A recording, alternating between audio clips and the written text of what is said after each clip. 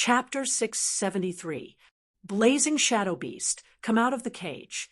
Looking at more than 500 little puppies that had just broken out of their cocoons, the Emperor's terrifying face showed a sinister smile. He walked out of the hatchery with his 4 thick legs and took a deep breath of cold air. Affected by the side effect of casting spells, some of the heat that had just accumulated in the past few days within a radius of more than 30 miles was once again sucked out. The wind howled again, and the situation of Soft Maple City was precarious. Damn it, my ship! The ship owners sitting in the North Wind Tavern were not the only one who made similar sorrowful cries. The temperature plummeted again, causing the seawater on the shore to solidify. The huge icicles even cut the breakwater. Most of the ships docked at the dock had been crushed by the ice. Only some sampans were dragged ashore by the ship owners in advance due to their light weight. Now, they were lucky not to become a pile of broken boards. Old Bobby, who never worried about holes in the wall, quickly dug out some boards and nails to add many quick patches to the walls of the North Wind Tavern. After doing all that, even someone as optimistic as him as the tavern owner started to worry. Done, done, done, done. After flipping over the cinders in the brazier, old Bobby made the flame burn brighter and made the bar warmer. He then took out the secret honey wine that had been hidden under the bar for a long time and gulped it down before he could breathe a sigh of relief. But before he could completely relax, a cry full of jealousy and resentment made him nervous again. Why is that ship fine? An inexplicably sad and indignant merchant suddenly discovered that in the harbor berth there was a ship enscathed in this terrible disaster that suddenly befell. Around it, even the seawater did not condense into indestructible ice. That's right, that ship was Keys's ship. As an existence that merged with the Leviathan, the battleship was a living ship. Feeling the sudden drop in temperature, the biological furnace inside its body began to operate. Like a heater, the ship constantly released heat to the surroundings to prevent the seawater from condensing and ice from causing damage to the hull. Why is it fine? Could it be related to the monster? That's right. A few days after it arrived, those monsters surrounded Soft Maple City. That ship might be a monster. We can't keep it. Burn it. Otherwise, this ship will be a disaster sooner or later. That ship is so big. Maybe there are some valuable things on it that can make up for our losses.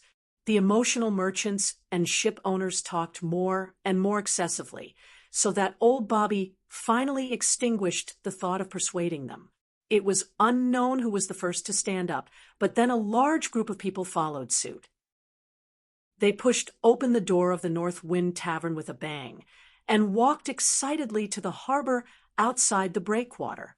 It seemed that they wanted to put their idea into practice. In just a few minutes, the Northern Wind Tavern was completely empty. There was only one person sitting at a table, sipping a frothy beer. His face was filled with a strange expression, as if he was waiting to watch a good show. "Sir, we are closed." Old Bobby had a sense of disgust for no reason, so he bluntly started to drive the person away. The person turned his head and glanced at the tavern owner. He just said faintly, "Oh." Then he took out a broken gem coin from his arms and threw it on the bar counter. The coin collided with the wooden bar counter, making a gulluloo sound.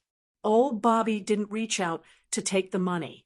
He just glared at the customer, who paid for the drink in a very disrespectful way. The meaning was obvious. Ha ha ha. When the person saw this scene, he didn't think it was disrespectful. He just stood up and walked slowly to the door of the North Wind Tavern with the glass of beer. However, when he passed by the bar counter, he said to old Bobby indifferently, "Greed often leads to ignorance, and ignorance is often followed by blind obedience. Don't you think so, tavern owner?" After saying this, he wrapped his clothes around himself again. Terrible cold air. After complaining softly, the drinker pushed open the door of the tavern and walked into the cold wind outside, without looking back. When he left the North Wind Tavern, old Bobby breathed a sigh of relief. His palm also took down a wooden stick with a lump under the bar counter. The person just sat in the seat and didn't show it, but when the person approached him, old Bobby felt a little frightened for no reason. It was like the feeling he had when he went out to sea as a crew when he was young and was attacked by a giant octopus. This person has a problem. Old Bobby secretly judged after drinking a mouthful of secret honey wine to calm himself down. However, his judgment was both right and wrong. Yes, that person did have a problem. His true identity was a calamity general who had just been resurrected not long ago. His nickname was Foolish Jin. What was wrong was that Foolish Jin was not a human at all. Before becoming a calamity general, Foolish Jin was a one-eyed eagle monster, some kind of terrifying shapeshifter who wandered around the tropical coastal areas to hunt all day long. They had long been accustomed to using their special abilities to spread fear, chaos, and turmoil day and night. Only those things could alleviate his insatiable dual desire for violence and chaos. When he met the Emperor and received the gift of knowledge and experimental transformation, the one-eyed eagle monster became a unique existence. He became Foolish Jin and served the Emperor as a calamity general. Every time he infiltrated an enemy's city and stirred up deadly chaos and suspicion among the ordinary people, he enjoyed a supreme sense of satisfaction. The farce has begun. The next goal, should I go to Dwarf Island as a guest first, or should I go to the mayor of this city? Changing back to his original appearance, Foolish Jin squatted at the top of a tall building, overlooking the noisy dock in the distance. His pair of huge bat-like wings were covered with khaki-lean muscles. On the noseless face, a terrifying single eye flashed with evil light. After creating a chaotic farce, he would always find a suitable position to watch. This was his greatest pleasure. What a strange one-eyed eagle monster. Just when Foolish Opinion was expecting the farce to reach its climax, a soft whisper interrupted his mood, and the name One-Eyed Eagle Monster ignited a flame of anger in his heart. He was Foolish Opinion, the one and only Foolish Opinion, not some one-eyed eagle monster. However, before he could refute, a pair of cold metal palms clamped his neck. Extreme spell, Snade's amber specimen. With a strong wave of magic, a strange brown amber covered Yu Jian's body and quickly solidified. After doing this, the exhaust pipe on the back of the steampunk half-lich spewed out gas. He seemed to be excited because he caught an experimental sample. You're welcome to my lab as a guest. If you are lucky, maybe this trip will not be a one-way ticket. Chapter 674. It turned out that those who only knew how to scheme behind the scenes were 99% cowards. No matter how unique a one-eyed eagle was, it was still a one-eyed eagle. After the experiment, Snader dragged the bloody body of the fool to the torture room on the lower deck. The strong ogre, Neru, waved his hungry fists and gave him a little help. What do you want to know? I'll say it. I know the Emperor's next plan for Soft Maple City. You sound so weak, it's obvious that you're lying. Neru ignored him, and the steampunk half-lich nodded in agreement. Bam, bam, bam. The fists hit the flesh and even the bones. Neru's iron fists bloomed bright and dazzling flowers on the body of the fool. Tribulation also wanted to use his ability called Grief Reaper to heal, but the creatures around him, especially Neru who was punching him, were very happy, and there were no negative emotions for him to harvest. The blazing shadow beasts have been released from their cages. The Hound Tamer has been resurrected by the Emperor, and Soft Maple City will fall at midnight today. Bam! Neru's fist hit the face of the fool, and Tribulation, who could no longer bear the heavy blow, fainted. What he said just now seems to be true. Neru was not an unscrupulous fool. Most of his performance just now was just an act, but after getting the information he wanted, his face showed a more ferocious smile. Find Paru and ask for some herbalism to replenish his energy. He can still hold on for another round. Just as they were fiddling with the culprit behind the rumor, a fierce conflict broke out at the harbor. The harbor emperor, who was fully convinced by keys with the cat's eye emerald coins, led his men to confront the merchants and ship owners who had lost their minds because of the loss of their ships. "Crossbowmen, get ready!" the tax official at the harbor shouted. "If they dare to take another step forward, they will immediately be regarded as rioters and shot on the spot without mercy." His tone was very firm. Now, there was only one decent ship in the harbor. If Soft Maple City still had a future, his income would definitely be closely related to that ship. Although the merchants and ship owners had become blind followers due to the special ability of foolish opinion, it did not mean that they had lost their wisdom. Sometimes, extreme people could even come up with more ideas than normal people and create more trouble than normal people. "What are you doing?" A merchant ship owner standing in the front row felt someone kick him in the waist. Then, he couldn't help but fall forward. The crossbow arrows of the dock guards pierced into the body of this unlucky guy. In this conflict, the first drop of blood was shed. What's there to be afraid of? We have more people. Let's kill them, snatch that ship, and run. 8 or 9 out of 10 people who ran merchants on the sea all year round were villains. As long as they had the chance, they wouldn't mind acting as pirates.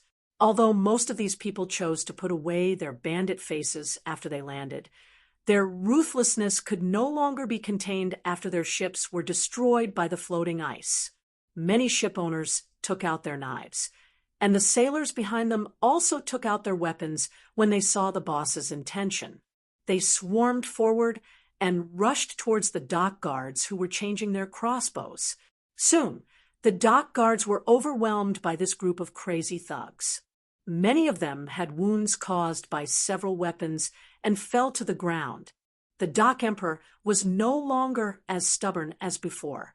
He turned around and ran along the pier towards Key's ship. As he ran, he shouted, "Someone is rioting. They want to rob your ship. Quickly throw me a gangway ladder and pull it up. I'll defend against the attack of the thugs with you." Fazak, who was standing on the deck, couldn't help but twitch his mouth. The orc's night vision was much better than humans. He just saw the scene of the dock guards being wiped out.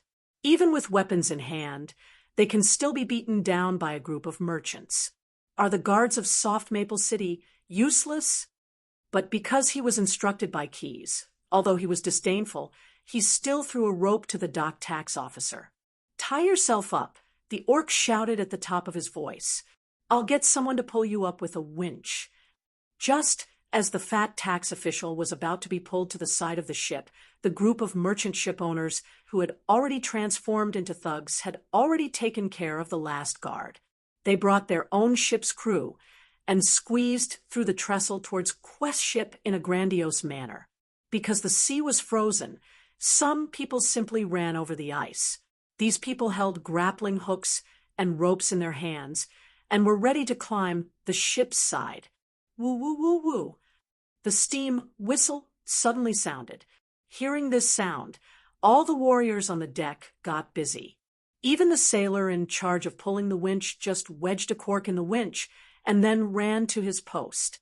They had all received special training before and knew that this was an instruction to enter combat status. So no matter what they were doing, they had to immediately put down and get into combat position to wait for orders. They weren't the only ones moving. After the steam whistle sounded, the half-Leviathan biological battleship was also ready to fight. It stretched out a large number of flippers from its body below the surface of the sea, fiddling with the seawater to change its direction. It faced the frozen sea with the wide side of the ship instead of the relatively narrow stern. However, as the giant ship suddenly adjusted its direction, The entire pier of the mooring was squeezed into ruins. The fragments of the pier that shot out swept away the thugs who had been controlled by greed and jealousy. Many people fell into a pool of blood. Some even more miserable people were swept off the pier and fell into the mixture of ice and water that had just melted. There were many more gun holes on the side of the Leviathan. They were divided into 3 rows. More than 150 modified Hellscream were pushed onto the gun rack. The sailors inside were nervously busy. The Dock Emperor was lucky. He was hanging near a gun hole in order not to affect the shooting vision. The sailors dragged him in through the gun hole and cut the rope tied to his body. He wanted to thank the sailor who saved his life, but who knew that he would be pushed aside by those people. Go to the top deck. Don't get in the way here. So he stumbled to the stairs and finally climbed to the top of the deck after some effort. The deck, which had many people stationed just now, was now empty. The dock tax officer took 2 deep breaths and then walked to the side of the ship. He wanted to see what had happened and what had caused the giant ship to become so hostile. However, his vision was only average. In the dark night, he couldn't see what was happening on the frozen sea. He could only vaguely see some lantern-sized red dots flickering. Chapter 675. That thing is really a blazing shadow beast. Keyes stood at the top of the poop tower and looked at the monsters moving swiftly on the frozen sea. His sharp eyes captured every detail of the monsters. That emperor has definitely been to the Ash world. Paru and Snade had studied the modified monsters that had been restored by the Salim Desert Elf tribe for a period of time, so Keyes was no stranger to them. At that time, he was very interested in this kind of monster that had another way of supplying energy. The blazing shadow beast needs to take in black oil to have enough power. Before coming to Ramsey, Keyes had checked all kinds of situations in this world, but he had never seen a material like black oil being used in large quantities. Therefore, after seeing the appearance of the blazing shadow beast group, he had some doubts. Why did the Emperor choose to use magic to extract the heat in the air to supply energy? While he was still thinking, the cannons on the Leviathan began to roar. After days of dormancy, the residents of Soft Maple City had gradually forgotten the shock when they saw the giant ship that day. Now, it reminded them in its own way. What a powerful technological creation. Standing on the top of the paper tower and looking at the sudden outbreak of war on the coastline, the mayor of the city could not help but sigh. Usually, he rarely came to the paper tower, but after the top of the paper tower turned into a terrace, he always liked to stop here. Especially when he learned from the secret agent that the current head of the thieves in the city, Weather, had disappeared for 2 days. He came here every night. The current mayor was old and pedantic, physically and mentally exhausted, and was no longer as high-spirited as before. The former raging flames, the former inexhaustible power, and the former exuberant ambition had all disappeared. But just as the same people could not deny history, the mayor of Soft Maple City did have those things. However, after a long time on the throne of power, anyone's passion would be covered by a thick layer of dust, just like the 80 pounds of ancient documents that had been dug out of the Tower of Paper and were now piled around him. The past of the old may be the key to the secret door, the mayor muttered to himself as he stroked the thick bearskin cover of the diary of the past mayors of Soft Maple City. Instead of continuing to be superstitious about the power of others, it's better to look for the elixir in history. At least when I'm still the mayor of Maple City, I can still read these history books. In fact, other than knowing that Weather had disappeared for 2 days, he also found out about the fate of those thieves through other channels. He learned that there were 2 tragedies near Juniper Village. One of them was the village women who had their throats slit. The other was Weather and the others who had been turned into monsters. The mayor even saw with his own eyes the human skin shed from Weather's group after they were transformed. "I will never let such a thing happen to me and my family." The mayor shuddered at the thought of the horrifying human skin. However, he did not ask the servant to bring him a brazier. Instead, he wanted to use the cold to clear his mind. The emperor was sealed near Soft Maple City for a reason. Before he became the mayor, he was the apprentice of a master alchemist in Soft Maple City, and he was the best among the apprentices. If he did not join the political circle later, he might have even inherited his master's mantle. It was during that time of study that he discovered a very interesting thing. Every alchemist apprentice was taught a variety of knowledge in the early stages of their studies. They had to memorize more than 130 of the most basic alchemy formulas. Most of the basic formulas were the foundation of the later intermediate and advanced formulas.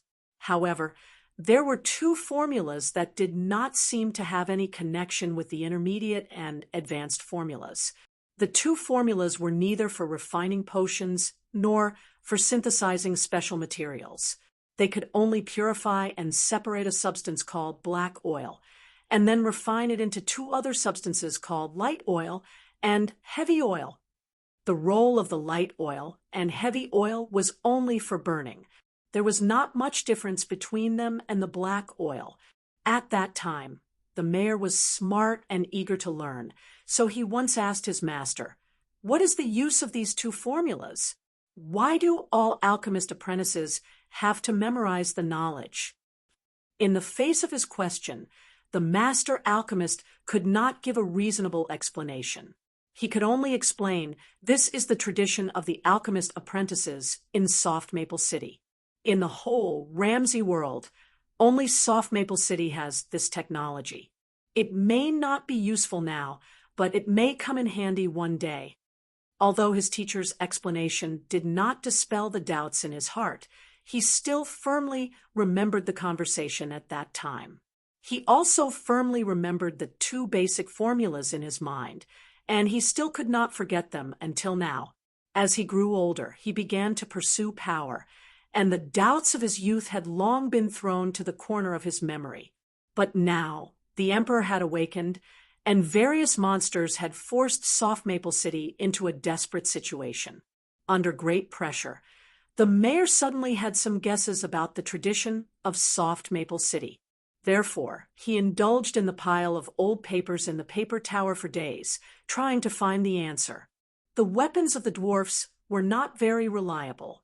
There were always all kinds of problems. So they used the treasures under Ramsey as currency to buy brand new war machines from the outside world. Dwarfs and human pilots. The war was won, and the emperor was sealed. In order to prevent the war machines from creating the next emperor, they were buried as a last resort.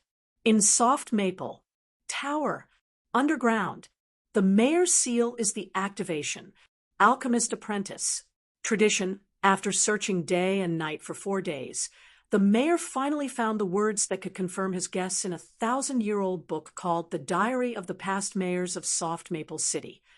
Even if some of the words were missing, he could still decipher their general meaning.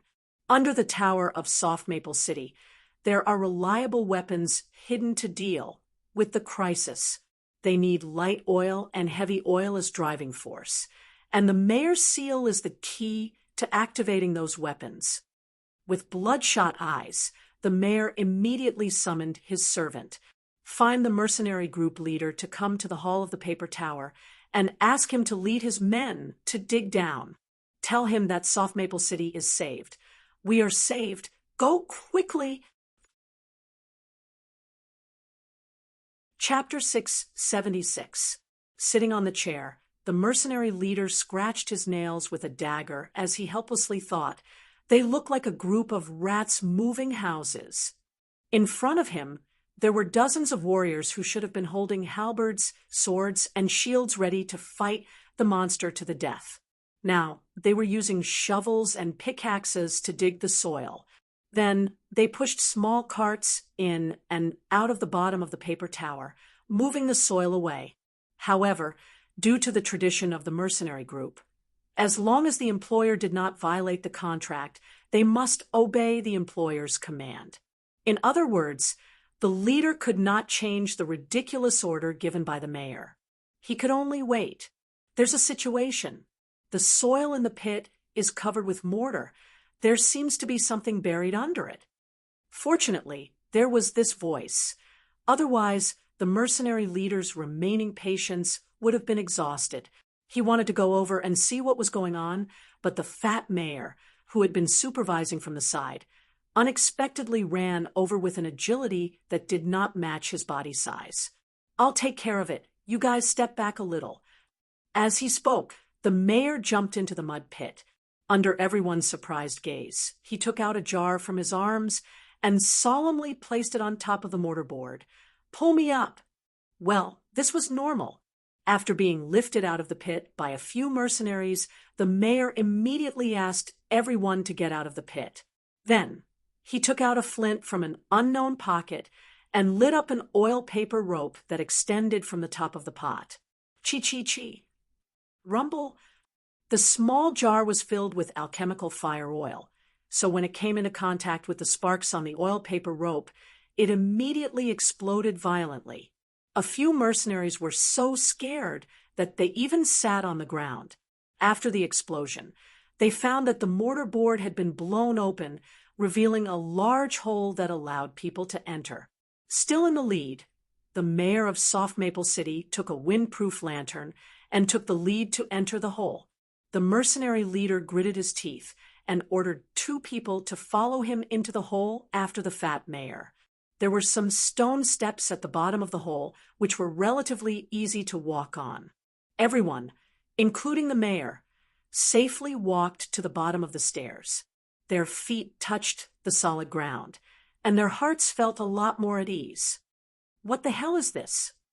With the help of the windproof lantern, they saw something shocking. A small metal fortress with 2 long legs squatting in the middle of a large room that was obviously excavated by humans. Around it, there was a large number of broken and collapsed wooden scaffolding wreckage. Judging from the degree of decay, it had been there for many years. Is this a golem? The mercenary leader, who was quite knowledgeable, proposed a very convincing hypothesis. However, the fat mayor shook his head. He walked to the side of the machine and gently tapped it twice with his finger. Then he tried to use the small knife he had on him to cut off some metal fragments. However, the sharp steel knife couldn't even leave a scratch on the surface of the machine. This isn't a golem, but even the steel golems are probably not as sturdy as this one. He circled to the bottom of the machine's abdomen and lifted the spike chains that were obviously designed for anti-climbing. He found a metal ladder hidden behind it. Using both his hands and feet to climb up, the mayor finally found what he was looking for. There was a decoration in the shape of a beast's mouth at the top of the ladder. He mustered up his courage, clenched his hand with the mayor's ring into a fist, and put it into the beast's mouth. Click! He felt that his ring was embedded in some kind of mechanical structure. He tried to twist it, and sure enough, he triggered the mechanism. The abdomen of the machine suddenly opened, and the rolled-up metal ladder rolled down. "Go in from here. This thing can be driven." The mayor climbed down shakily. When he pulled his fist out of the beast's mouth suddenly closed. Fortunately, it didn't break his arm. We have to climb in and see what kind of structure is inside.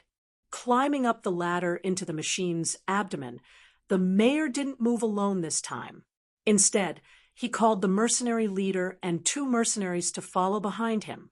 When he stepped into the metal fortress, he found that the environment inside was actually quite narrow and only enough for 1 person to move freely. Although the mercenary leader volunteered, the mayor still insisted on checking it out himself. With the limited light of the windproof lantern, the mayor felt something like a seat. He moved his body and sat on it. Then He found that the lantern in his hand didn't work. As soon as he sat down, a few smoke crystals above the cockpit lit up, emitting a light that was many times brighter than the lantern. He was also able to see the specific situation in the cockpit. In front of him was something like a console. There was a set of joysticks, a dozen dials with unknown functions, and a large number of buttons with unknown functions. Under his feet, he could feel that there were two pedals that seemed to be able to be stepped on. Of course, the mayor didn't try to step on them rashly. He had to read the manual first. Yes, that's right. On the control panel, there was a booklet-like reading material. The words Storm Mech Operation Manual were written on the cover, and at the bottom right corner of the cover, there was a small line of words, honorary product of the Spanner family. Although he didn't know what these words meant, it didn't prevent the fat mayor from reading the contents. Gently push the leftmost joystick, start the mech, and close the hatch. While reading the words, the mayor began to operate it. When he pushed the joystick, the engine of the entire mech was started, making a roar. Seeing this scene, the mercenary leader immediately wanted to come over to see if the mayor needed help, but the next mechanical creation that was about to topple made them dispel this idea. Gently push the second joystick on the left. The stainless steel gears engage. The engine stops idling and automatically maintains balance. Shocked by the sudden shaking, the mayor hurriedly followed the instructions to restore the mech's balance. The two joysticks in the middle can control the legs to move forward. Pay attention to the pedals to adjust the pressure on the knee joint.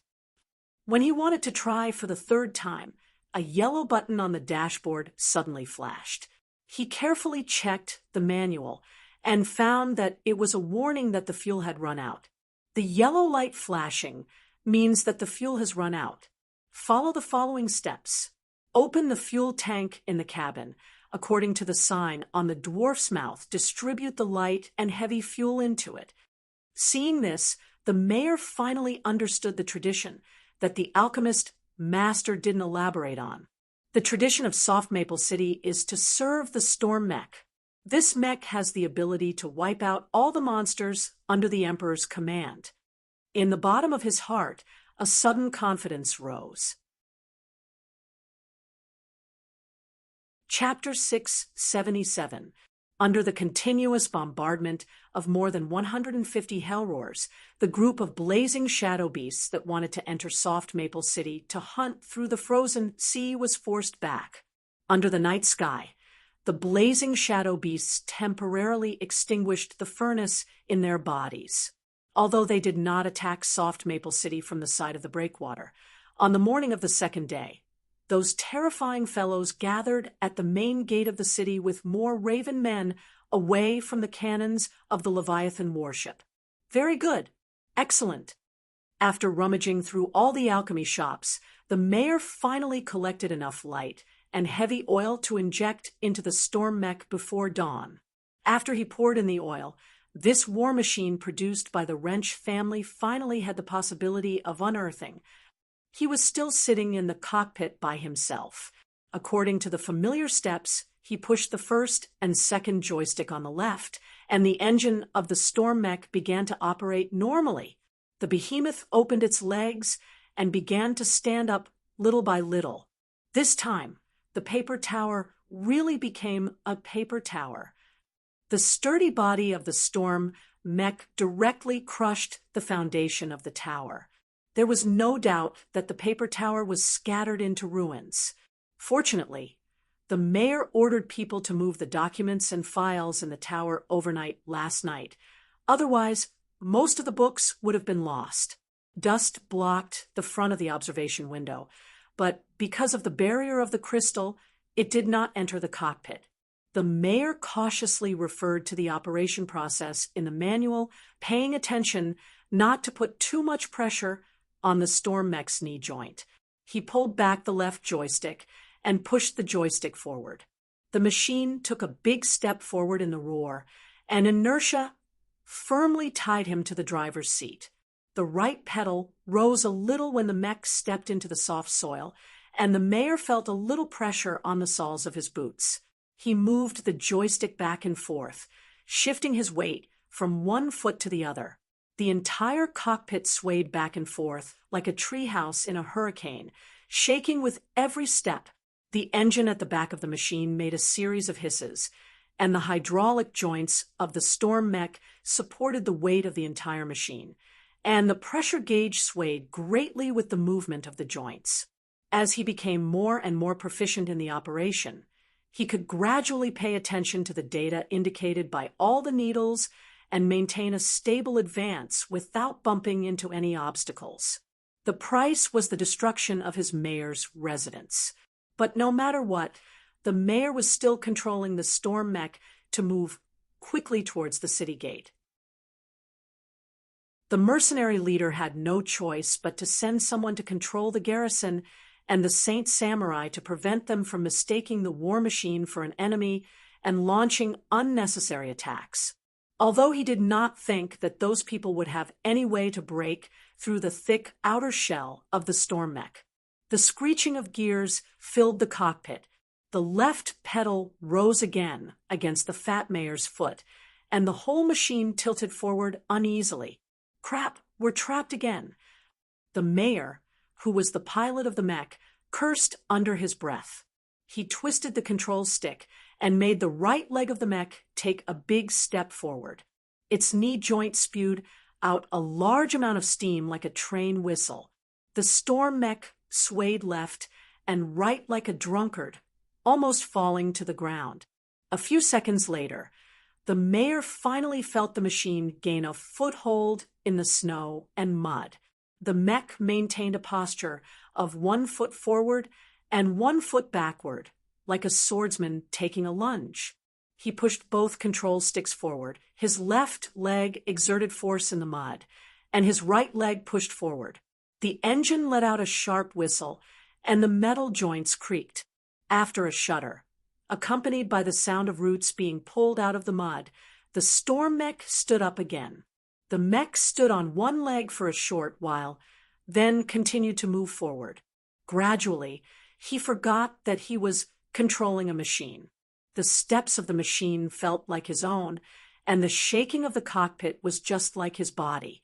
The sound of gears and valves sounded like the words of the assistants when they were reporting, and he could completely understand the meaning behind it. The mayor even saw the pattern of the needles on the dashboard swinging back and forth. Whenever he raised his leg, a few of the needles would rise to the green area and fall when his leg was straightened. So this was the so-called knee joint pressure. Like a child who had just received a toy, the mayor of Maple City began to forget himself as he walked. He came to the side of the city wall and looked through the observation hole at the same height as the storm mech's waist. The throttle valve is, according to what he saw in the manual, he found a knob, turned it by 2/3, and then pushed the 2 control sticks. The pedals were suddenly pushed up, and his knees were sore. The 2 legs of the storm mech stomped heavily on the ground, and then it overcame gravity and leaped high over the city walls of soft Maple City. Ah! The body went from overweight to weightlessness. This novel and exciting experience made the mayor scream out loud. Fortunately, when performing the jump module mission, the storm mech could operate automatically, so his brief absent-mindedness did not affect the landing of the mech. And this war machine, in addition to the surging power, also had a very good shock absorption function, so when it landed, the huge impact did not cause too much damage to the pilot in the cockpit. Bang! Like a meteor falling from the sky, the storm mech smashed into the monsters gathered outside Maple City. 2 blazing shadow beasts and more raven men did not have time to dodge, so they directly became meat paste under the feet of the mech. The storm mech, seeing the war machine falling from the sky, the dog tamer standing at the back of the monster camp widened his eyes. Although his IQ was the lowest among the raiders, it did not mean that he was brainless. The unique shape of the steel fortress with legs immediately reminded him of the ancient war a long time ago, and his hands could not help but tremble. Retreat. Just as he was about to subconsciously give the order to retreat, the dog tamer immediately remembered that the Emperor was dissatisfied that the blazing shadow beasts did not break into Maple City last night. If he could not achieve some results today, his master would probably send down a thunderous fury and crush him into dust. Those who retreat will die. In order to increase his persuasiveness, the dog tamer waved the long whip in his hand and slapped the backs of the raven men and blazing shadow beasts. He urged these monsters to attack the storm mech. Moreover, in his brain, in addition to the fear of this war machine, he also remembered some of the weaknesses of the mech. Flip this iron shell over. Its abdominal armor is relatively weak. Blazing shadow beasts use molten bullets. Chapter 678. The mayor shook his head. There was a strong taste of rust in his mouth. This disgusting smell took over all his senses, and he felt as if his brain was soaked in sweet saline. Gradually, his head cleared up. He opened his eyes and saw mottled shadows outside the observation window, which was caused by the monsters constantly jumping up to attack the observation window. Damn it! This thing is so strong. It jumped too far. The fat mayor muttered. He was just excited to try out the storm mech's jumping ability, but who would have thought that he would end up in the middle of a group of monsters outside of Maple City? If he didn't know how strong the machine he was driving was, he would have peed his pants. I have to go back to the city. He looked at the fuel dial and found that the scale was less than 4/5 of the original. The mayor decided to play it safe and not make any mistakes. Turn operation. Well, gently push the one-way lever and quickly cooperate. However, just as he was about to turn the storm mech around, the hound tamer's thunderous whip slammed into the mech's observation window with a smack. Although this war machine could store electricity in a specific battery and was not afraid of electric shocks, the sudden explosion still startled the fat mayor, and his hands trembled involuntarily. He pushed the wrong lever. The storm mech turned half a circle, but because it lost its balance, it fell diagonally to the ground. The heavy war machine crushed many monsters, but seeing this scene, the dog tamer opened his mouth and laughed. It turns out that the short man driving the mech is a novice. Break the door bolt and drag him out. Hearing the order, the blazing shadow beasts and the raven men quickly climbed on top of the overturned storm mech. The raven men put their nails into the gaps of the riveted and welded steel plate armor, trying to pry it up. The blazing shadow beasts opened their mouths and spat out deadly phlegm, molten bullets. They wanted to follow the dog tamer's instructions and melt the mouth-shaped mechanical lock of the storm mech's cockpit so that they could directly attack the pilot of the mech. Damn it, what should we do? How do we start the battle mode?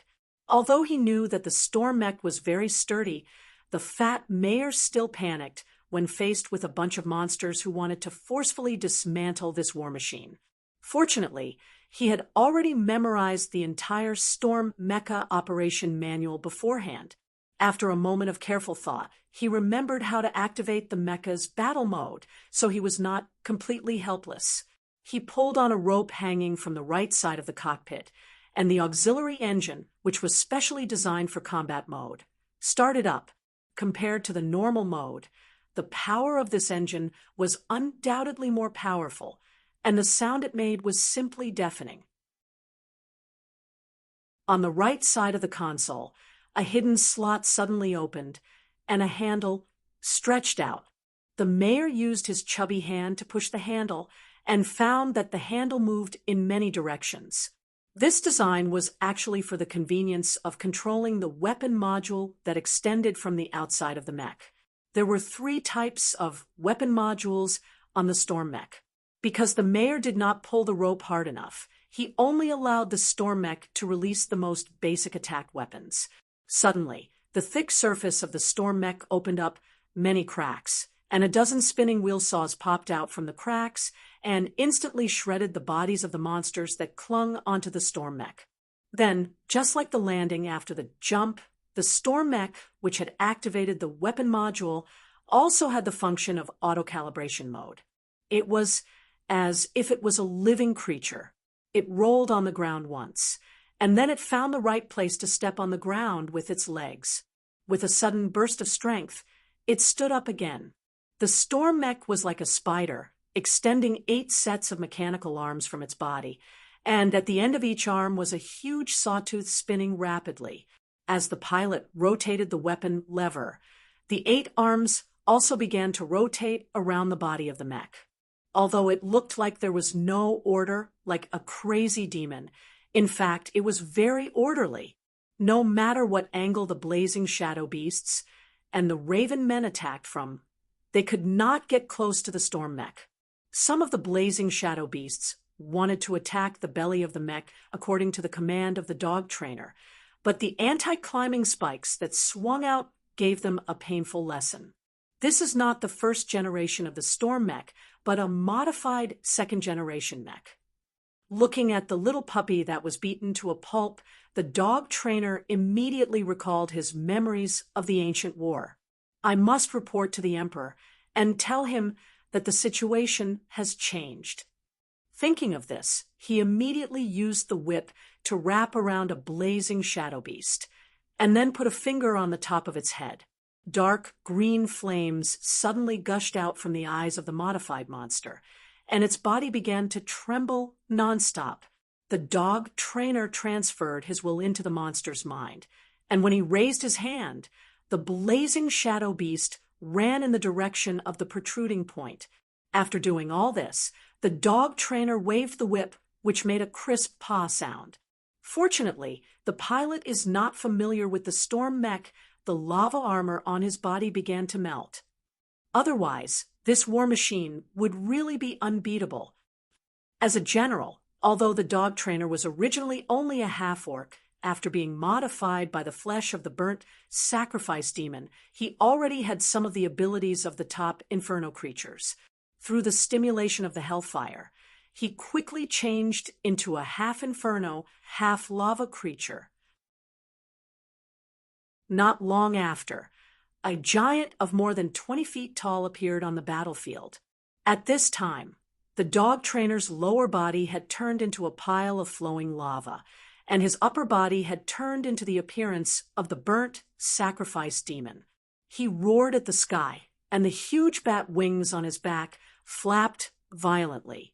The dog trainer was like a cannonball, ignoring the spinning wheel saws that scratched his body, and in an instant, he pounced on the storm mech lava dripped from the lower body, and the surface of the storm mech's armor turned red, like a cooked crab. What the dog trainer was doing now was to raise his fist like a battering ram and punch after punch to break the crab shell of the storm mech. Thump, thump, thump, thump, thump. Despite the fact that the mecha's cockpit had excellent shock-absorbing capabilities, the fat mayor still felt the violent vibrations coming from inside. His head was starting to feel a little dizzy. Moreover, without looking at the temperature indicator on the dashboard, he could feel the high temperature warning while sweating profusely. What should I do? Right, the storm mech still has 2 combat modules. Chapter 679. That thing is really exciting. Keyes, who was standing on the top floor of the ship's stern, heard the words of the ogre Neru behind him. He did not even need to turn around to know that the ogre's eyes were burning with anticipation. It's a pity that the pilot is not very good at it. Shay, the genius craftsman, was also watching the mech battle outside the city, and he inferred something else from the appearance of the mech. It's a waste of the mechanical goblin's good craftsmanship. Although he did not know much about the engineering goblins, as a weapon master, Neru deeply agreed with Shay's evaluation of the fat mare who controlled the storm mech. Let's find some parts later and assemble a new mech. Let me try. In fact, Keyes was also a little tempted. After all, to be able to pilot a mech was definitely on the wish list of every man. Even after becoming a megalosaurus, this little romance still did not fade away. We'll each get one later. Hearing this, Shay could not help but knock on the head of his sanctioner body. He knew that he had work to do in the future. Unlike these guys who were fantasizing about piloting the mech, the fat mayor who was piloting the mech at this time was suffering. He was now eager to get out of the narrow and hot cockpit as soon as possible. The vibration caused by the dog tamer's continuous attacks made him feel like his stomach was overturned. No, he resisted the urge to vomit as his brain worked quickly. I have to quickly activate the second combat module. Otherwise, even if I don't get roasted, I'll faint in this cockpit. The fat mayor once again pulled the leather rope hanging down from the right side of the cockpit. He pulled hard, and the leather rope stretched a little further. The joints of the storm mech suddenly discharged a large amount of gas. The war machine quickly squatted down, and the two thick metal legs suddenly retracted into the mech's fortress-like body. Woo, woo, woo. A sound several times louder than the sound of a train suddenly rang out. The monsters who were slightly closer to the mech almost had their eardrums pierced. The storm mech, which had turned into a metal ball, began to roll forward. The dog tamer, who was lying on top of the mech, was like an obstacle mercilessly crushed by the wheels of the storm mech. Even with a semi-elemental body, the hound tamer was still severely injured. His upper body, which resembled a burnt offering fiend, had almost turned into a piece of paper. His sternum, horns, and skull had all shattered into pieces, sinking into the mud formed from flesh and blood. When the evil crows saw this, they all had thoughts of retreating. As for the blazing shadow beasts, they all ran to the side of the Tribulation General and let out waves of wails. What's there to cry about? The dog tamer was still a calamity general, so he wouldn't die so easily. The lava on his lower body flowed into the swamp of flesh and blood, and his broken body began to regenerate rapidly. Attack Soft Maple City. Leave that mech to me. I don't believe there's another mech in this city that can be used. Calamity General, who had regained his vitality, gritted his teeth and ordered his monster army to attack Soft Maple City. There's no other way. I can only use magic to deal with this storm mech. The hound tamer stood up and extended his palm towards the war machine that was turning around and preparing to crush him again. His mouth began to mutter a spell. Powerful breath of the rust monster. The obscure spell gradually took shape. As he successfully cast the spell, a large amount of yellowish-brown cone-shaped gas quickly spewed out of his mouth and hit the surface of the storm mech directly. This kind of spell, which was taught by the Emperor, was widely used by the Calamity General in the Ancient War. It was very good against the steel weapons and various war machines of the dwarf and human coalition forces. However, the hound tamer knew that his spell could only affect the storm mech for a short while. This was because the mech's armor defense mechanism had a special anti-rust coating. After the armor was rusted, the special alchemy coating inside would penetrate the surface of the armor, and then the spell would no longer have any effect on the mech in a short period of time. If there was more than one mech on the battlefield, the Calamity General in the Ancient War would be restrained and unable to get rid of the affected mech during the time when the rust spell took effect.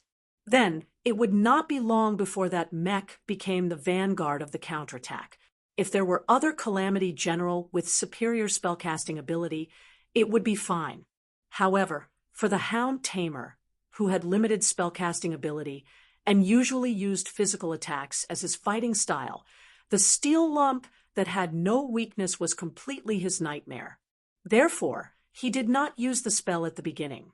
He had just been testing to see if there was a second storm mech that could be used in Soft Maple City.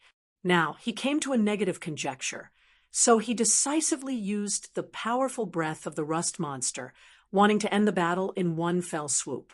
As long as he could dismantle this mech, the following battle could be regarded as a great victory even if Soft Maple City was not destroyed. After all, the storm mech was not cheap. The Ramsey people were not extravagant enough to list it as the standard equipment of the army. Destroying one would definitely hurt the forces of the rebellion against the emperor. What's wrong with that thing? Didn't it still move just now? The reconnaissance team hiding in the woods outside the city looked at the scene of the mech fighting the Calamity General in the distance outside Soft Maple City. One of them saw that the storm mech had stopped moving and could not help but ask. They were the reconnaissance team of the Four-City Alliance Army. They set out from Juniper Village to investigate the situation in Soft Maple City. But now, it seemed that Soft Maple City was dealing with the monsters with ease. Although they did not know that the one who led the monsters to attack the city was not the emperor, but just a Calamity General. From the terrifying appearance of the hound Tamer, the reconnaissance team did not think that he was just an ordinary soldier. However, such a terrible monster was almost killed by a war machine that jumped out of the city. This group of reconnaissance teams could not help but have a great interest in the storm mech. The one who led this team was none other than the leader of the rebels, Harrow. The one who had just asked the question was a senior battlefield observer from Emerald Wood City. Hearing the other party's doubts and thinking of the yellow-brown cone-shaped gas that the terrible lava giant they did not know the hound Tamer had just spewed out, he immediately took out a small note from his belt, licked it on his tongue, and then shook it twice. The originally white piece of paper slowly turned red. So that's how it is. Rake silently thought. Chapter 680. The test paper turned red, and Rake confirmed his conjecture. Calamity had just used magic to corrode the war machine, and its parts might have been damaged, so it had to stop charging. Sure enough, only magic can defeat magic. This thought made Rake feel a little lost. As an alchemist, he could certainly mix some alchemy potions to simulate the effect of magic. However, when facing a tribulation general, it was still unknown how useful those little tricks would be. The storm machine that appeared outside Soft Maple City was also an enemy of the rebels, but it represented the hope of the Ramsey people to defeat the ancient slave masters. To be honest, Rake didn't want it to be destroyed here. But he also knew that now was not the time to be sad. We can go back now. It seems like the Calamity General has already defeated the war machine, but it might take some time to dismantle it. Soft Maple City still has a chance to evacuate some people. The leader of the rebels ordered the scouting team. However, not long after he judged the situation of the battlefield, led his men into the forest, and returned to Juniper Village, the storm machine that had been shut down began to deform again. Fortunately, the mayor who piloted the storm machine had memorized all the contents of the storm machine operation manual in advance.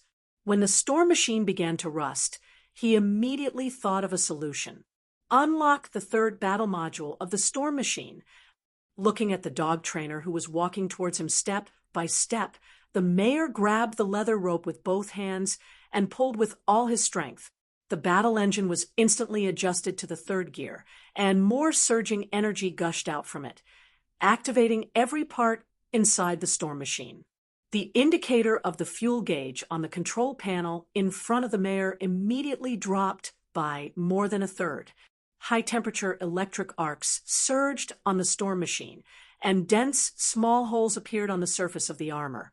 A large amount of light green oil seeped out of the holes. As long as this oil was contaminated with rusty metal, it would immediately undergo a chemical reaction to remove the rust. Just as the dog trainer had judged, this storm mech was not a cheap product. It was a high-grade product, specially made by the Wrench Family Munitions factory for ancient Ramsey gnomes. Every storm mecha, such as this, was installed with a small amount of precious memory alloy that was traded from the Elder Axis, the arsenal where the wonder craftsmen once mass-produced the Reapers. Not only could it record the enemy's various forms of attack, but it could also automatically analyze the most effective way to counteract such an attack. Apart from that, the goblin engineers of the Wrench family also offered all kinds of strange items that could be used to decorate the mother of all ants of the Fermi ant race in exchange for the secretions of the ant nest. They also traded with the green jade garden built by the Yakong god race in the mechanical realm in Mountain Paradise and obtained the construct plant gels. They mixed these magical materials together and made all kinds of protective coatings for the storm mechanical armor. Normally, these precious consumables would not be used. Only when the storm mechanical armor was fatally damaged by spells and the pilot activated the Level 3 combat module would the coating materials be activated by the special radiation energy emitted by the engine. Then, according to the judgment made by the memory alloy, different coatings would be released to solve the current problems. For example, after the storm mechanical armor was hit by the dog trainer's strong breath of the rust monster, the light green oil that was specially used to reverse the situation of rust surged all over the storm mechanical armor, making this war machine immune to this spell effect for a period of time. In other words, the storm mechanical armor had regained its vitality at this moment. As long as there was enough fuel and the engine did not stop, it could continue to fight. Damn it! Seeing the light green oil dripping all over the storm mechanical armor, the dog trainer immediately thought of the reason. In the ancient war, because this general lacked more spells to attack, he had been tortured by the storm mechanical armor that was revived with full health on the battlefield. The memory of being pressed to the ground and rubbed against it was really deep in his memory, and it had not faded at all for thousands of years. So the general turned his head and ran in the direction of Soft Maple City. The Emperor ordered him to attack Soft Maple City and rescue Soul Search, who had been captured just now because of his prediction of the pilot. Although the mayor was indeed not a qualified pilot, he really had the storm mechanical armor operation manual memorized backward. There was a problem causing the storm mechanical armor to change its main target. But looking at the current situation, the storm mech had already activated the 3rd level combat module. If the dog tamer continued to stubbornly go against it, then not only would it be impossible to beat this war machine, but it would also likely suffer a tragic beating. Rather than that, he might as well plunge into Soft Maple City. Even if he could not take down the city, even if he could not rescue Soul Search, at least the storm mechanical armor would not dare to use such a tyrannical battle mode to attack him in the city. Otherwise, the dog trainer would certainly fail and even die again, but Soft Maple City would probably not continue to exist at that time. Without this supply base and the regular supply of fuel, the storm mechanical armor, no matter how powerful it was just a toothless tiger at the mercy of the generals, and his failure this time would not be blamed too much by the Emperor. However, not only did the battle enlighten the dog trainer's mind, it also allowed the fat mayor to grow a little, although he was still a not very skilled mech pilot. At this moment, he could roughly determine the purpose of the general in front of him to attack Soft Maple City. We must not let him enter the city. The storm mechanical armor has activated the Level 3 combat module.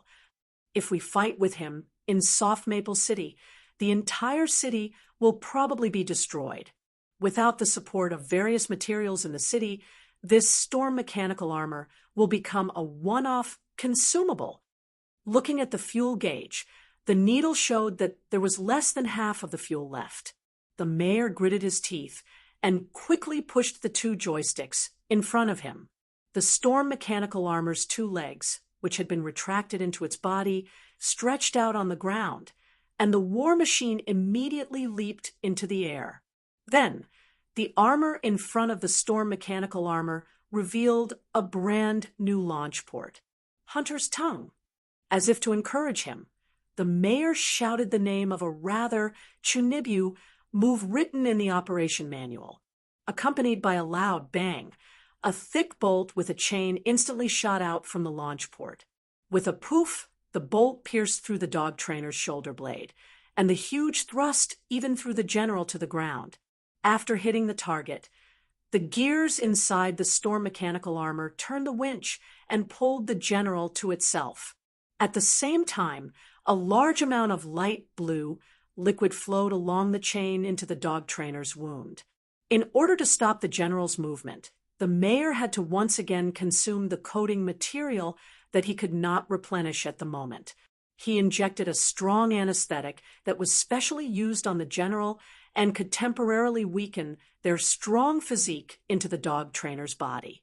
As the chain was pulled, the 8 mechanical arms with wheel saws that appeared before once again appeared beside the storm mechanical armor. Buzz, buzz, buzz, chee, chee, chee. Chapter 681. The appearance of the storm mech caused a new change in the situation. After seeing the dog tamer dismembered into pieces, and only the head of the blazing shadow beasts desperately brought back, the people of Soft Maple City seemed to have found their backbone. As the pilot of the storm mech, the fat mayor was in the limelight for a while. All the candidates who wanted to run for the next mayor had become deserted during this time, and the previous group of supporters seemed to have completely forgotten about them. The full alliance of the Ramsey people will start with us. Soft Maple, Greenwood, Red Pine, Black Willow, and Blue Maple will form an unbreakable alliance.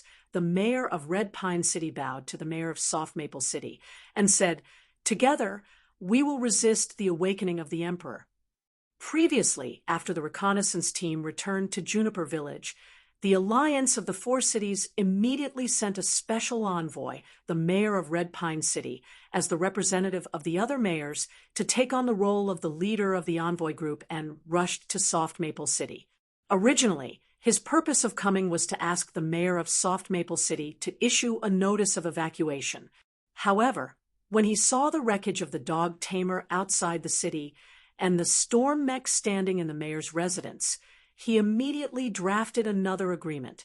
After all, based on the current situation, Soft Maple City no longer seemed to be the one that needed to be saved. I agree with your suggestion. The emperor and his generals are the enemy of all Ramsey people. The fat mayor of Soft Maple City couldn't help but boast. However, his mind was still clear. He knew that a city and a storm mech alone could not resist the power of the emperor. The alliance of the 5 cities is imperative, and this alliance will continue to be promoted. Hearing the affirmative answer, the mayor of Red Pine City did not immediately cheer. This was something he had expected. The more important question was what the mayor of Soft Maple City wanted. That was the prerequisite for the establishment of the alliance. First of all, I want to thank everyone for coming to help. Even if Soft Maple City has a strong and sufficient defense force, everyone who is willing to help us is a treasure. However, just like the proverb, a snake without a head cannot move, the 5 cities have united together. In order to twist all the forces into a rope, we need a unified leader. Sir, currently, Red Pine, Black Willow, Blue Maple, and Emerald would have already elected Green from Emeraldwood City as the leader of the alliance. If you bring your city and join us, we will have 5 people, which is just enough to form a council to vote on decisions. Mayor Hong Song was a shrewd old man. He naturally knew what the mayor was planning, but he didn't have to accept everything from the beginning. Seeing that Mayor Hong Song rejected his wishes, the mayor of Soft Maple didn't seem to be offended. You just told me that the 4-city alliance army has already arrived near Soft Maple City. With so many people marching together, there weren't many villages and fortresses that could be used as garrisons. Now, where's the alliance army stationed? Can we go and discuss this with the mayors? Discuss instead of face-to-face. The fat mayor's choice of words was very precise. If they were to meet face-to-face, they would have to meet face-to-face. But the discussion could also be carried out while sitting in the storm mech. Of course, if he wanted to reactivate the storm mech, he would have to wait for at least 2 weeks. The alchemists in the city needed this time to refine the light and heavy oil. However, Mayor Hong Song didn't know this.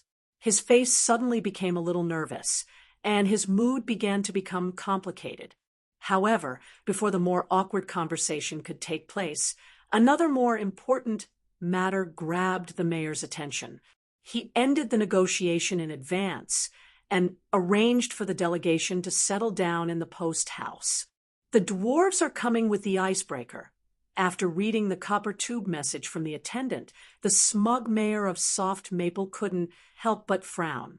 Why are they coming at this time? Does it have anything to do with me digging out the storm mech?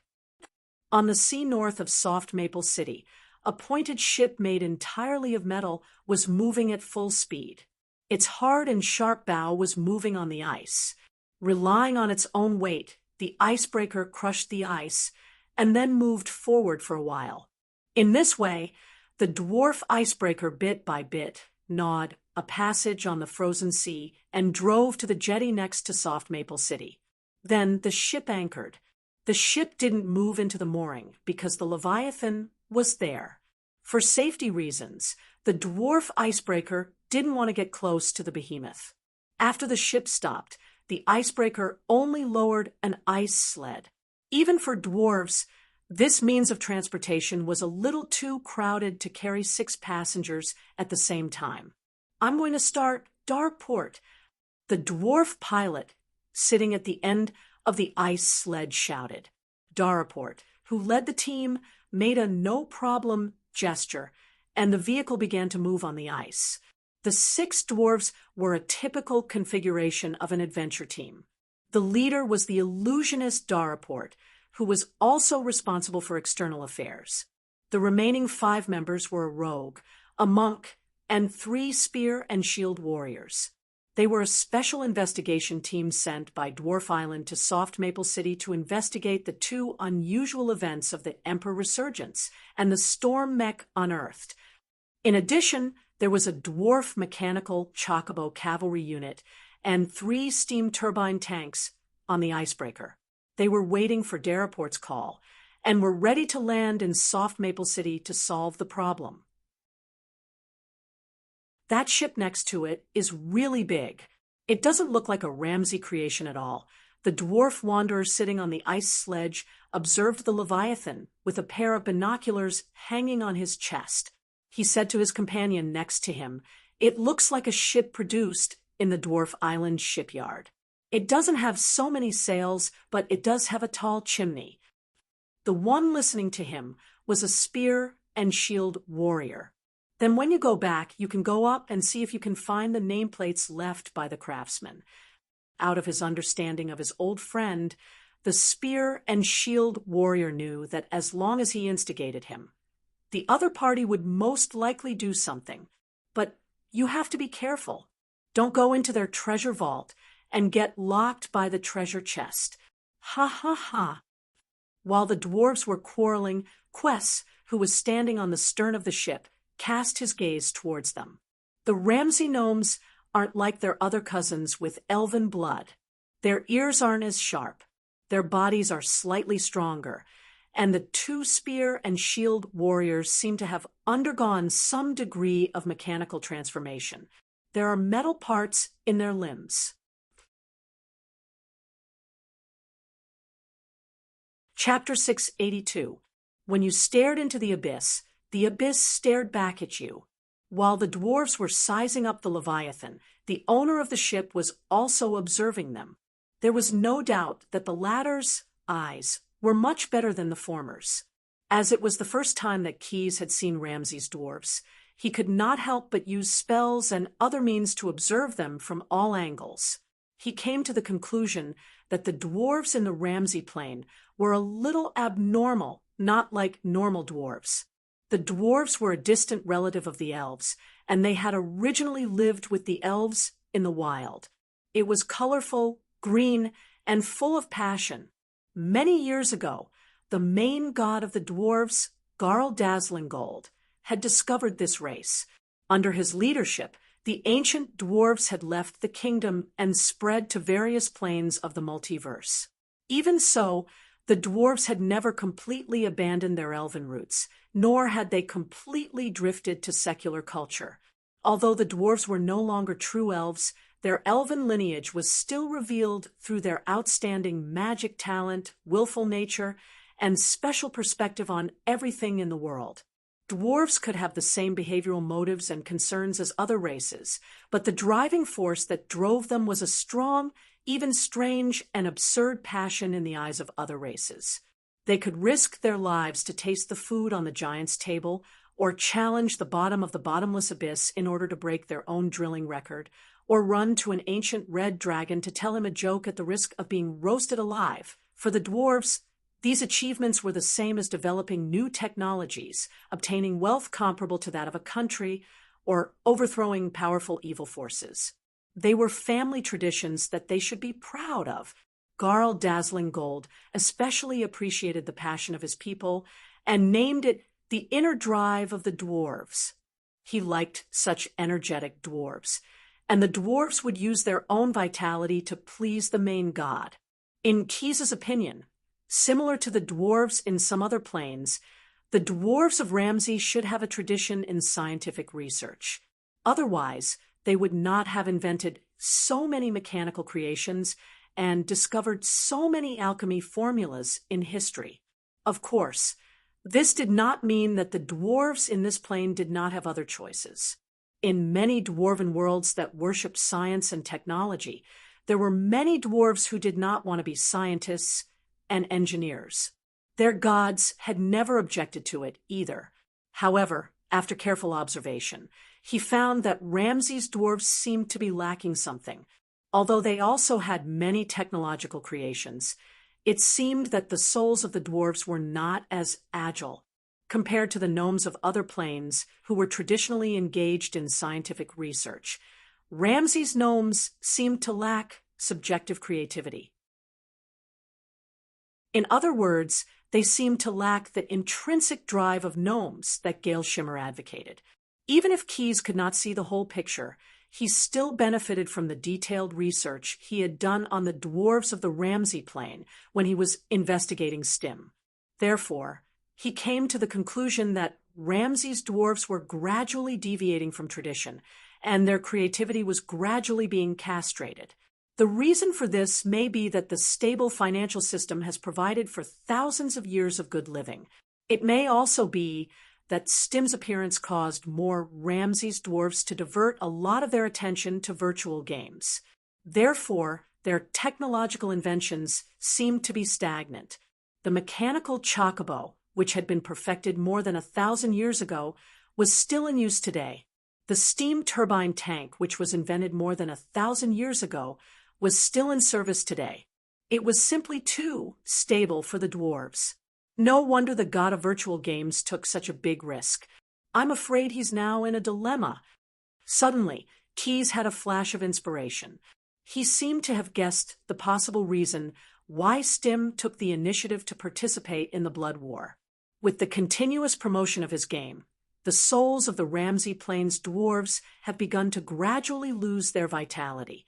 The faster the virtual games are promoted, the lower the unit value of the Ramsey's dwarves' faith will become. STEM is now most likely in a difficult situation. And this was indeed the case. As the original god of Ramsey, STEM took less than 200 years to develop to a weak divine power. For a god, it could be said that his progress was astonishing.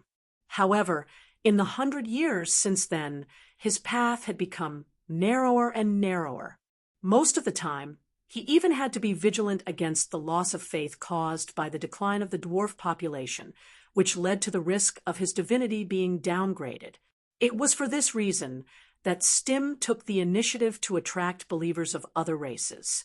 He went to other planes to compete with gods like Cord for certain priesthoods, so that they could be included in the scope of the virtual games. He also went to the Abyss to take part in the Blood War. However, the problems of the gods still had to be solved by the gods themselves. The ordinary Ramsey dwarves still did not realize that their behavior was different from that of normal dwarves in other planes. They still did things their own way. On this point, the investigators sent by Dwarf Island were incisively and vividly demonstrating. When the ice sleigh drove to the breakwater, the driver in charge of driving the vehicle pressed a button on the control panel and the vehicle changed into a different style. The blades and tracks were retracted from the support frame below, and 2 4-wheels replaced them. The vehicle dragged the dwarves from the shore to the mayor's residence. It went on a rampage, all the way not caring about whether there were pedestrians or stalls on the street.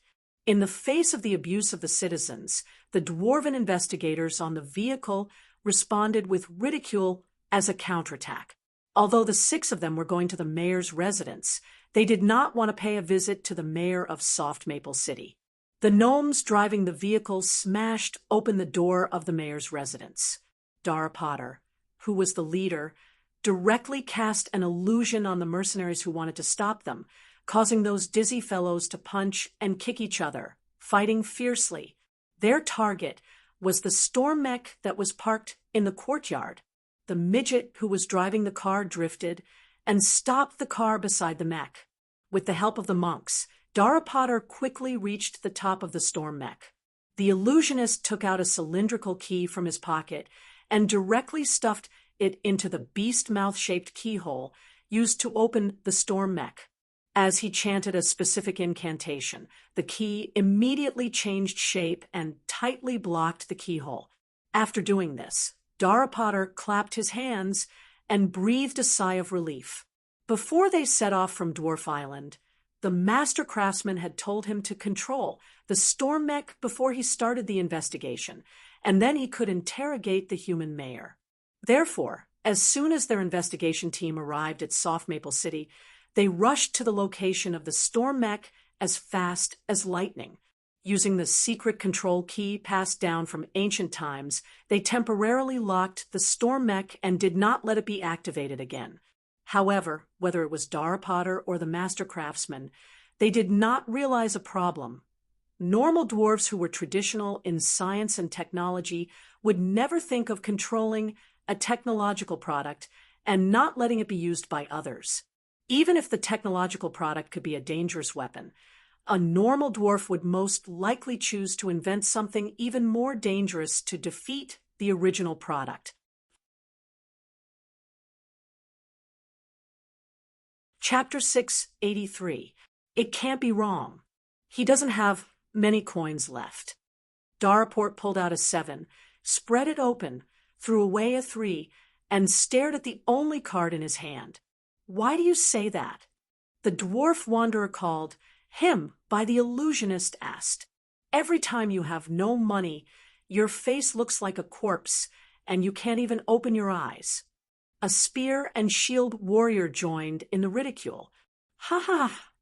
Looking at the dwarf investigation team playing cards, the mayor of Soft Maple could not help but feel speechless. They had come here, defeated 4 or 5 mercenaries, and angered at least 3 or 4 strong men who were used to living on the edge of a knife. And now they were still in the mood to play cards. In fact, if he knew what the dwarves had done, he was afraid that the dwarves would have offended one more person. Distinguished guests of Dwarf Island, the mayor, who did not want to wait any longer, finally took the initiative to ask, "Has Dwarf Island received a message from Soft Maple City?" The emperor had already awakened and was plotting something on that mountaintop. Did the Dwarf Island not send out more troops? I mean, if you only came to Soft Maple City, I'm afraid that the manpower is still a bit stretched. Everyone, our host can't wait any longer. Darkport threw the cards aside. He was definitely going to lose this round, so he wanted to talk to the fat mayor to get rid of the money. He's not even willing to give us the time to play a round. The mayor did not pay attention to him, but quietly waited for him to answer his doubts. Seeing this, Daraport smiled and flipped the card table in the midst of his companion's curses. We have received information. More of the Dwarf Island's reinforcements were in that icebreaker. However, we are an investigation team, and we are here to find out the situation first. What do you want to know? The mayor of Soft Maple City asked in return. Daraport walked in front of him. Everything, the dwarf illusionist said concisely, pointing to the storm mech standing behind him. Who discovered this ancient war machine, and how did the Emperor and his minions awaken? The master craftsman of Dwarf Island specifically asked us to investigate this matter. He didn't ask, how do you want to investigate? Based on the fat mayor's understanding of the dwarves, if they already had a goal in mind, they would definitely come up with more than one plan before carrying it out. To ordinary humans, the dwarf's brain circuit was really hard to understand, which was why he didn't want to waste time asking questions that he couldn't possibly understand. What do you need us to do? What I mean is, he purposely emphasized the word us. After careful consideration, he told her about the alliance of cities. The few cities near Soft Maple City, Red Pine, Emerald Wood, Black Willow, and Lawn Maple have formed an alliance. I have just agreed to join on behalf of Soft Maple. So, if you want to investigate the whole story of the Emperor's revival, we can definitely provide you with more detailed information. After all, the activities of the monsters have long been. Hearing the mayor of Soft Maple mention the alliance of several Ramsey city-states, Daraport's expression froze, and his button-sized nose twitched twice. When did you guys form an alliance? Why didn't Dwarf Island receive any notice? Just now, the fat mayor replied with some self-restraint. The arrogant dwarf investigator became impatient, and he seemed to feel that he had won back a step. The Emperor's revival is already set in stone. The monsters under his command have already invaded Soft Maple City's territory for many days. If the cities don't unite, I'm afraid we won't be able to hold on for long. That's what we need to investigate. Daraport shouted in a sharp voice. Without sufficient evidence, how can you determine that the Emperor has awakened? Perhaps the ones entrenched at the protrusion are just a group of rebels, ordinary monsters. Originally, he wanted to say rebels. The Ramsey dwarves often believed that the rebels of the human city-states were the culprits behind all the chaos, and that all the bad situations were caused by these disruptors. However, when the dwarves' icebreaker sailed into Soft Maple City's harbor, they did see some wreckage belonging to the monsters on the ice. Therefore, he had to change his words. Let's go and take a look at the protrusion. After arguing with the fat mayor for a while, Daraport immediately called out to the members of his investigation team. Check if the situation there is true, or if someone is deliberately causing trouble. Before leaving, the master craftsman of Dwarf Island had reminded him that the purpose of this investigation of Soft Maple City was to control the storm mech and prevent the Ramsey humans from casually using this advanced war weapon bought by the ancient dwarves. Another important task was to use attacks to test whether the Emperor had really escaped or if it was just a gimmick made up by the Ramsey people. For this reason, not only were their investigation team equipped with the professions of a standard adventurer team, but they also had several magical items as tools to test the waters. Daraport could not wait to personally test whether the fat mayor's words were true. However, he had never thought that since he was in such a hurry, why would he organize his team members to play a card game just now? Perhaps this lack of self-control and concentration was the problem of the Ramsey dwarves. But they did not realize this at all. Instead, they thought that this was the normal working state of the dwarf race. Now, with Daraport's order, the group of grumpy little brothers immediately had an upper limit. They got on the vehicle that they had used to hurry on their journey. After starting the engine, they drove towards the city gate of Soft Maple City at lightning speed. Fortunately, the ones guarding the city gate were the Steel Fork Battalion, who had loose military discipline, and not the sacred warriors of Haones who liked to be stubborn, or the mercenaries who had a grudge with the dwarf investigation team. Otherwise, Another fierce internal strife would have broken out in the city. It's really a strong spell fluctuation. Sitting in the front of the vehicle, Dara Potter had been examining a detection instrument in his hand after they left the city gate. The pointer on the instrument was swaying nonstop. There's indeed a Calamity General-level spellcaster. Gradually, the illusionist suddenly felt that it was a little too hasty to rashly investigate. After thinking about it, he took out a handful of fluorite powder from a small pocket on his body and then sprinkled it on the dwarf's vehicle. Soon, the entire car, including the 6 members of the midget investigation team in the car, disappeared in an instant. This should be enough. Chapter 684. Shirgu felt uncomfortable staying in the incubation site. He was a hunter, not a guard. However, the Emperor ordered him to do so, because his wife, Soul Search, Dog Tamer, Fool's View, Incarnation, and Leopard Man were all not around him, and the remaining Calamity Generals had not been found and awakened yet. Therefore, even the ancient ruler of Ramsey had to condescend to personally resurrect the Dog Tamer, who had been cut off by the Storm Reaver with only a head left. In this way, it was not too much to ask Shirgu to guard. The Emperor stood next to the round table in the center of the incubation site, where the statue of Hierones was originally placed. Now, it had been temporarily changed into an experimental console. He placed all the materials one by one around the Dog Tamer's head: the molted skin of the horned viper, the sacks of the toad, and a fresh, headless corpse of the blazing shadow beast. Counting silently, the Emperor grabbed a blazing shadow beast that was too close, cut off the poor beast's head with his huge claws, and burned it to ashes with black flames. A dark spell came out of his mouth, and the materials slowly approached the Dog Tamer's head as if they were pulled by invisible hands. The Calamity General's head slowly rose, and under the bonding of other materials, they quickly pressed against the blazing shadow beast's body. Red lightning suddenly appeared and crackled nonstop, as if it was threading a needle through the glued corpses. After a while, the body slowly came to life. The Dog Tamer opened his eyes. "My lord!" A group of grumpy young men drove from Soft Maple City to the protrusion. Dara Potter carefully maintained the illusion spell.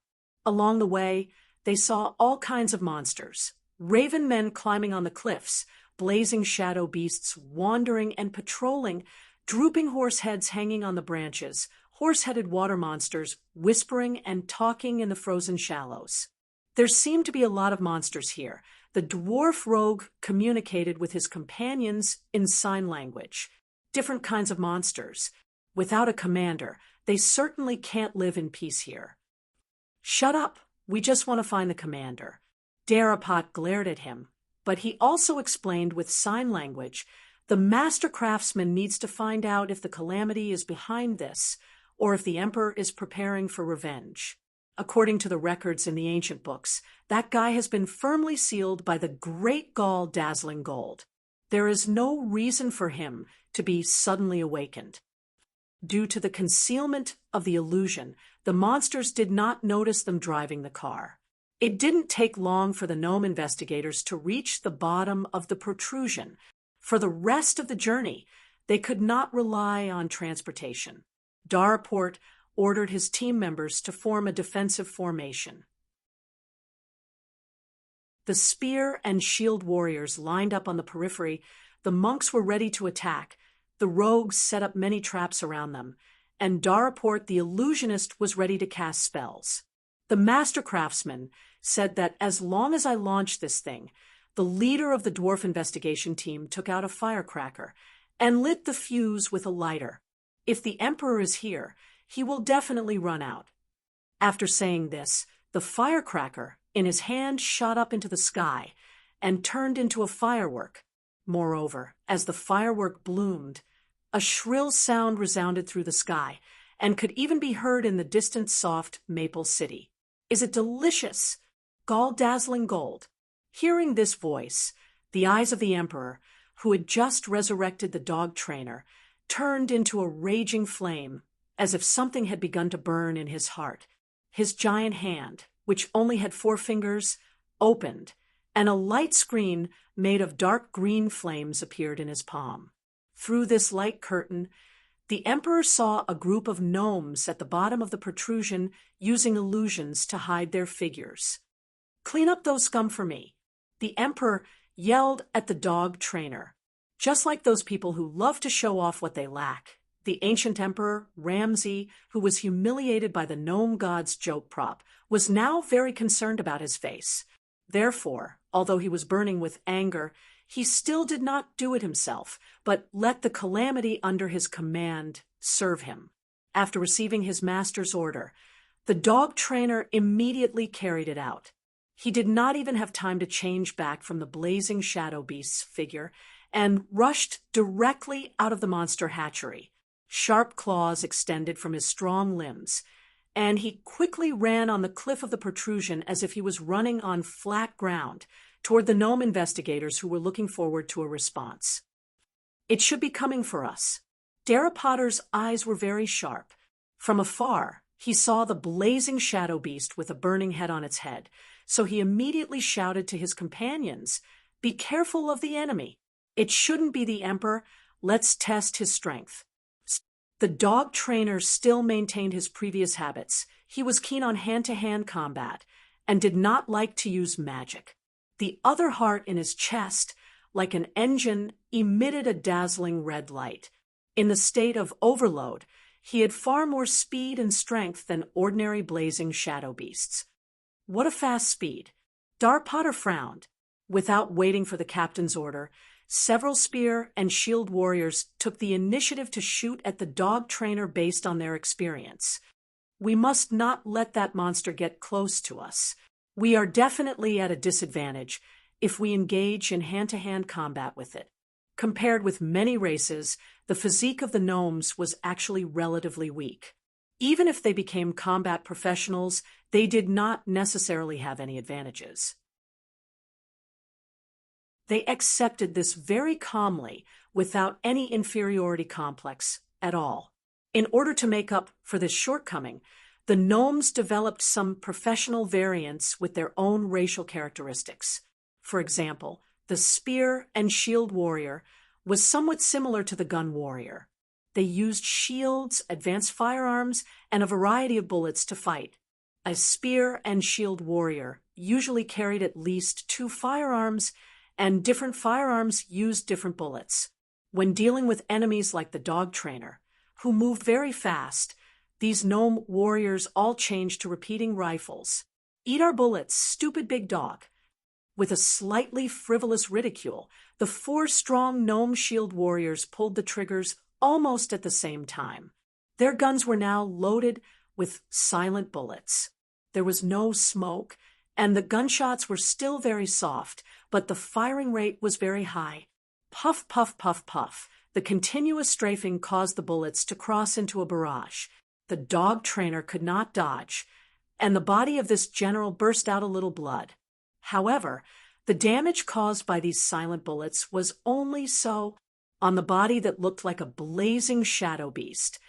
Dense bone plates gradually replaced the original skin.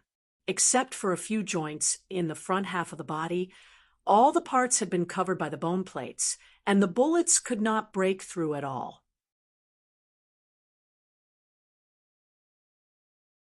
Chapter 685. Use heavy impact bullets. Seeing this, the pygmy spear and shield warriors immediately switched to another gun and used another type of bullet against the hound tamer. Bang, bang, bang!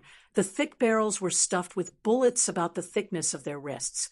As they pulled the trigger, heavy impact bullets were constantly ejected from the muzzle. However, because this type of gun was a single-shot pump, it could not form an effective suppressive fire.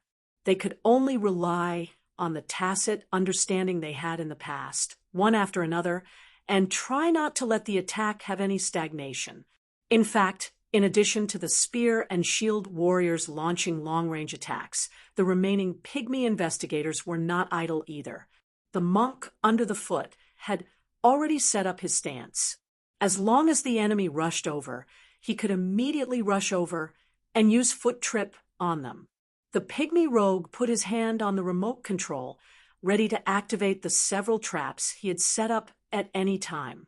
Potter had also prepared his hand gestures, and his illusion was ready. He was just waiting for the hound tamer to crash into them. However, what they did not expect was that the hound tamer, a monster who had been maintaining a reckless posture, suddenly adjusted its attack mode after being hit by 2 heavy impact bullets. It spat out a mouthful of old phlegm that it had been preparing for a long time. Lava bomb. Unlike the fireballs spat out by ordinary blaze shadow beasts, the lava bomb spat out by the Tribulation General's head was obviously more powerful.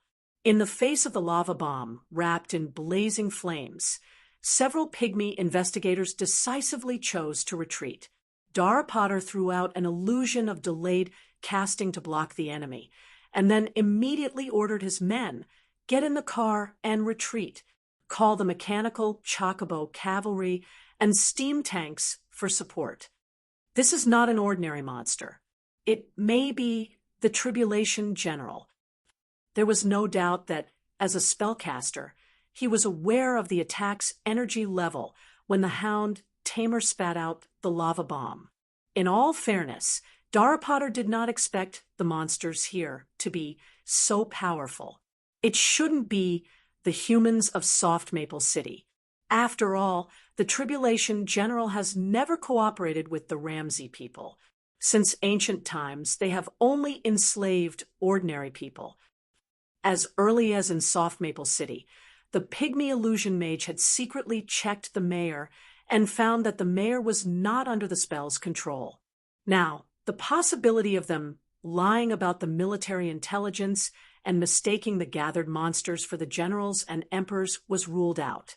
Then there was only one reasonable explanation left. The emperor has been awakened by the tribulation.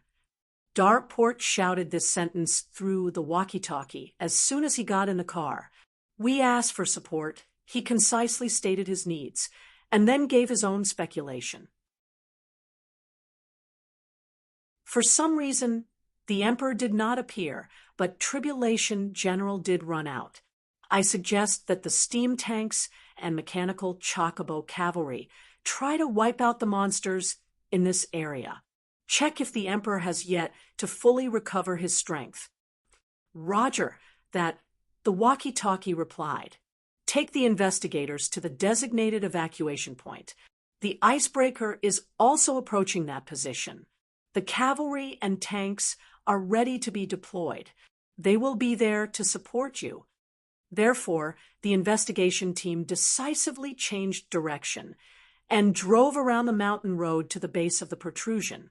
As they traveled on the ice, their vehicle turned into an ice sleigh. "There's movement at the protrusion." Standing at the top of the mast, Brock wrapped himself in a cotton-padded jacket. The desert elf was somewhat unaccustomed to the cold weather. The pygmy icebreaker is also moving. In fact, after the pygmies began to move, the Leviathan quickly pulled out its anchor and followed. As the icebreaker cleared the sea ice, the Leviathan sailed smoothly and soon approached the pygmies' icebreaker. "Warning! The rear ship is close to the alert distance." The loudspeaker on the icebreaker sounded. "If you cross the safe distance, we will take the initiative to attack you. This is the first and last warning. Next time, we will directly open fire." Hearing the word "open fire," the crew on the Leviathan could not help but grin. They knew how fierce the firepower of the behemoth under their feet was.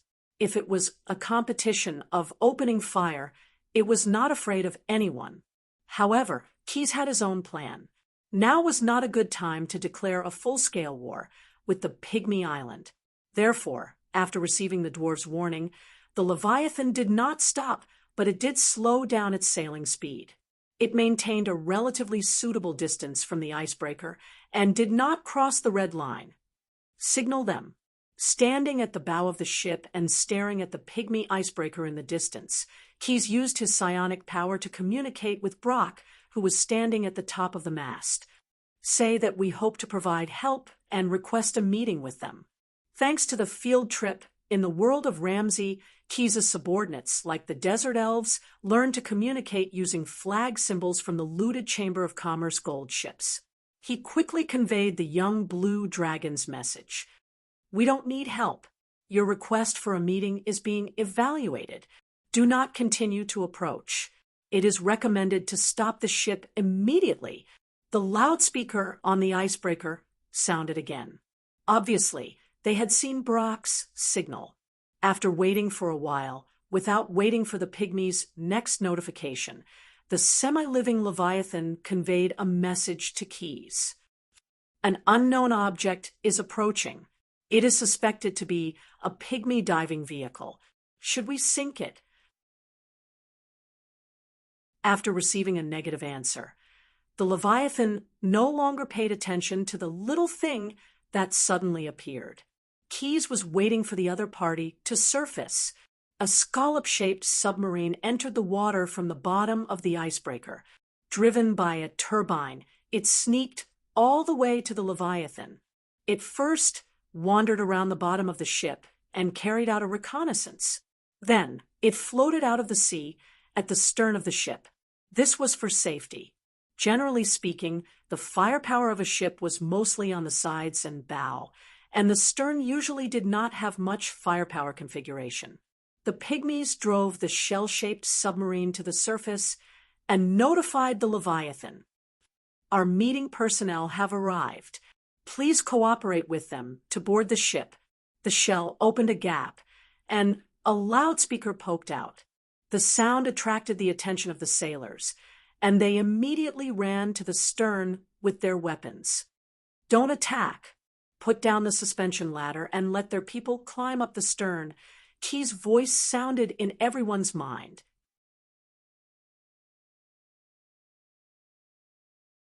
Chapter 686. The air quality on this ship is good. It's very clean. The representative who came for the meeting closed the box of smelling salts he had prepared and said to Keyes, who was standing in front of him. He was the captain of the dwarf icebreaker. Out of curiosity, he wanted to see the giant Leviathan ship in person. Your ship is not bad, although it's still not as good as ours. Was it modified by the dwarf island shipyard? The dwarf representative didn't realize that he had gone off topic at all. He immediately asked what he was interested in. We belong to the scale of perpetual order. For Ramsay, it's still a very young chamber of commerce. Keyes noticed the necklace hanging around the other's neck and said with a smile, however, our current goal is to deal with the Emperor, Madam, and the 10 generals of calamity. This is also the wish of many in our organization. They are very dangerous. Seeing that the lie detector didn't give him any feedback, the dwarf representative nodded. I believe what you said is true. He immediately changed the topic. But we really don't need help, at least from the current situation. Our armed forces are enough to deal with any possible risks. Your rash participation is likely to destroy the stability of the war. Stability of the war? Keyes laughed in his heart. He didn't think so. Perhaps you are very confident in the technology you have mastered. However, the Emperor who has been awakened from the underground seal of Herones is not easy to deal with. We cannot interfere in your next battle. I only hope that the mechanical chocobo cavalry and steam tanks are strong enough. As he spoke, Keyes pointed at a team on the ice in the distance. They were meeting at the top of the ship's stern. The view was very good, and they could see very far. Therefore, the actions of the dwarves could be seen clearly. The icebreaker was now anchored, and a large conveyor belt was added between its deck and the ice. The pygmy riders on the mechanical chocobos were put down one by one. About 200 riders formed a wedge formation. Then, with a rumbling sound, 3 steam tanks also landed on the ice through the conveyor belt. Based on the scale of the war in Ramsey, this was indeed a relatively powerful army. Not to mention the 3 steam tanks that could be considered mobile fortresses. Just the mechanical Chocobo cavalry alone was enough to make a human city's cavalry look down on them. Their riders, also known as the midget pilots, all stayed within the half-encirclement of the armored saddles. Swords and sabers alone could hardly pose a threat to them. The robotic chocobos they controlled were not only faster than horses, they also had sturdy metal beaks and sharp metal claws. In a direct confrontation, they could easily tear apart a human rider on horseback. Apart from that, the midget riders were also armed with firearms. They didn't even need to rush in front of the enemy to shoot out a torrential rain of death. Judging from the blaze shadow beasts and raven men that appeared earlier, even the monsters created by the Emperor would not be able to withstand a single blow from the mechanical Chocobo cavalry. They would not be able to withstand the barrage of firearms. Beep, beep, beep, beep, beep. From the saddle of each Chocobo, a voice code indicating the charge command sounded. The sharp electronic sound pierced through the mechanical noise and reached the ears of every midget rider. They immediately gripped the steering wheel and pushed down the lever. Clatter, clatter, clatter, clatter, clatter, clatter. The anti-skid pads on the feet of the robotic chocobos made contact with the ice, making a strange, stomping sound. They formed a wedge-shaped formation, each rider maintaining an almost equal distance from each other as they sped across the ice. These riders were faster than the steam tanks, so they had to first meet up with the midget investigation team and protect their compatriots. Then, they would consider how to coordinate with the steam tanks to push forward and destroy all the monsters. Because the protrusion was not far from Maple City, and because the robotic chocobos were moving at full speed, they quickly saw the investigation team members who were also moving at lightning speed. The midget cavalry showed that they were well trained. They quickly split into 2 groups and let the ice sleds that Dara Potter and the rest were on pass before the formation closed up again. The one who chased after the midget investigation team was the dog trainer, and he had a few dozen blazing shade beasts behind him. Seeing the cavalry appear in front of him, the general immediately stood up. His body suddenly transformed into a strong human form, and a whip appeared in his hand. He smashed the whip in his hand heavily on the ice, making a crisp paw sound. Ice shards shot out wantonly. All the blazing shade beasts stopped in their tracks at the same time. They understood the command in the crack of the whip, and quickly formed a loose formation. When facing a charging cavalry, it was never wrong to stand in a loose formation. Seeing this, the leader of the pygmy cavalry could not help but laugh out loud. Let them see how our mechanical Chocobo cavalry charges. His words were transmitted to the ears of every pygmy cavalry through the communicator. As the riders adjusted the steering wheel, the original wedge-shaped formation instantly changed, turning into a long snake with a slight arc.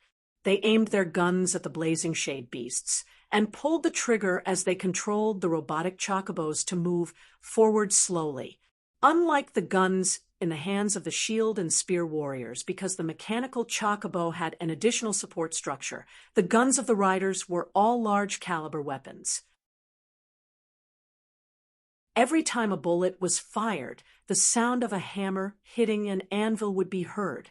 When these bullets hit the blazing shade beasts, a large chunk of flesh was shaved off with each hit, although the monsters dodged quickly. As the robotic chocobos approached step by step, more than a dozen monsters were shot in the head. The dog tamer did not seem to be able to do anything about it. The Calamity General had thicker skin. When the bullets hit the lava armor on his body, the most they could do was to shatter some fragments. Or it could be said that he was more agile. It was difficult for the pygmy riders to aim their guns at his body that was constantly circling around. However, this was actually just one of his schemes.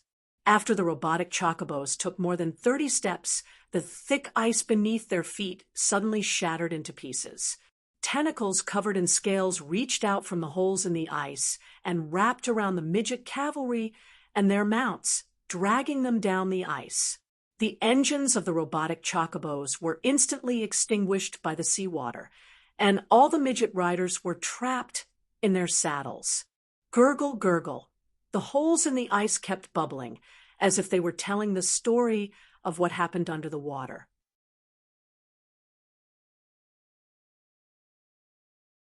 Chapter 687. The monster that attacked the mechanical chocobo riders was Ascura. When the Emperor created the blazing shade beast, he accidentally created a variant of the blazing shade beast. Its upper body had 6 jackal-like heads, and its lower body was completely made up of tentacles. After the hatchery created hundreds of blazing shade beasts, in order to not waste anything, the Emperor gathered the defective products that could not survive the transformation of the blazing shade beasts and molded them into Ascura. Similarly, this monster was handed over to the hound tamer to command. If it was on land, Ascura would not stand a chance against more than 200 mechanical chocobo riders. Before it could even use its tentacles to entangle the enemy, it would be riddled with bullets. But when it came to underwater sneak attacks, Ascura was definitely an expert. Not only could it use the tentacles on its body, but it could also use spell-like abilities similar to Evar's black tentacles to create thousands of tentacles to end the enemy, unless the enemy had the ability to breathe underwater like it did.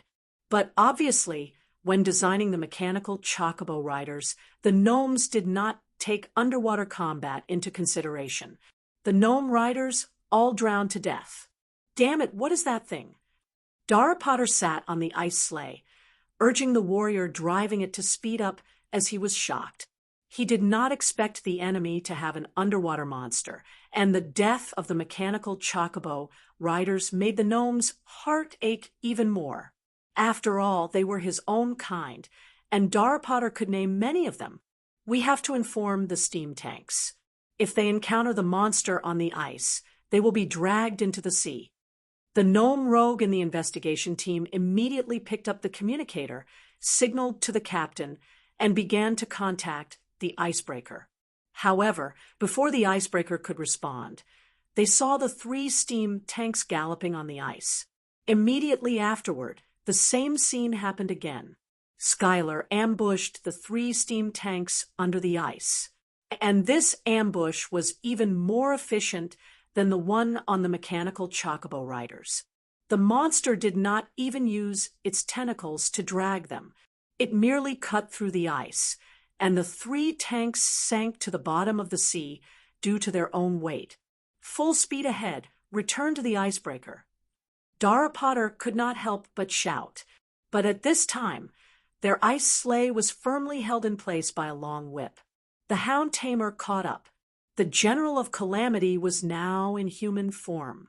He stood barefoot on the cold ice, leaving deep footprints under his scorching feet. The Emperor said, The General of Calamity's eyes flashed with fire. You scum must die here. A strong current of electricity suddenly surged out, and the gnome investigators on the ice sleigh was immediately electrocuted. Dara Potter rolled off the ice sleigh. But the warriors were not so lucky. All of them were electrocuted to the point that they lost their senses.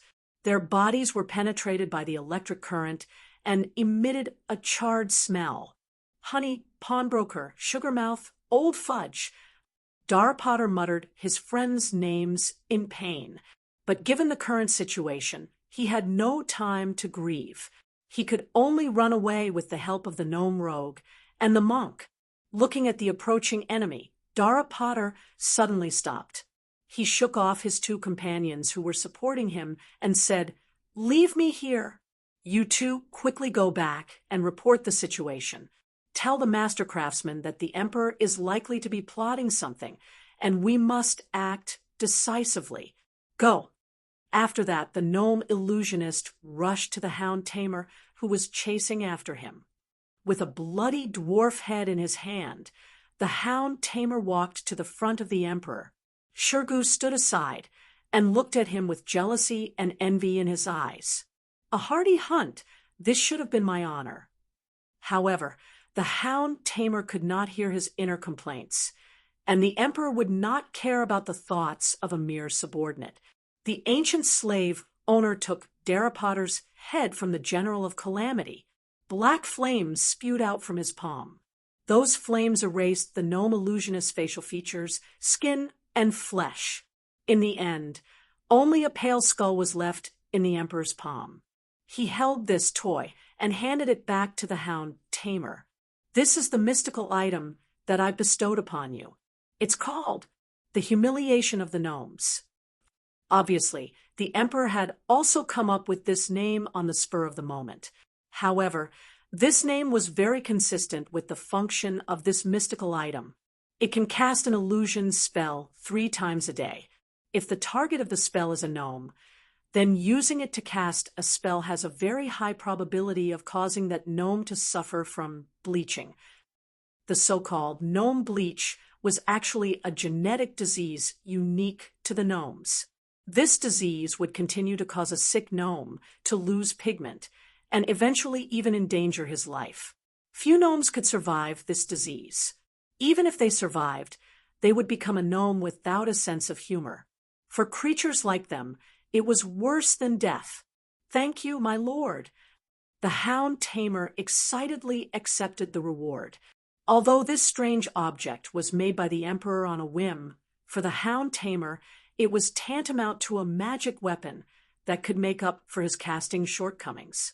Being able to use 3 more spells a day would undoubtedly increase his strength by a lot. The emperor was quite satisfied with the hound tamer's performance this time. This general of calamity, who was often known for his bravery but not his wisdom, made good use of the monster Skylar in this hunting operation.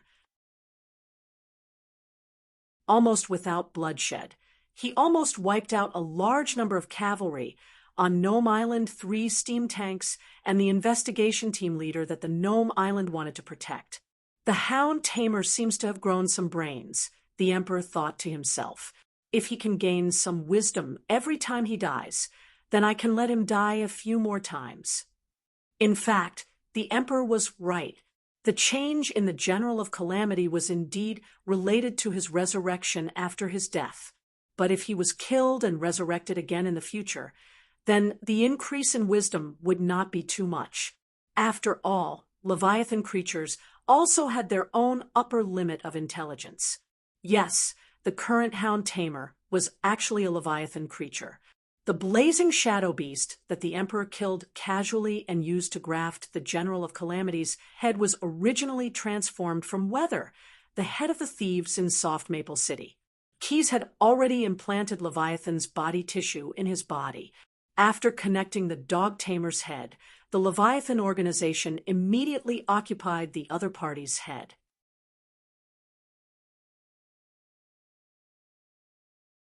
Chapter 688. The Pygmies lost half of their crew, allowing Keyes to successfully wedge a nail into the Emperor's heart. It had to be said that this deal was really worth it, of course, only for the latter. At the same time, for the third party of this deal, this was not news worth celebrating. The Pygmies' icebreaker left. The fat mayor of Soft Maple City wailed and slumped in his seat like a deflated balloon. 3 hourglasses ago, he was still full of confidence that he had the storm mech and was prepared to use it to seize the throne of the alliance leader of the 5 cities. 2 hourglasses ago, when he discovered that the switch of the war machine was locked, he felt uneasy, and now he knew that the dwarves had taken the initiative to retreat. The only thing that existed in his heart was fear and helplessness. Like the people who drowned before, he wanted to do his best to grasp even a straw. Go and invite the mayor of Red Pine City. The fat mayor said to his attendant, "Tell him that I decided to support their previous election results. Let them quickly take the army and station in Soft Maple City." empty the houses in the communities around the city wall, and prepare barracks for the army. Now that he had lost his confidence, there were not many obstacles in the negotiation. Mayor Red Pine left Soft Maple City with a stack of promises and quickly rushed to Juniper Village to share the news with the other leaders of the Five Cities Alliance Army. When the sun set in the west, a mighty army came out of the dense forest, flags fluttering and momentum high. The gate of Soft Maple City had been sealed, so the army could only enter through a small gate at the corner of the city wall. It took a lot of effort to reorganize the ranks, and they were all stationed in this precarious city. The fat mayor fulfilled his promise, and the houses in several blocks near the city wall were vacated, and the citizens who originally lived there were driven out. However, they were not homeless.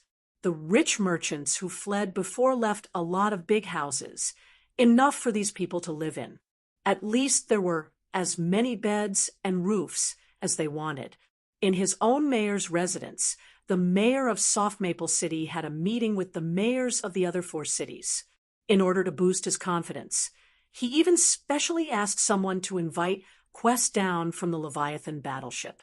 Everyone, this is our ally, the plenipotentiary of the scale of perpetual order. Mr. Keyes, the fat mayor, arranged a seat for the young blue dragon, sitting next to him.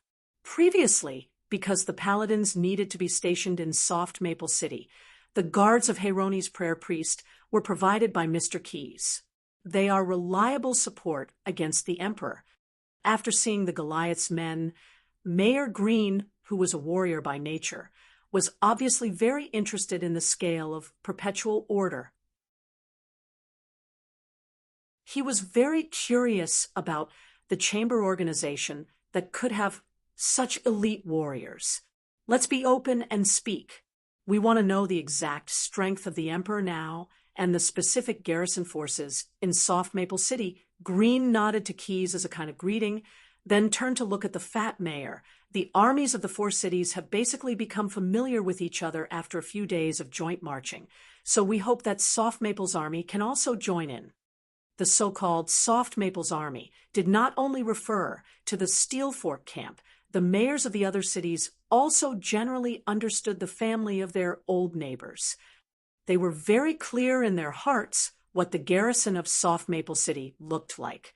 Therefore, they were not too interested in the army that could only suppress the civilians, seize the wealth of some smugglers, and at most fight a favorable battle.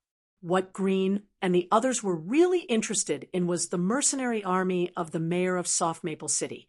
As for the troops of the Herone's paladins, just like the other reinforcements sent by the temple, these troops listened to the orders of the temple's priests on duty, and it was not up to them to command and deploy. The Steel Fork camp of Soft Maple City has a history of 600 years, a full strength of 1,000 people, and now there are actually about 500 people.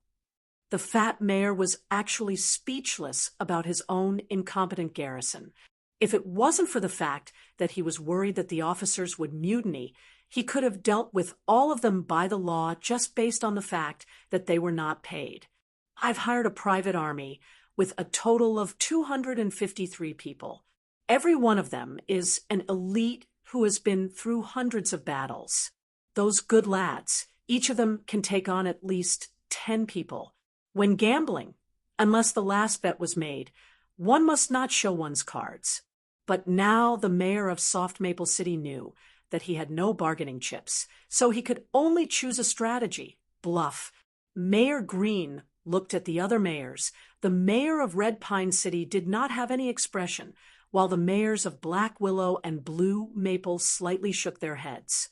The combined forces of these 4 cities amounted to about 20,000 men, while the garrison of Soft Maple City was only able to provide a tenth of the total number of men. This group of old foxes would not believe in the nonsense of 1 against 10. Then, in addition to these troops, what war resources can Soft Maple City provide? Green thought for a moment and did not delve into the issue of the army. He did have a better view of the overall situation, so he was very clear that now was not the time to ridicule the mayor's administrative ability or the other party's character. We will certainly consume a lot of resources to fight against the emperor.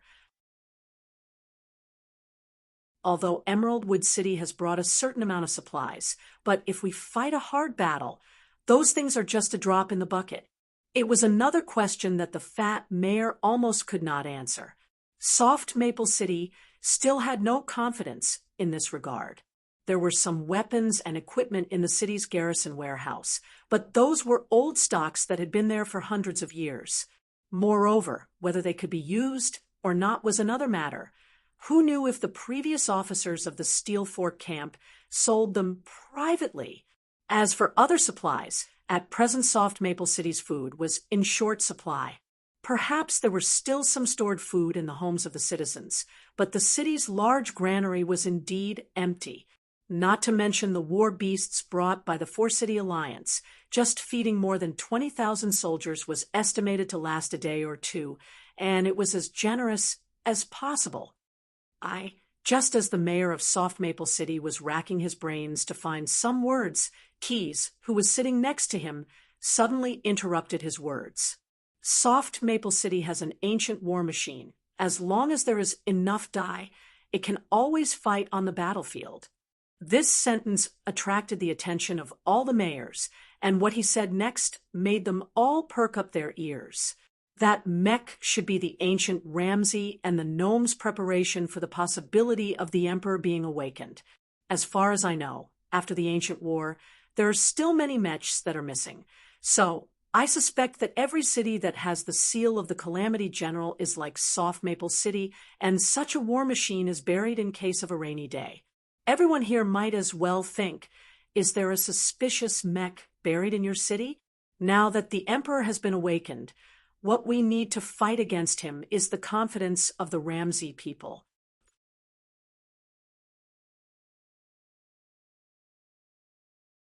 Chapter 689. When others constantly probed into your shortcomings, the best way to deal with it was not to evade, but to throw a question that was more interesting to the other party that you didn't understand. For example, what Keyes just said. All the mayors present already knew that Soft Maple City had a storm mech. To be honest, if it weren't for the existence of this war machine, they wouldn't have to talk to the mayor of Soft Maple City. It would be a waste of time. Instead of that, they might as well take over the defense of the city by force. At most, they would just elect a puppet mayor. It was because the other party held the trump card that the leaders of the Four-City Alliance chose to discuss instead of directly making arrangements. However, Keyes' words seemed to give them a wake-up call. I see, they all secretly pondered. The war machine may not only be in Soft Maple City, we just haven't found where it is buried. When all the thoughts were taken away by Keyes, the young blue dragon threw out another question almost without thinking. Finding where the mech is buried is one thing, how to operate it is another.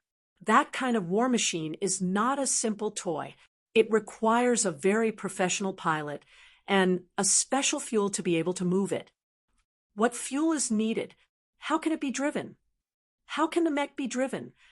These mayors immediately gave feedback in their minds. But as experienced as they were, they all didn't ask directly. But that was enough. In just a few words, Keyes had already grasped their lifeline.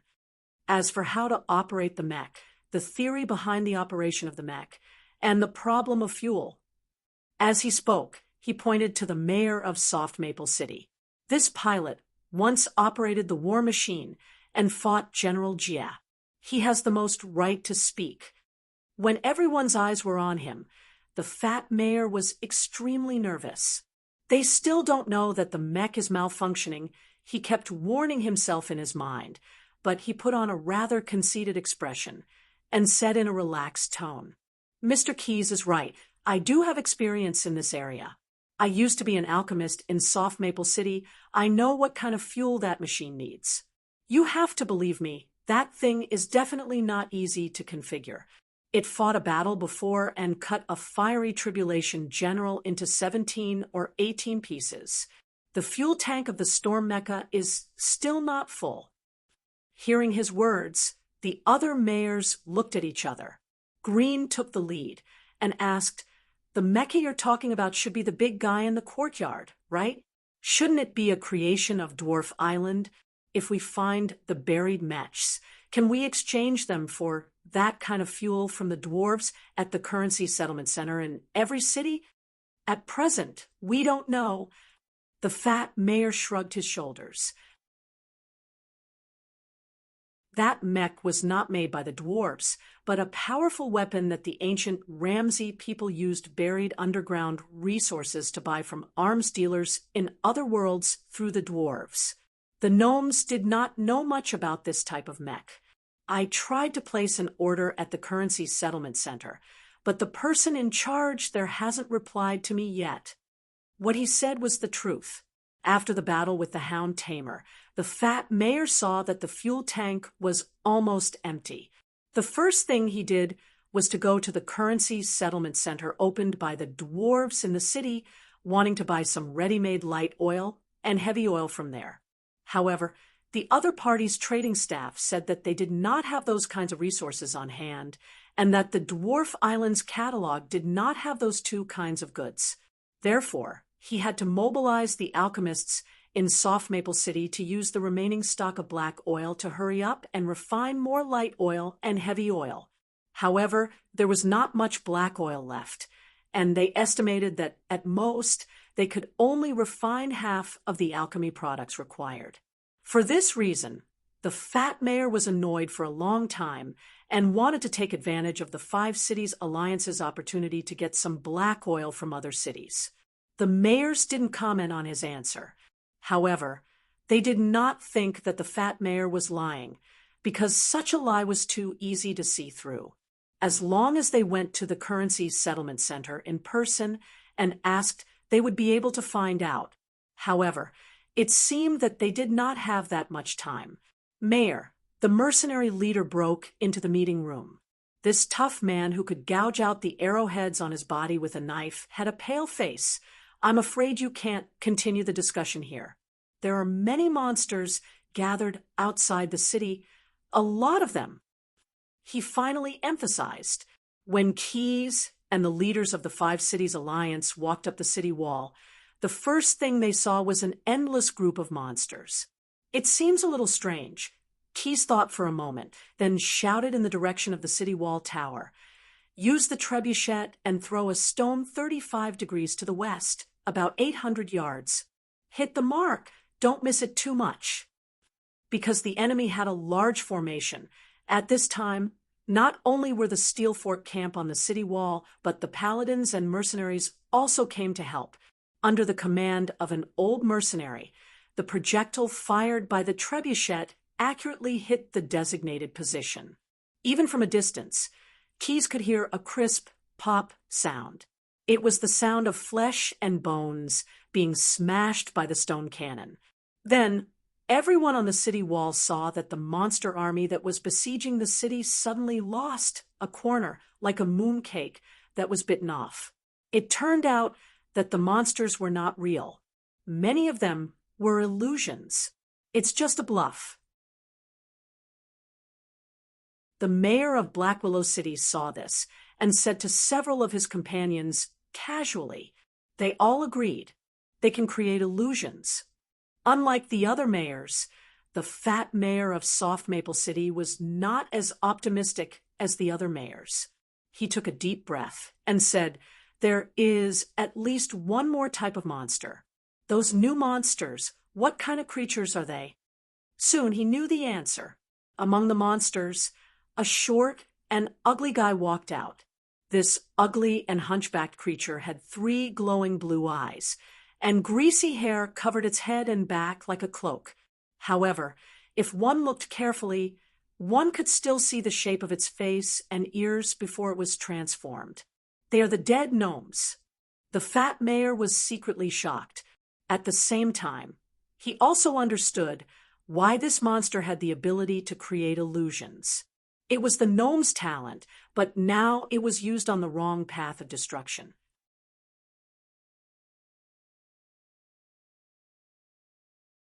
Chapter 690.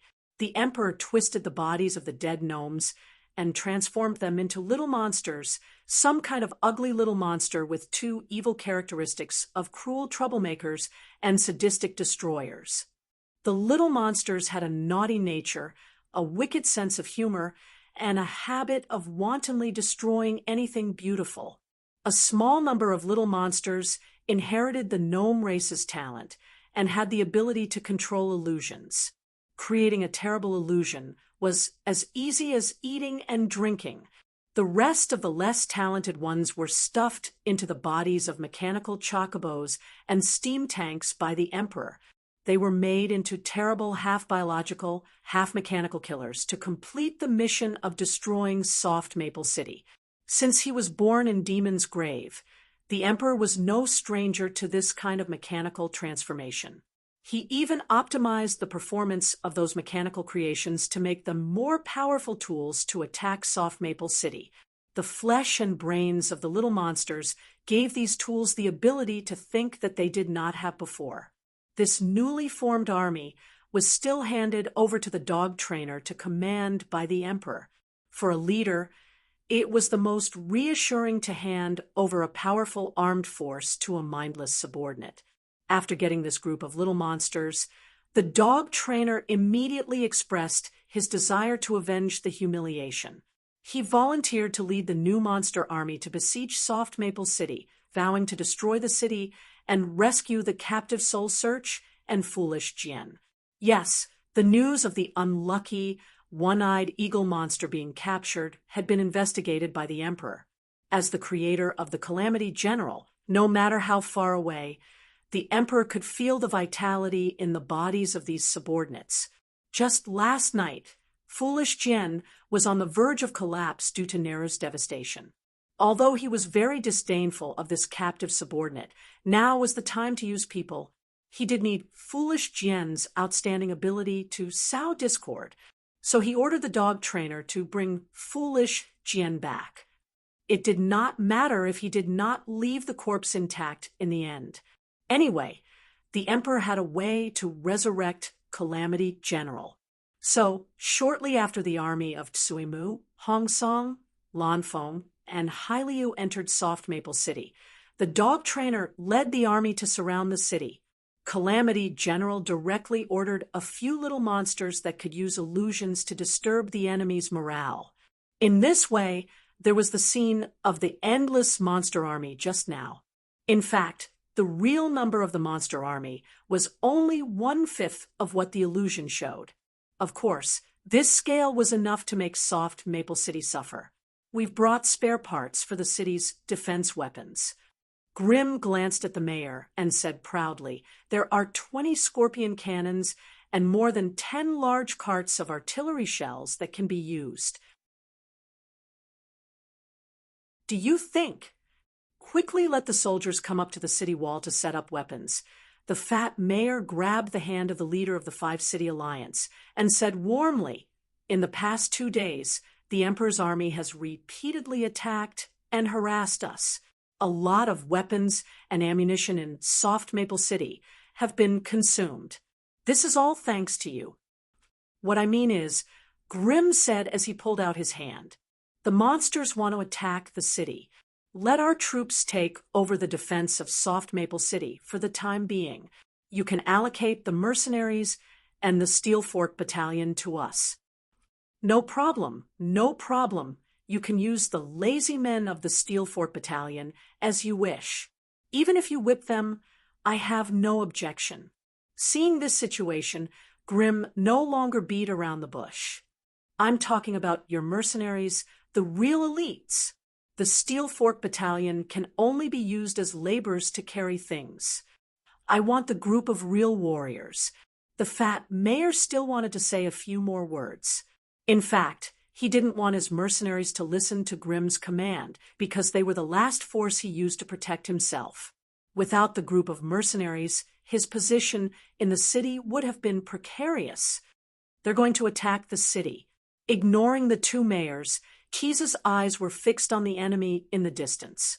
Through the cover of the illusion, he saw the dog trainer standing at the back of the team. however, because it was still uncertain whether the Emperor had any way to monitor the battle. For the time being, Keyes couldn't use his psychic ability to directly contact the nail he buried. He could only wait for the right time.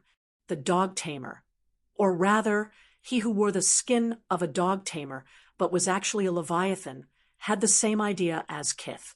Even when he saw the ruler standing on the city wall, he was still expressionless. Enchanted steam tanks bombard the city wall.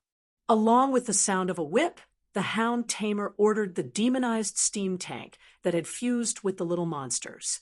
As soon as the order was given, 3 tanks with 3 turrets drove out from the group of monsters. Between the gaps of the steel plates, there were many cylindrical protrusions in the shape of mushrooms. Those were the most sensitive sensors on their bodies. The 3 tanks, a total of 9 turrets, simultaneously completed their ballistic trajectory correction.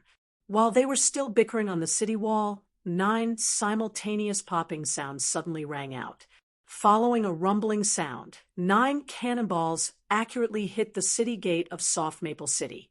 The city gate was reinforced with iron hoops, and there were many stones piled up behind the gate. But in the face of the concentrated fire of the steam tanks, it was like a piece of paper. It didn't play any defensive role at all, and was blown to pieces in an instant. The hoops on the wooden planks fell apart, and the stones behind the gate were all shaken to pieces. The city gate of Soft Maple City collapsed in an instant. If Keyes hadn't seen the steam tanks hidden in the illusion, the newly established 5-city alliance would have been declared disbanded. None of the mayors could escape, and all of them would be buried in the ruins after the city gate collapsed. Abandon this section of the wall. Let the defenders withdraw to the surrounding blocks and set up positions. Set up all the scorpion cannons on the roofs. Grim immediately ordered the 2 black armored knights beside him after recovering from the shock. Now, the city gate of Soft Maple City had been blasted open, and a large piece of the city wall was missing. It was not enough to support a defensive line, so he decided to destroy a few blocks near the city wall and use it as a temporary barbican for defense. The target of Grimm's mobilization was only the coalition forces of the 4 cities. He had no time to arrange and mobilize the defense forces of Soft Maple City. Since the fat mayor was unwilling to let the mercenaries listen to a unified command, he might as well let them fend for themselves. Anyway, this city is not Emeraldwood City, Green secretly thought. Even if it is smashed to pieces, I won't feel distressed at all. However, Green didn't notice that in the collapsed ruins, there was a pair of flashing red eyes staring at him. A small monster that was less than 3 feet tall was silently chanting a long string of strange words.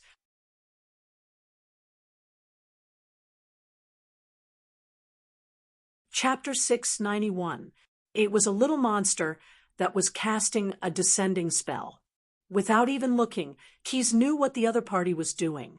However, he was a little puzzled as to why the dog trainer would send a little monster to take advantage of the explosion to cause trouble.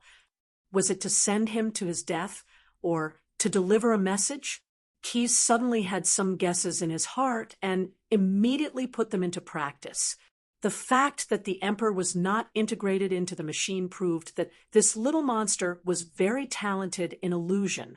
He had 3 glowing blue eyes, long pointed ears, and greasy hair draped over his slightly hunched back like a cloak. At this time, his 3 eyes were slightly flashing, which was a sign that he was concentrating on distorting a person's mind. But what he did not expect was that a palm with an iron glove suddenly reached into the rubble and grabbed him.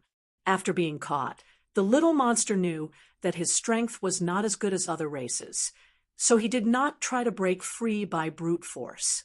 He used his innate spell ability to release a dark red light wave on the iron glove, scorching metal.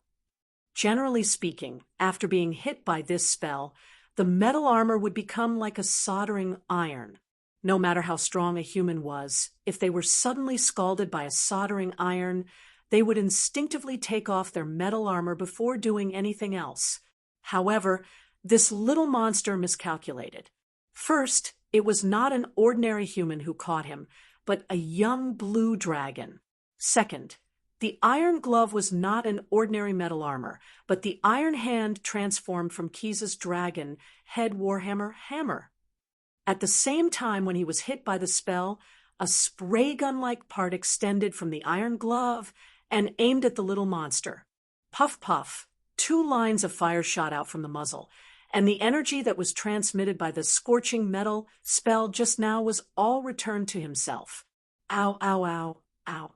Accompanied by a series of miserable howls, the little monster was pulled out from the rubble by Kith. Naturally, his spell casting was also interrupted, and Mayor Green, who had been hit by the subjugation curse, immediately regained consciousness. "What's wrong with me?"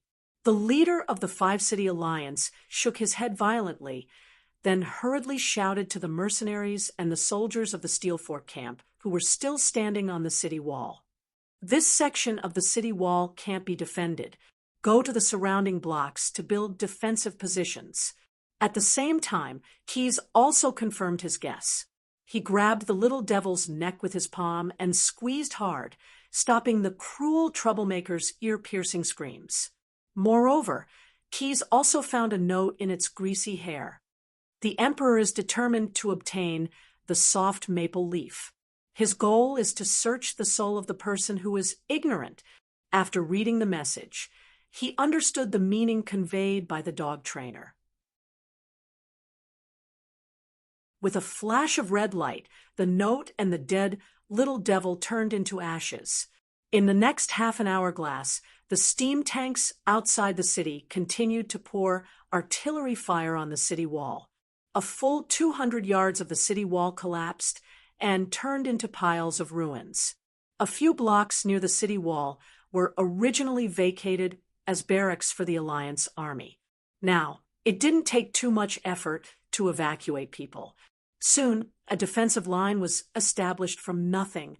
The soldiers of the Steel Fork camp acted as a transport team. More than 1,000 people and various livestock piled up a large amount of rubble directly on the street, blocking all the roads. On the top of the buildings facing the street, Green arranged many archers and long-range attack equipment.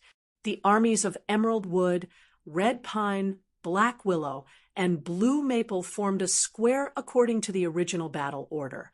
They hid in the corners of some blocks, waiting for the commander's command. The paladins sent by the various temples formed a reinforced reserve team of more than 500 people hidden in several buildings. The priests on duty were running around busily, giving more blessings to these staunch warriors. As for the mayor of Soft Maple, although he couldn't return to the front line because the storm mech was out of fuel, he found a place where he could play a more useful role. The fat mayor led the mercenaries and a group of sailors on the Leviathan that Keys assigned to him. He visited all the ship owners, caravans, robbers, and rich families that didn't have time to escape Soft Maple City. They did this to eliminate any hidden dangers that might arise, and at the same time, to gather some more resources. Anyone who was good at wielding swords or war materials piled up in warehouses were all temporarily requisitioned by him. Some of them wanted to resist, but in the end, they were all persuaded by the vicious mercenaries and the even more vicious sailors, underquests using physical means. Armed with weapons and equipment, they obediently became a member of the Suicide Squad. Under the pressure of swords, this Suicide Squad of more than 1,000 people was the first to be thrown into the predetermined battlefield, serving as cannon fodder to consume the enemy's offensive strength. There was only one thing they could do, and that was to rely on their own ability to survive in the following battle. And this wasn't an easy task. The Hound Tamer's next attack quickly proved this point. The cyborg monsters that were the fusion of the little monsters and the mechanical chocobos immediately rushed towards Soft Maple City after the steam tank bombardment ended. The Raven men followed closely behind, and the blazing shadow beasts were scattered among these monsters as support. The collapsed city walls formed a defensive vacuum zone. The mechanical chocobos that were as agile as velociraptors stepped on the rubble as if it was flat ground. They were the vanguard and the first batch to rush into Soft Maple City. Due to the different ways in which the little magical creatures were fused with, each magically modified chocobo bird had a different appearance and different abilities. Some of them only added some intelligence to the mechanical chocobo. Some gave the machine some simple spell-like abilities, such as phantom cantrip, fire ignition, spider walk. Each of them had their own differences. The first group of resistors who encountered them, the group of glorious members of the Suicide Squad, were punished for this. After all, they weren't a regular army, and most of them were just ordinary people who liked to fight. When faced with the mechanical chocobos that were as tall as horses, these foot soldiers already had some fear. Following that, although the enemy's level wasn't high, but their ability to fall out in a variety of ways caused them to suffer heavy losses. The members of the Suicide Squad who couldn't see through the illusion trick slashed at one of their opponents with all their might, only to find that the opponent had disappeared from the spot with a puff, and in another direction, the sharp beak of the mechanical chocobo had already pecked into his neck.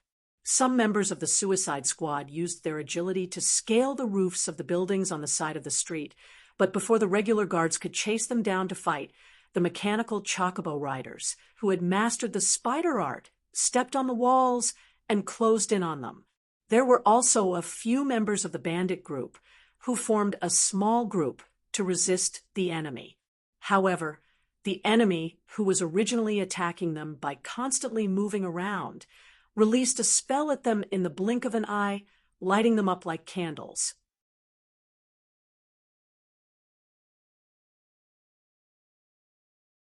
Chapter 692. The monster scored 300 points, and the Suicide Squad scored less than 10 points. Standing on top of a tall building, Smashed Bear Head looked down at the battlefield and calculated silently. As a Goliath, he and his people liked to stay in high places, which was why they occupied this tall building as their lookout post. However, not all sailors were like them. The orc wolf riders on the Leviathan ship were busy comforting their dire wolf companions. "Why do we have to stay at such a high place? My pet can't wait to charge into the battlefield," Fezzik complained. However, he couldn't change the current situation, because this was Key's request. The young blue dragon ordered his men not to blindly join the battle. Now was not the time for them to act. Lord Nalu and Mr. Shea are adjusting their weapons. Shredder Bear looked at Fazak and explained to his comrade, who had fought alongside him, "It won't be long before these streets are razed to the ground."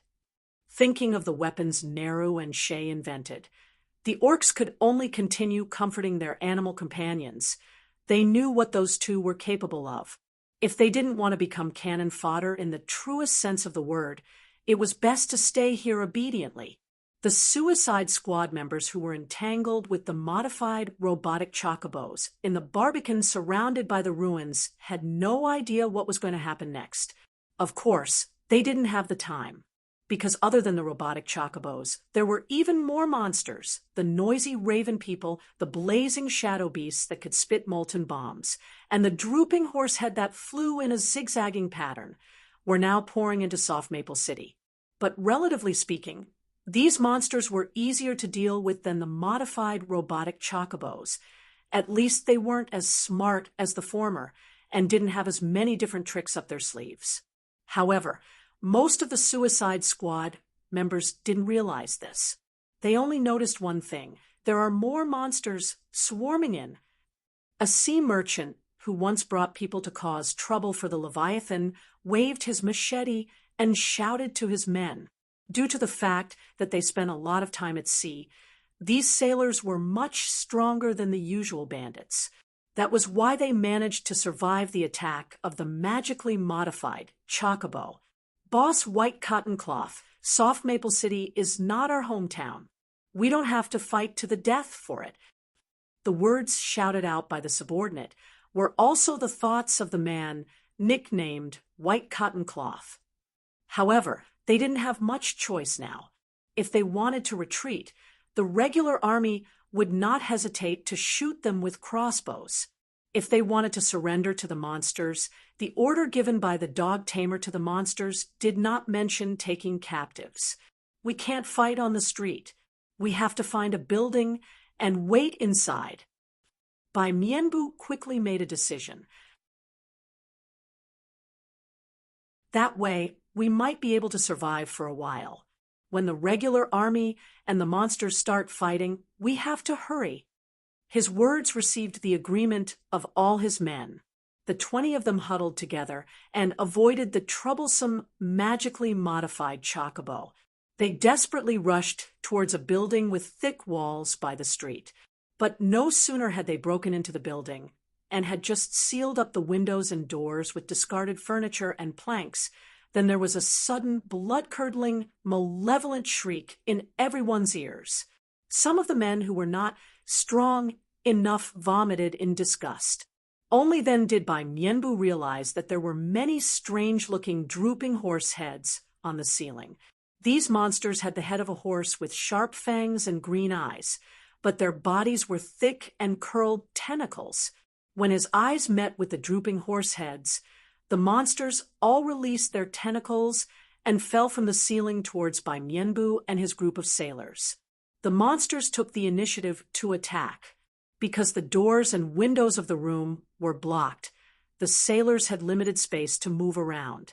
Many of them were quickly entangled by the drooping horse heads.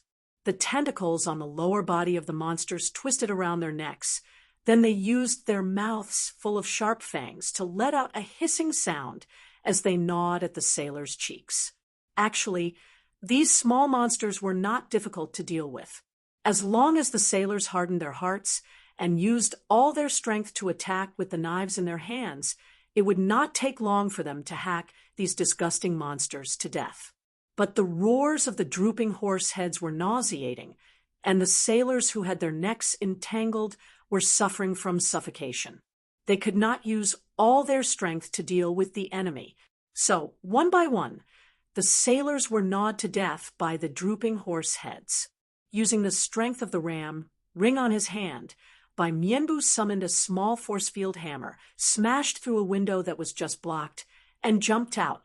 With this, he was able to escape with his few remaining men. However, before they could even catch their breath, an even more terrifying encounter befell this group of unlucky bastards. More than a dozen raven men with crude shields and weapons, as well as a blaze shadow beast with a red glow in its mouth, had surrounded them. Go to hell, monsters! The enormous pressure made them lose their minds, and Bai Mianbu and his men took the initiative to rush into the raven men. At the last moment of his life, Bai Mianbu's blank mind thought of a question. Is it more painful to be torn apart by monsters, or is it more painful to be eaten by sharks in the sea? The latter was what he often did to the merchants he robbed, and the former was the reality he was about to experience. Although he finally obtained the answer, no one knew the answer except for him. Perhaps this was not accurate. After all, many of the members of the Suicide Squad had already experienced the pain of being torn apart by monsters, and there was no lack of pirate leaders who were like Bai Mianbu. We've lost some of those monsters, but there's almost no one left in the Suicide Squad. It's only a matter of time before they're all slaughtered. Standing on the temporary watchtower, Grimm personally observed the battle. Then, the commander of the Alliance Army ordered his subordinates to send out a flag signal. Greenwood First Phalanx, Red Pine, Black Willow, Blue Maple First Phalanx. The target is a group of crowmen gathered at the 4th Street. Although Green had a certain degree of confidence in the strength of his own army because he had never fought with monsters before, he still cautiously adopted a joint attack strategy, allowing a small number of troops to deal with a smaller number of enemies to find out the details of the monsters. The nearby Scorpion cannons and other long-range troops freely attack the Raven men at the 4th Street. At the same time, provide cover for the soldiers in the square formation. Don't let other monsters interfere with their battle.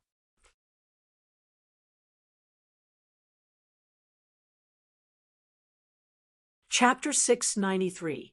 Quess actually wanted to say, "You're wasting your time." However, seeing that the leaders of the Alliance army were in high spirits, he simply suppressed this sentence in his stomach. That's fine. If you don't try, you won't know if it's useless. In order to get a better view, they not only built a 20-foot-high observation tower at the top of a tall building, but also raised a hot air balloon at the top of the tower. At a height of nearly 80 feet from the ground, Keyes and the mayors of several cities squeezed into the hot air balloon, overlooking the battle between the army of monsters and the Alliance's phalanxes. The phalanxes of the Ramsey people were similar to those in other worlds. Each phalanx was composed of about 50 people, divided into 3 parts: vanguard, flank, and core. The vanguard was a warrior with a round shield and short spear. They were responsible for receiving the enemy and engaging in hand-to-hand combat. The flank was a long-range archer with a bow and crossbow. They were responsible for attacking the enemy. The core of the formation was a reserve team commanded by the phalanx captain. They were responsible for changing the formation at any time, as well as replacing the wounded in the vanguard and flank. The only difference between the phalanxes and the ones Keyes had seen before was that the core of the Ramsey phalanxes were equipped with 5 or 6 alchemists. They were completely obedient to the captain's orders. They could not only save the wounded, but also rely on throwing alchemy potions to kill the enemy. The first phalanx of Emerald Wood City to engage the Raven men on 4th Street was the first phalanx of Emerald Wood City. They were all wearing dark green armor. The warriors in the vanguard wore metal armor, while the warriors on the flanks and in the center of the formation wore lighter leather armor. Following the captain's order, the archers on the flank took the lead and began to rain arrows on the enemy. Many of the Raven men, who only used crude shields to resist, fell to the ground after being hit by several arrows. However, the vitality of these monsters was much higher than that of the ordinary Ramsey people. They quickly got up and charged at the phalanx of Emerald Wood City with their companions. "Vanguard!" the phalanx captain immediately ordered. The warriors with shields and short spears immediately responded and stepped forward to block the Raven men's charge. Not only did they use their shields to fiercely slap their opponents' cheeks, the short spears in their hands also looked for openings to stab, bringing out large amounts of blood. Following that, several alchemists who were at the core of the formation threw out the flasks of blazing fire glue in their hands one after another, burning the monsters that were trying to rush towards the frontline warriors.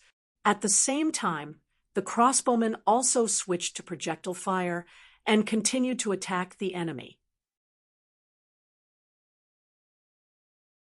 Using the flank to lure the enemy, the vanguard to resist the enemy, and the core of the formation to support the enemy, Emerald Wood City's square formation's 3 axes immediately stunned the evil crow men. The monsters gradually understood that the opponents they were fighting were no longer suicide squads, but a regular army.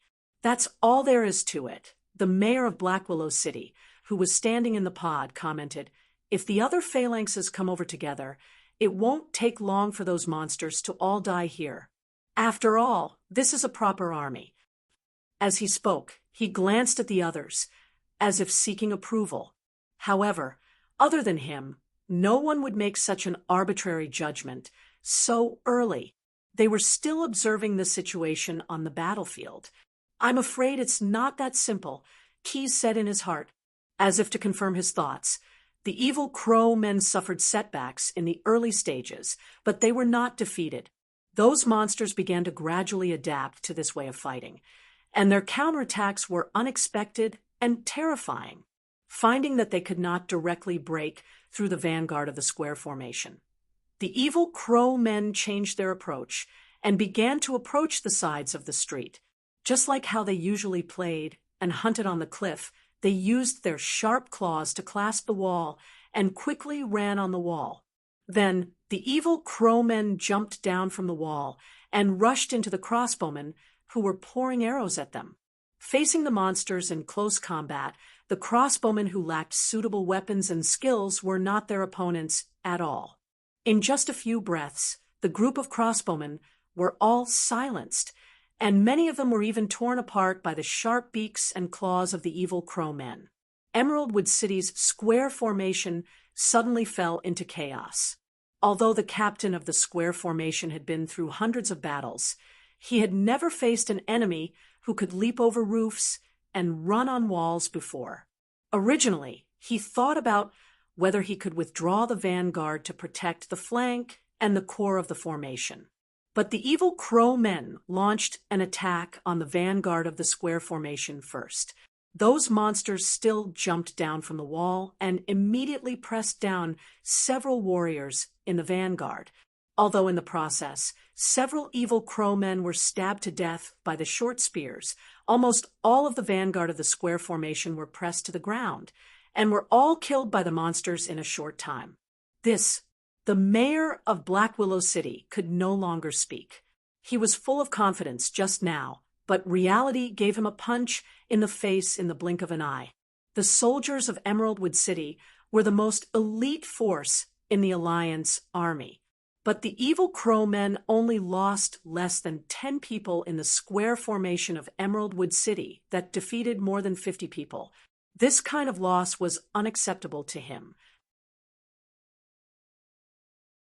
If the Ramses' loss ratio in the face of the monster army was like this, then their combined army might not even be able to survive this battle. And this was just a group of evil crow men. According to the information collected before, the monster army also had blazing shadow beasts and magical mechanical chocobos. Ordinary humans could not compete with them at all. What's more, the Tribulation General who commanded the monster army had not yet made a move, and the Tribulation General's master, the Emperor, had not yet appeared from the protrusion. Even if they desperately resisted the monster army, how would the Tribulation General and the Emperor deal with it? How long before the storm mech can be activated? Green, the leader of the Five-City Alliance, looked at the fat mayor of Soft Maple City. We can hold on for 2 more hourglasses at most. If there is no way, then Soft Maple City will definitely fall. With that said, there was a trace of anxiety in his eyes. In fact, he was already comforting himself when he said 2 hourglasses. If it were not for the fact that the battle line was now spread out, he even had the idea of ordering the army to withdraw from Soft Maple City. After all, that way, he could still preserve some of his strength and not lose everything. The mayor of Soft Maple City hesitated. After telling a lie, he had to rely on a series of lies to make up for it. He did not say that the storm mech had a malfunction before, and now there was no way to explain this fact. Withdraw your army and let the scorpion cannons and ballistic cannons suppress the enemy in the rear, Keyes said. He did not want to ease the embarrassment of the fat mayor, but he wanted to show his strength. My people will temporarily hold the monster army. I also have engineers on my side to solve the problem of the storm mech.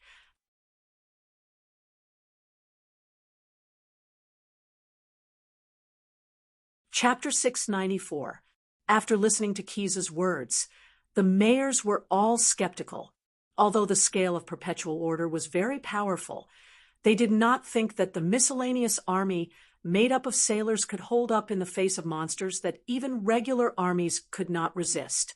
Sir Keyes, Mayor Green frowned and said, "Are you sure you want your men to cover the retreat and cover the retreat of the Alliance army from this battlefield? This is not a joke." In the face of doubts, Keyes did not refute or explain. He just said in a positive tone, "The battle is not over yet. Your army can at least withdraw. If you wait a little longer, I'm afraid there won't be such a good opportunity. Perhaps there were still some doubts in their hearts, but this did not prevent the mayors from thinking rationally. Now it was indeed as Keyes said. Their army was not yet in a stalemate with the monsters. At least they could still withdraw from the defensive positions one by one. If they moved faster, it was not impossible to directly withdraw from Soft Maple City. But if they delayed a little longer, the monster army would bite the tail of the army. At that time, let alone retreat, with the degree of devastation on the battlefield, it was estimated that no orders could be carried out. Retreat, do as he said before. Green decisively said to the attendant in charge of the flag, signal. With the flag signal and the herald's quick notification, each square soon received the order from the Alliance Army's commander. The ballistae and scorpion cannons set up on the roof began to fire, and a rain of arrows splashed on the advancing monsters. The troops over there have retreated. The Goliath warrior Shatterbear Head was the first to see the Ramsey army's movements. He turned to Fazak and said, "Pay attention to pacifying your partners. Lord Nero and the others are about to make a move." After saying this, he also reminded several people of his race. They all took out ear muffle-like things, put them on their heads, and firmly tied them with straps. Standing on the top of another tall building, Nero and Shay also received the signal from Keyes. The ogre weapon master showed a carefree smile on his face. Experimenting with the latest weapons was his greatest hobby. The Megalosaurus has been fused, and the fuel in the Storm Reaver is also full, Shay said to Nero while adjusting the equipment next to him. Then what are we waiting for? You're right. I also want to collect some of the operating parameters of the engineering Goblin's creations. So, Shay contacted Megalosaurus with a wireless device. The stage is ready. It's your turn. It turned out that Keyes did not refer to the crew on the Leviathan, but to the clockwork Megalosaurus he had created on the front lines of the Blood War. 2 days ago, he saw the hound tamer of the Storm Mecha battle. In his excitement, Keyes had secretly checked on the mech. When he discovered that the mech had been locked by the dwarves using a special secret key, Keyes decisively used brute force to break it. He took out the clockwork Megalosaurus that had turned into an alarm clock and had it fuse into the locked Storm mechanical suit. Just like that, the Storm mech, which had no AI program, was forcefully taken over by a mechanical construct. The secret key that the dwarves had stuffed into the beast-shaped keyhole was also pushed out of the Storm mech's body. After solving this problem, Keyes asked Shay to help the clockwork Megalosaurus optimize the performance of the Storm mech and adjust the size of the cockpit. In this way, the burly ogre Nero naturally became the first pilot of this Storm mecha modified. His task was to show the true strength of this weapon and let the Five-City Alliance see the foundation of the scales of Eternity Chamber of Commerce at the same time. I can't wait. Looking at the Storm mech flying from afar, Nero suddenly returned to his original figure. He jumped from the roof into the air and stretched his body into the shape of the Chinese character. Just as Nero started to fall, the Storm mech flew behind him. The belly compartment opened and wrapped the ogre inside, completing a rather superhero-style mech suit. After knowing the name of this mech, Keyes was very dissatisfied with its lack of flight ability. What right did a mech without flight ability have to be crowned with the name Storm? So when the clockwork Megalosaurus was optimizing it, it first made up for this shortcoming of the Storm mech, making it worthy of its name. Using the powerful airflow of the engine, the mech gained the ability to sprint and fly. After completing the outfit, Nero directly unlocked the first combat module of the Storm mech according to the manual he was already familiar with. At the same time, the Storm mech hit Rhoda hard, due to the clockwork Megalosaurus modification. The Storm mech was originally very powerful, but it was also equipped with a clockwork overload ability that allowed the engine to explode for a short time. Like a spider, tentacles with wheel saws extended out, Nero controlled the storm mech to perform a dance of death. Like cutting tofu, the wheel saws spun and crushed the buildings, cutting them into pieces. The monsters hiding in the buildings, like the drooping horse head, did not put up any effective resistance, and were all crushed under the rubble. The Raven men were in a similar situation. With no buildings to climb, they did not have the opportunity to use their leap over walls ability at all. These monsters were chased around by the storm mech, and if they ran a little slower, they would have been turned into a pile of minced meat. Only the blazing shadow beast and the magically modified chocobo had long-range attacks, and they tried to shoot at the storm mech with molten bullets and magically modified gnomish firearms. However, this level of attack could not penetrate the armor of the storm mech.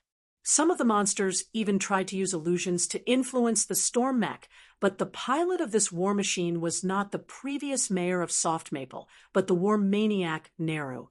Facing the illusions, the ogre did not have any fear or hesitation. He used the most direct method, brute force, and waved the storm mech's tentacles of death and swept towards them. No matter what illusions were created, for the storm mech pilot who was determined to flatten this area, it was all a waste of mana and had no effect.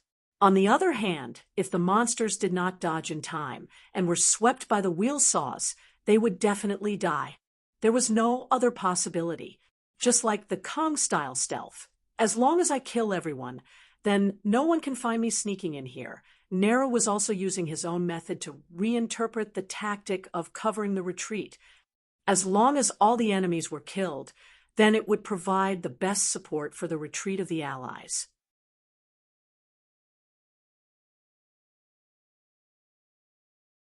Chapter 6, 95. That's enough.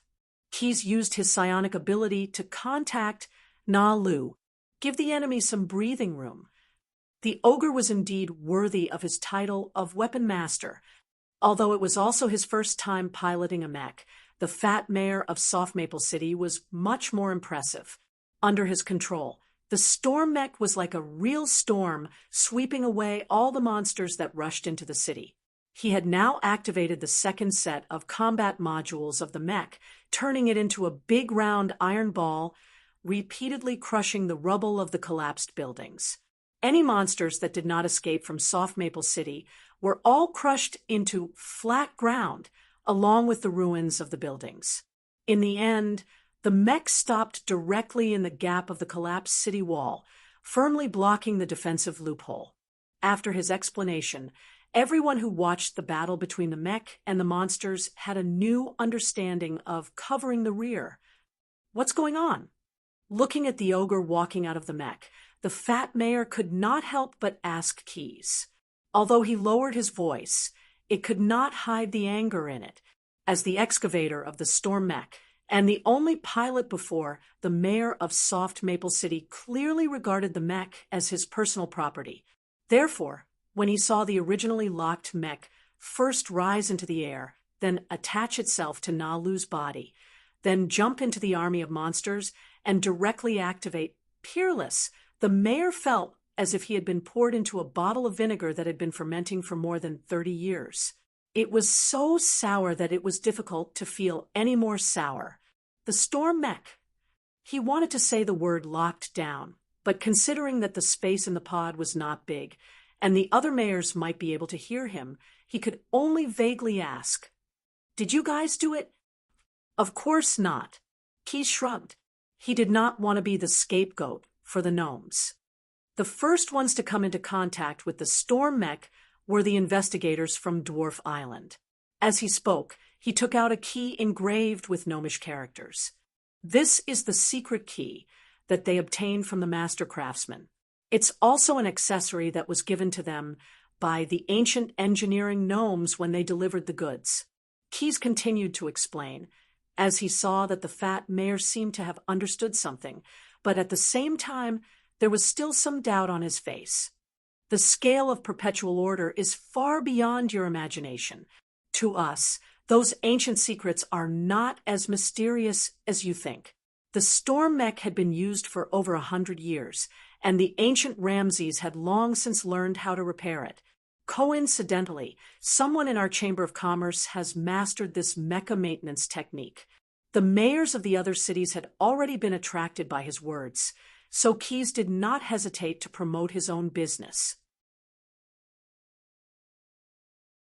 No matter if it is this storm mecha or any other mecha that you may find, the Scales of Eternity Merchant Guild can provide excellent post-production maintenance and repair, as long as you can pay the right price. Why isn't the storm mech moving? Is it because there is no fuel? Asked Green, the commander of the Union Army. In fact, the answer was no. After being fused with Megalosaurus, the soul of Megalosaurus itself could provide sufficient power for the storm mech. Just now, it had only fought for less than half an hourglass, and only 1/3 of the new light and heavy oil had been used. Under the premise that the third group of combat modules had not been activated, the storm mech would have had no problem fighting for an hourglass. However, Keyes had his own plans. He did not want the Union Army to continue to stay here and fight to the death with the Emperor's army, because they had seen the power of the storm mech. In the young Blue Dragon's expectation, the fight against the Emperor would be a major event that would mobilize all the human cities in the Ramsey world, and this was related to his plan to deal with Stim later. Therefore, he had to withdraw the army of the Five-City Alliance and send all the citizens of Soft Maple City to the various human cities in Ramsey to spread the horror of the Emperor and his forces. So, you're right, Keyes confirmed Mayor Green's reasonable guess. A war machine like the storm mech requires an astonishing amount of fuel to operate. The battle that lasted half an hourglass not only consumed all the fuel that all the alchemists in Soft Maple City had made in 2 days, but the raw materials used to refine the fuel in the city have also been used up. What? Then, his words made the other mayors' hearts, which had just been relieved, rise to their throats again. They had already seen the power of the monster army. If they didn't have the storm mech that could rival it, it would be no different from directly ordering the Alliance's army to die. So, we have to retreat. Keyes' words surprised everyone, but it was not without some truth. And it's not just the army that has to retreat. While the storm mech has just deterred the monster army, we have to mobilize all the citizens of Soft Maple City to evacuate together. With the army as a cover, we can evacuate more people. This can also reduce more people being captured by the monsters and then twisted into new monsters. Emeraldwood City, Red Pine City, Black Willow City, and Blue Maple City are responsible for taking in these refugees and establishing a government in exile in Soft Maple City. Next, we need to appeal to all the human cities in Ramsey to join the alliance against the Emperor. In addition to retreating, Keyes also made a suggestion that was quite in the style of the 9 prisons of Bader. In addition to retreating, we have to scorch the walls and clear the fields, not leaving a city for the Emperor to ask for resources. If we can take away food, take it away, and if we can't, poison it. Let the alchemists withdraw as the last batch. We have to leave enough horses and guards for them. Before leaving, we have to fill Soft Maple City with blazing fire glue and impact oil. When the monsters enter the city, we will raze it to the ground. Although the mayor of Soft Maple City did not agree with Keyes' suggestion, the situation was different. Not only did the other mayors think it was a good idea, but even the mercenary group leader under him agreed. Instead of leaving it to the monsters, "It's better to turn this city into their tomb," the veteran replied to his employer.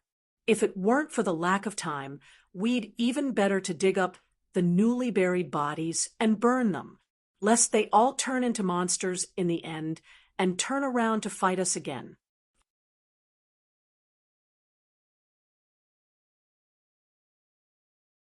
Chapter 696. The retreat plan was carried out in an orderly manner.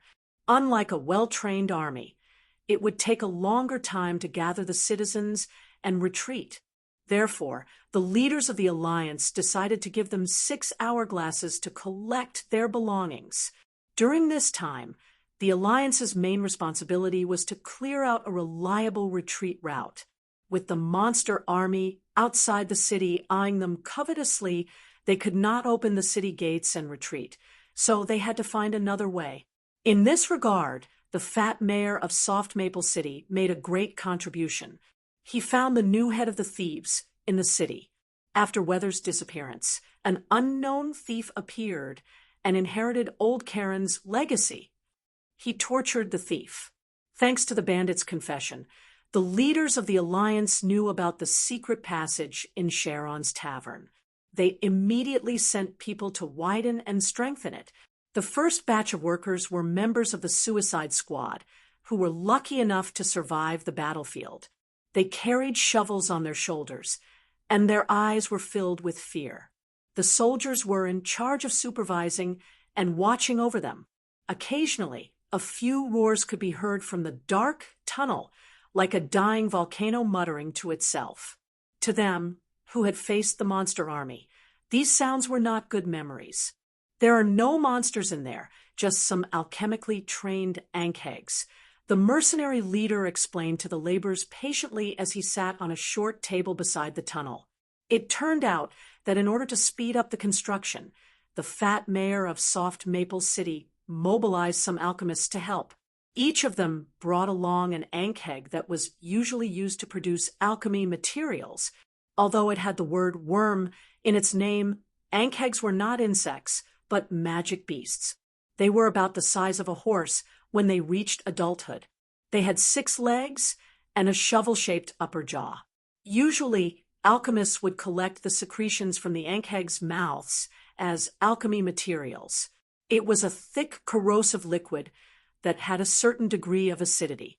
But with a little processing, it could be made into a very good dissolving agent. In addition, the old skin that the ankhegs shed every year could be used to make some corrosive alchemy containers. However, the reason they brought the ankhegs here was to let them use their special ability to dig. Their jaws and feet are perfect for digging. Other than the frozen soil and rocks with more metal minerals, the ankhegs' digging speed in soft soil, sand, and gravel was absolutely astonishing.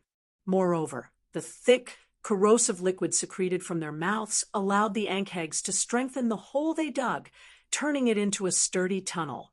With the help of these little digging experts, the laborers were only there to help move the soil and gravel dug out by the ankhegs. After the tunnel was widened and reinforced, the alchemists left with their ankhegs. They still had to make use of the time to refine blazing fire glue and impact oil. The first to enter the tunnel was the leader of the rebel army, who had not had much of a presence for the past 2 days. When Rake came to Soft Maple City, he wanted to talk to Keys, but he only got a reply of "let's wait for 2 days." At first, he was still a little dissatisfied, and there were some gaps in his heart, but after witnessing the battle that broke out after the monster army rushed into the Soft Maple City, all these emotions disappeared. Now was not the time to chat, and he had to wait for 2 more days. The reason why he was the first to enter was because this tunnel led directly to the outskirts of Jin Village. He had to bring people back to the village first, evacuate the villagers and the rebel army, and lead them to Emeraldwood City 1 step ahead. Following him was a black-armored knight who was always by Grimm's side. With him, Rake and the others did not have to worry about being intercepted by the garrison of Emeraldwood City. It was convenient for them to evacuate quickly. After walking for about an hourglass, the group finally reached the end of the tunnel. In fact, if it was not for the torches that were installed at intervals on the walls of the tunnel, they could have walked out in half an hourglass. This is only half a league away from Jin Village. Standing in a circle of graves, Rake was a little speechless. But for several years, no one has discovered that there is a secret tunnel that leads directly to Soft Maple City. It must be because this place is too remote. There are usually no people or anything. Rake's men echoed, but the black-armored knight who followed Rake did not say anything. He just cautiously looked around. Since they had walked out of the tunnel, Rake did not waste any more time. He led the group of people out of the cemetery quickly and came to a man-made path. They walked towards the direction of Jin Village. There was a thin layer of snow in the forest, and when they stepped on it, it made a rustling sound. At this time, night had quietly fallen, and the path in the forest became darker. A rebel soldier behind Rake took out a lantern and wanted to light it. "Don't light it!" The black-armored knight, who had been silent the whole time, quickly came to the soldier and grabbed his wrist. "Something doesn't feel right. I think I smell blood." Because of the black-armored knight's reminder, Rake immediately reacted. He immediately took out a small leather bag, squeezed out a little bit of dark red ointment, and then quickly rubbed it into his nostrils. This was an alchemy potion called Hound's Blood, which could enhance the user's sense of smell for a short period of time. With the help of the external object, Rake also confirmed that the black-armored knight was not lying. There was indeed a faint smell of blood in the air. Rake immediately thought of the monster army that they encountered in the past few days.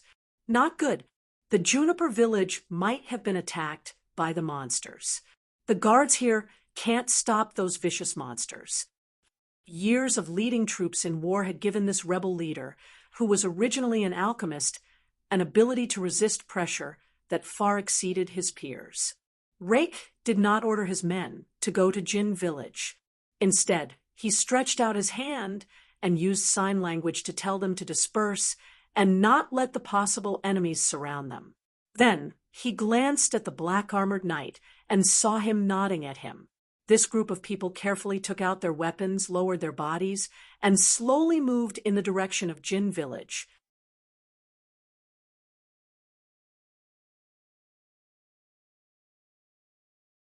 Chapter 697. What would the end of the world look like? Perhaps everyone had an answer in their heart, but in the eyes of Harrow and his men, the end of the world was nothing more than this. This scene was the end of the world. When they reached the edge of Juniper Village, the smell of blood in the air was very obvious. Everyone could smell it. The camp was made of logs, and there were already large holes in it. The tragic scene was unreservedly reflected in everyone's eyes. Cocoons were almost all over the village. Some were big and some were small, but without exception, they were all broken. The pitter-patter of pus mixed with blood flowed onto the small path in the village, forming a small, disgusting pool. The sun was setting, but there was no light in the entire Juniper Village. Only a few jackals that sneaked into the village from the forest surrounded the small pond and drank. They looked up from time to time with green light in their eyes. It must be the king's men. Seeing the tragic scene in Juniper Village, a rebel soldier said viciously. He had relatives and friends living in the village. Those disgusting monsters must be killed. Harrow stared at him, but did not refute his words. The situation was obvious. Juniper Village was attacked by a general. The villagers were all turned into monsters, and now they were all taken away. "Kill those jackals," Harrow thought for a moment, and ordered. "Don't care about those cocoons. When the people in the city evacuate, let them see this scene. Let them know that if they don't want to become monsters that are neither human nor ghost, they have to run quickly." The black-armored knight beside Rake suddenly stretched out his finger. "Look over there." Following his reminder, everyone looked at the pack of jackals that were foraging for food. Those guys who drank the corpse fluid seemed to be mutating too. Under everyone's surprised gaze, the facial muscles and hair of the jackals that drank the corpse fluid began to peel off. Not long after, their skulls and bright red tendons were completely exposed. However, they didn't seem to have realized that something was wrong with them. They are mutating into bone-faced spotted beasts. Harrow was an alchemist. He was more knowledgeable than the others. He immediately recognized what kind of creature those jackals had mutated into. They are turning into magic beasts. His exclamation did not elicit any reaction from the others. Everyone, including the black-armored knight, except for Harrow, was just a bunch of bloodthirsty thugs. Naturally, they didn't have much knowledge. They lacked a basic understanding of the technology that could allow ordinary natural creatures to mutate into magical beasts. "Are we still fighting or not?" "Boss," one of the rebel soldiers asked. Rake nodded. He knew how strong the bone-faced spotted beast was. With the strength of the dozen of them, it was not too dangerous to deal with a few bone-faced spotted beasts. Thus, the rebel soldiers picked up their weapons and crawled into the hole in the wall. The black-armored knight followed closely behind, holding a battle axe in his hand and standing beside Rake, supporting the group of soldiers. Seeing that someone was attacking them, the group of jackals that were mutating into the bone-faced spotted beast immediately reacted. They raised their pale heads and let out a low growl. Then, they turned around and charged over. Whoosh, whoosh, whoosh. 3 consecutive arrows were shot from a rebel soldier's bow and hit the bone-faced spotted beast that was running at the front. It was the largest and the fastest, so it naturally received the most care. As it turned out, although the jackals had mutated, they did not become much stronger. Of the 3 arrows, other than the one that hit the exposed skull, the other 2 did not bounce off and successfully hit the target. With just a whimper, the beast that looked like the leader of the jackals fell to the ground. It was even stabbed a few more times by the rebel soldiers. It did not take long for the rest of the mutated jackals to be slaughtered by the soldiers. Rake ordered his men to drag the dead jackals together and dig a hole to bury them. "It's not convenient to start a fire now. Later, we'll put up a sign here. When the city's army comes, they'll set these things on fire." Then, he personally mixed some alchemy potions and sprinkled them around Juniper Village. These potions emitted a pungent smell that could disperse the insects in the forest and prevent them from entering the village to drink the blood of the mutated creatures. After doing all this, more than an hourglass had passed. They hurriedly went to a permanent stronghold run by the rebels to prepare for the evacuation. The rest could only be left to the troops that evacuated from Soft Maple City. After about 4 or 5 hourglasses, sparse flames lit up in the forest. The troops of Red Pine City and Emeraldwood City came out of the secret passage. They flattened the cemetery at the exit of the secret passage and opened up a path from the exit to Juniper Village. Then, nearly 60,000 civilians of Soft Maple City were half driven and half willingly through the tunnel and set foot on the forest path that had just been consolidated. Although there were some troubles during the evacuation process, the regular soldiers of Black Willow and Blue Maple, who were scattered among the civilians in the form of squads, suppressed the chaos and ensured that the evacuation was completed in an orderly manner. During the entire evacuation process, the fat mayor of Soft Maple City also led his mercenaries and Steel Fork Battalion soldiers to do their best to maintain the order of the team. At this moment, except for some properties and furniture that could not be taken away, Soft Maple City was almost empty. Only the alchemists responsible for the production of blazing fire glue and impact oil, as well as Keyes' group, did not leave. "How's the preparation of the caravan?" Keyes asked Fizak, who was in charge of this work. The other party immediately gave an affirmative answer, and at the same time reported the escape route that they had just planned. As the last batch of troops to evacuate, the alchemists could not leave with the rest of the troops. They could only take carriages and Keyes' men to break through the southwest gate of Soft Maple City and take the main road to Emeraldwood City. However, unlike the ordinary civilians, they would be protected by the scale of perpetual order. At the same time, because there were fewer people, the animals used to pull the carriages were more affluent, so they might even reach Emerald Wood City faster than the group of civilians who left first. In the latter half of the night, when everything was ready, Keyes directly ordered all the torches on the city wall to be lit, and then let Nala drive the storm mech to move away the blocked city gate. The monster army that had been squatting outside the city also noticed the abnormality in the city. As the commander, the dog trainer immediately ordered, "The opponent's mech must have run out of fuel. Now is our chance to replenish it." The monster army that was inspired by these words instantly charged at Soft Maple City again, as if they had been injected with chicken blood, and very smoothly spread throughout the city.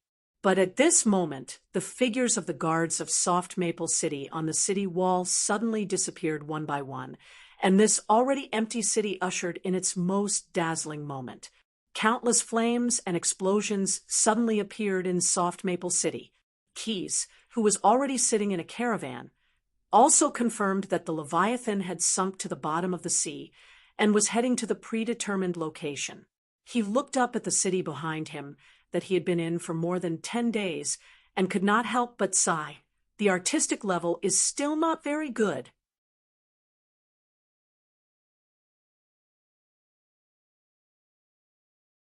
Chapter 698.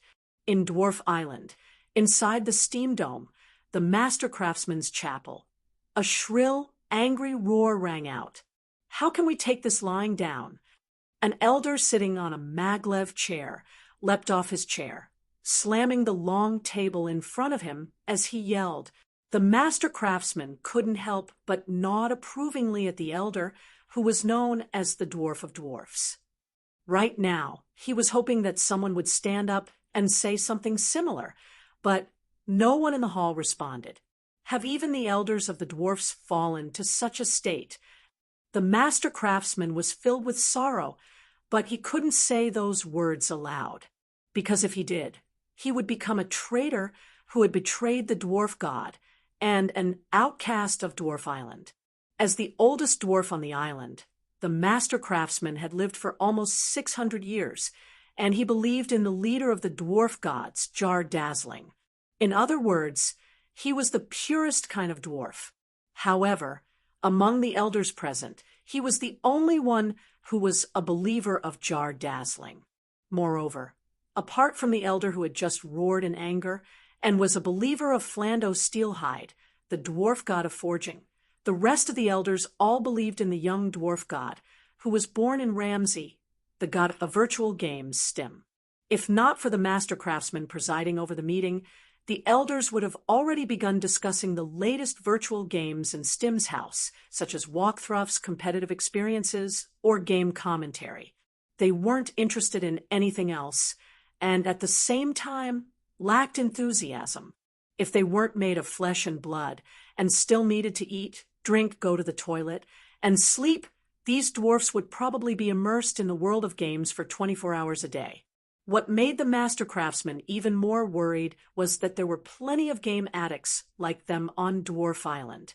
Ever since His Majesty Stim succeeded in ascending to godhood, more and more dwarfs began to stop working and indulge in virtual games all day long. Right now, of the 7 elders holding the meeting in the Steam Dome, 5 of them were believers of the god of virtual games, a drastic change that would have been unimaginable hundreds of years ago. A large number of gnomes were addicted to games, which almost caused Gnome Island to wither away. Even if he had found a way. Inspired by Guard Dazzling, whose emblem was the gold nugget, the Master Craftsman had invented a stable financial system that could rely on Ramsey's human society to support all the gnomes on Gnome Island. However, as an old-school dwarf, the Master Craftsman didn't believe that dwarf inventions could be maintained forever. That would be very unfitting of a dwarf. This system had been running for nearly 400 years, and he had a vague feeling that it had been stable for long enough. As the inventor of the financial system, he knew very well what kind of disaster would befall Dwarf Island if this system suddenly collapsed one day. However, apart from him, None of the other dwarves on Dwarf Island seem to have realized this. They're becoming less and less like dwarfs, maintaining the concept of being vigilant in times of peace, and before the invention goes out of control, inventing another creation that can be remedied is the proper way of a dwarf. The master craftsman couldn't help but feel a little anxious as he looked at the dispirited dwarven elders with panda eyes. They must have been playing virtual games all night yesterday. We have to think of a way. Dwarf Island is still too comfortable now, and they all need a little pressure. Perhaps the revival of the Emperor is such an opportunity. In the master craftsman's mind, the dwarf sovereign was an omnipotent being. No matter how powerful the Emperor was, he was just a mere mortal. And yet, that mortal was able to open the seal that Gardazzling's incarnation had personally placed.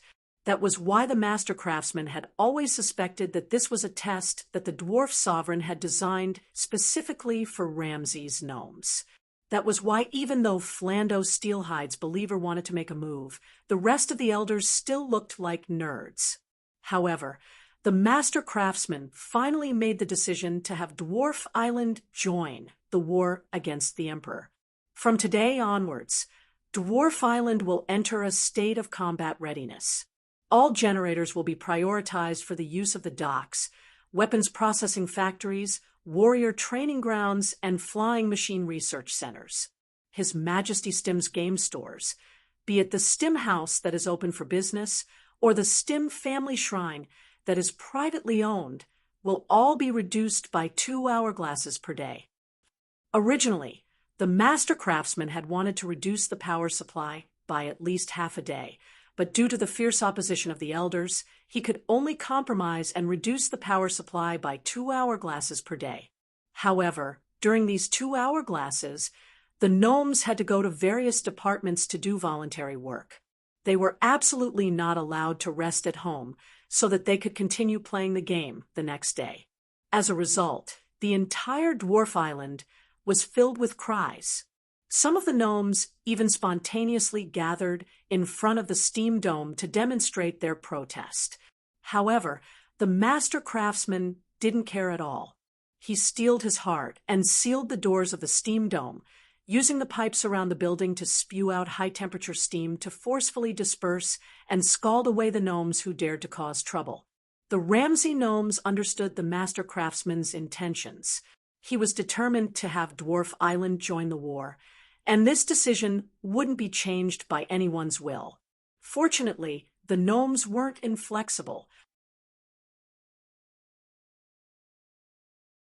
Since things had already come to this, the most important thing now was how to quickly end the war. For a moment, all the large gnome families began to contact their agents among the humans of Ramsey, the various large commercial guilds that Ramsey spoke of. The gnomes expressed that as long as they could quickly end the war, they were willing to give the commercial guilds more business rights and pay more gemstone coins to form an adequate army. At the same time, the gnomes imitated the strategy used by Stim when operating the virtual game and developed a public reward system. All the humans of Ramsey could use their achievements in fighting against the Emperor's forces to exchange for gemstone coins. They even listed killing or resealing the Emperor as the top prize, and the reward was the production method of cat's eye emerald coins. In other words, as long as they could obtain this reward, the human would have gemstone coins that theoretically could never be spent. However, in the eyes of the master craftsman, these actions of the gnomes were a form of laziness. He didn't think that the Ramsey people alone would be able to fight against the Emperor's army of monsters. Moreover, the highest reward didn't have any practical meaning. Even if someone knew the production method of cat's eye emerald coins, wouldn't Dwarf Island adjust the exchange rate and declare this currency invalid one day and replace it with new gemstone coins? It's better to have action than nothing. Being able to participate in this war is better than playing games at home. In the end, the master craftsman could only comfort himself like this.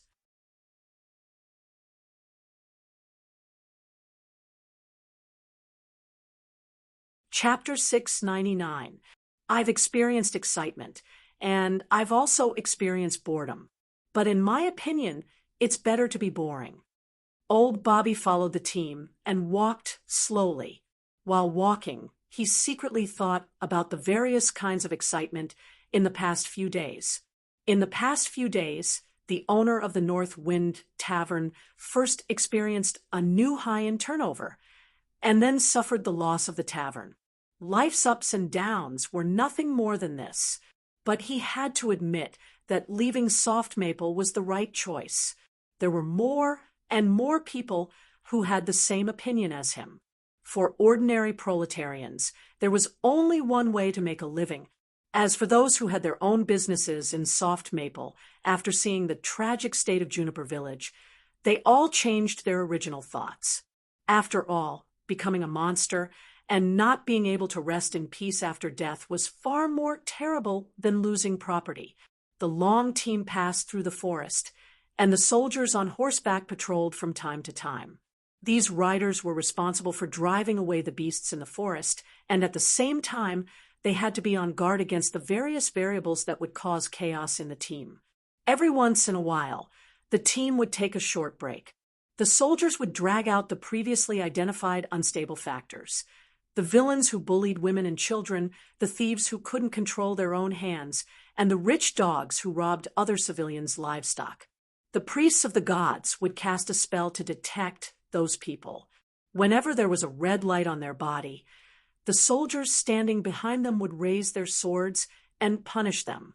As for those who didn't have a dazzling red name, their hands were tied and handed over to the Soft Steel Fork Battalion. However, their names had been recorded in the roster of the death squad. Because there were as many as 60,000 refugees in this team, the route previously provided by the rebel leader Rake became unsuitable. Mayor Green had to send soldiers to open up a new road, cut down trees, break vines, and crush shrubs. Only in this way could the people, livestock, and carts behind them pass smoothly. Emeraldwood City was located in the southwest direction of Soft Maple City, separated by a stretch of hills. Because they didn't take the main road, the team walked for about 3 days before arriving at the border of Emeraldwood City. Fortunately, the Emperor's troops seemed to have been delayed by Mr. Quitha's plan, and there were no attacks from the monster army along the way. And as the team gradually left Soft Maple, the abnormal cold didn't continue to torture them. But even so, after 3 days of marching and retreating, they still lost nearly 3,000 men, including hundreds of criminals who were executed, the old and weak who died of hunger and cold, and some civilians who fell behind for unknown reasons. But in view of the current situation, the 5 city alliance's mayors could accept this result, and the loss of personnel was even lower than they expected. Emeraldwood City's defense came to support this team. This team was the 3rd team they received in 3 days. After seeing the black armored knights by Harrow's side, the soldiers who stayed behind to guard Emeraldwood City believed that the rebels who had arrived at Emeraldwood City had been properly settled. Soon after, the alchemists who had broken out of the encirclement with questmen also arrived at Soft Maple City. Under the command of the black armored knights, this batch of alchemists all had their own new jobs. Together with the Emeraldwood City's alchemists, they had begun to prepare various kinds of alchemy potions for the upcoming war. After working hard for several days, the group of people who escaped from Soft Maple City finally settled down in Emeraldwood City. The Green family had operated in this city for hundreds of years, so it wasn't too difficult to settle 50 to 60,000 people. The city's craftsmen opened up an area outside Emeraldwood City and cut enough wood from the forest to build simple houses. Then, with the help of the Emeraldwood City's able-bodied men, a town for temporary settlement was built. The original Fat Mayor, at this time, led the mercenaries to become the town's manager, and the Steel Fork Battalion was incorporated into the Emeraldwood City's defense force to undergo retraining. Those who didn't pass the assessment were eliminated. After that, Mayor Green didn't personally involve himself in the situation here.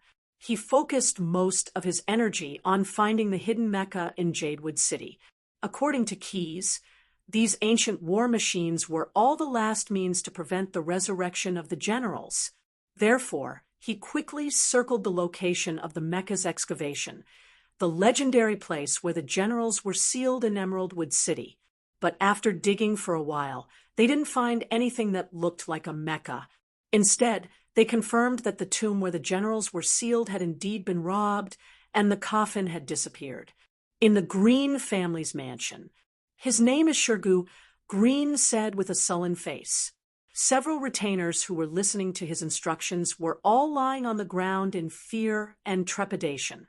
The thick blanket was obviously very warm, but they all felt cold all over.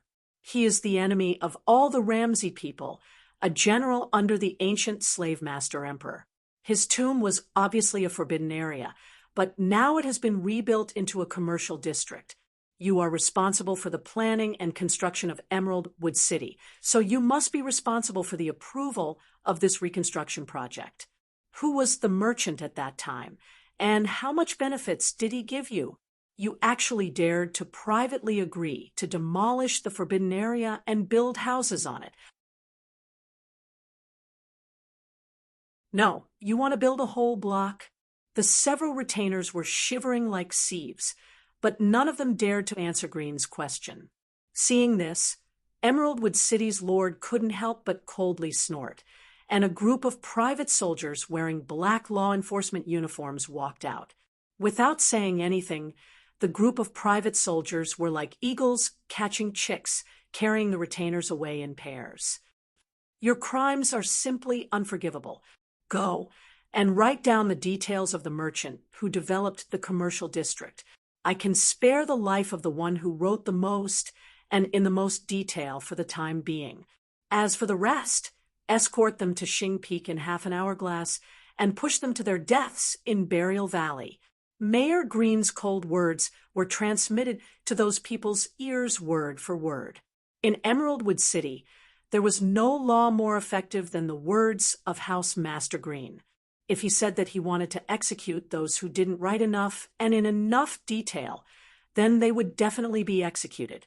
Thus, each and every one of them did their best to recall every detail of the transaction from a few years ago.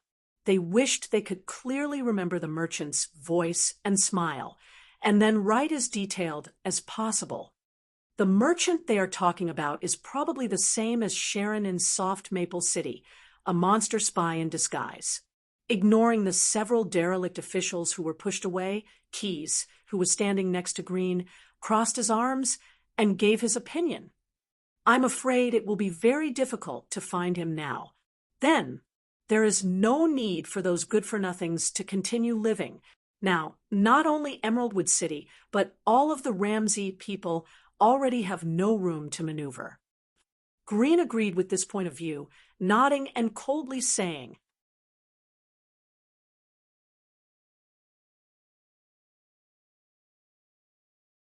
Chapter 700. "I have a guess." Keyes thought for a moment, then continued, "The Calamity Generals, Madam, and Emperor all have their own characteristics, and their abilities are different. In order to deal with their resurrection, the ancient Ramsey people and dwarves hid war machines near the seals that could deal with them. So, how could these war machines be exactly the same?" Mayor Green nodded. Although he didn't actually understand, it didn't prevent him from being a good listener. Keyes' guess actually originated from the two Calamity Generals he had in his hands, Foolish Opinion and Soul Search. They had completely different abilities. Foolish Opinion was the product of the one-eyed hawk monster's transformation, while Soul Search was a soul power mage. The storm mech of Soft Maple City was indeed the only magic weapon that could restrain the monster army. Once it was activated, ordinary monsters couldn't resist its attack at all. However, in the face of Foolish Opinion and Soul Search's ability, the storm mech's ability didn't seem to be too right. The mech was invincible on the battlefield, but could it solve the rumors spread by Foolish Opinion? Soul Search's soul power spell couldn't break through the many coatings of the storm mech, But bypassing the mech, the Calamity General could completely control ordinary people to cause great chaos and cause great destruction. Since the ancient dwarves and the Ramsey people left behind a backup plan, presumably that backup plan was also targeted. Around every sealed monster leader, there must be some kind of war machine that could restrain its ability. There were also many types of mechs. Not all the mechs buried in the city were of the storm mech type, breaking it apart, crushing it, and explaining it to Mayor Green again. This supreme commander of the Alliance army finally understood what Quest meant. You're saying that the mech buried in Emeraldwood City might not be the storm mech, or that the mech was buried in the first place, but it might be hidden in another form. Hearing him say this, Keyes knew that the other party understood what he meant. That's right, through the information collected so far, as well as the materials we found from various ancient books. Shurgu is likely to be a Calamity General transformed from an undead creature like the hunting corpse. His most important job is to search for prey for the Emperor to replenish the monster army. Other than the ability to devour bones, to form arrows, his ability to move at high speeds was his most unique ability. If Emeraldwood City has a mech, then this mech will most likely be able to limit Shredder's speed. Limit the opponent's speed. Following the train of thought led by Keyes, Glenn fell into deep thought. He suddenly thought of something that might fit this characteristic. Leading Keyes and his black-armored knights, he walked into a drawing room inside the Green family mansion. This is a drawing room. In the past, every time there was an expansion project in Emeraldwood City, the craftsmen would draw sketches here. There was a rather strange tradition here, and that was to draw as slowly as possible. If a cartographer draws too fast and makes any mistakes, according to the ancient code of Emeraldwood City, they will suffer 3 days of imprisonment. Green explained to Keyes. There are some contradictions, right?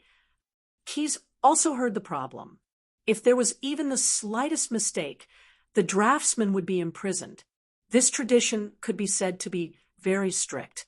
But with such a strict tradition, a mere 3 days of imprisonment was unavoidably too lenient.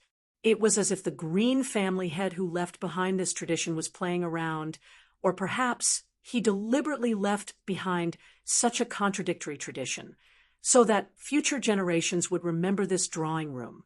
Walking into the drafting room, they saw a map of Emeraldwood City that took up an entire wall. This map was already several hundred years old, and the location marked on it was also different from the current Emeraldwood City. But the whole map showed no signs of mottling falling off, and every line was still as clear as before. The paper of this map is all tanned from the skin of the mountain giant. The ink used to draw the map should be the precious indigo, which can guarantee that it won't fade or peel off for several hundred years. Coming to the side of the map, Glenn stretched out his hand and stroked it. This map was a treasure of the Glenn family. Every generation's head of the family would instruct their descendants to keep it well and not to move its position or deface the pattern on it. Therefore, even Mayor Glenn had never reached out to touch this map before. Shurgu's tomb should be. He pressed his palm lightly on the map and stroked the lines on it until he reached the location of the seal. Here, there's a sunken place. Find me a dagger. The black-armored knight, who was not far from him, immediately handed over a dagger. With a piercing sound, Glenn quickly dug out a big hole in this precious map. There was a secret compartment hidden in the wall behind the map. Imprisonment for 3 days, looking at the knob-like object in the secret compartment, Glenn decisively reached his hand in and twisted it 3 times. Immediately after, the wall with the map on it began to tremble slightly. A secret door slowly opened. The few of them entered the secret door, one by one, and walked down the stairs behind the door, 1 step at a time. Finally, they arrived at a spacious basement. The black-armored knight held a lantern in his hand, but the range of illumination was still not enough. Keyes snapped his fingers, and several small balls shining with white light flew out and floated above everyone's heads. Under the illumination of the eternal flame, they finally saw what was in front of them. There were more than 50 crates placed in the middle of the room, but none of them were on top of the other crates. Glenn walked to a box and wanted to open it, but found that the gap between the lid had been sealed with beeswax.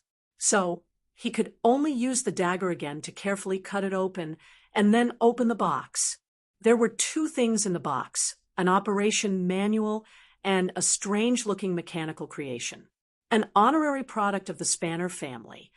Standing behind Glenn, Keyes saw the printed handwriting on the cover of the operation manual and suddenly remembered his 2 former comrades. Engineering gnomes. Spanner family. It's them. As for the strange-looking mechanical creation, Glenn didn't know what it was.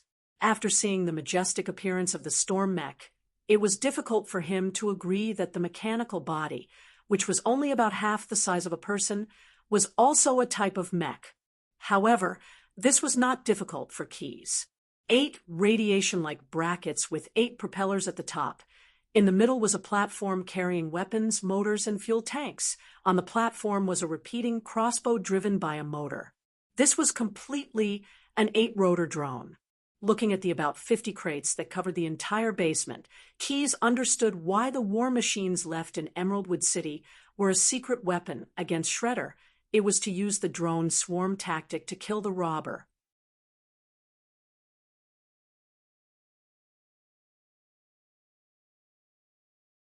Chapter 701. After Emeraldwood City discovered the swarm drones, Red Pine, Black Willow, Blue Maple, and other cities successively discovered their inherited war machines. Without exception, they were all weapons of mass destruction to deal with the corresponding calamity generals. Red Pine City, in response to his ignorance, unearthed a robotic male sphinx war beast that could emit intimidating sound waves. Black Willow City, in response to Soul Search, unearthed an obsidian destroyer statue that could absorb soul energy. Blue Maple City, in response to his incarnation, unearthed an alchemy golem made of metal, wood, and glass tubes. In terms of value alone, the storm mech unearthed in Soft Maple City was undoubtedly the ceiling for the ancient Ramsey people to purchase arms from the siege goblins. However, considering the energy consumption, endurance, and maintenance costs, the war machines found in other cities seemed to be more advantageous. The swarm drones in Emeraldwood City were powered by a small light oil engine, and they could produce their own weapons and ammunition. Even if 50 drones took off at the same time, the fuel consumed was less than 1/10 of the fuel used to activate the storm mech once. It was only enough for the storm mech to operate for 3 hourglasses, but it was enough for the swarm drones to fly for an entire day. Red Pine City's robotic male sphinx, War Beast, used the captive's ignorance as an experiment. His sound wave attack could directly and effectively restrain the disturbing spiritual energy that the enemy constantly released to the surroundings. The infrasound attack contained in the 3 overlapping roars could even directly damage the Cyclops cerebellum, causing it to lose the ability to coordinate its limbs.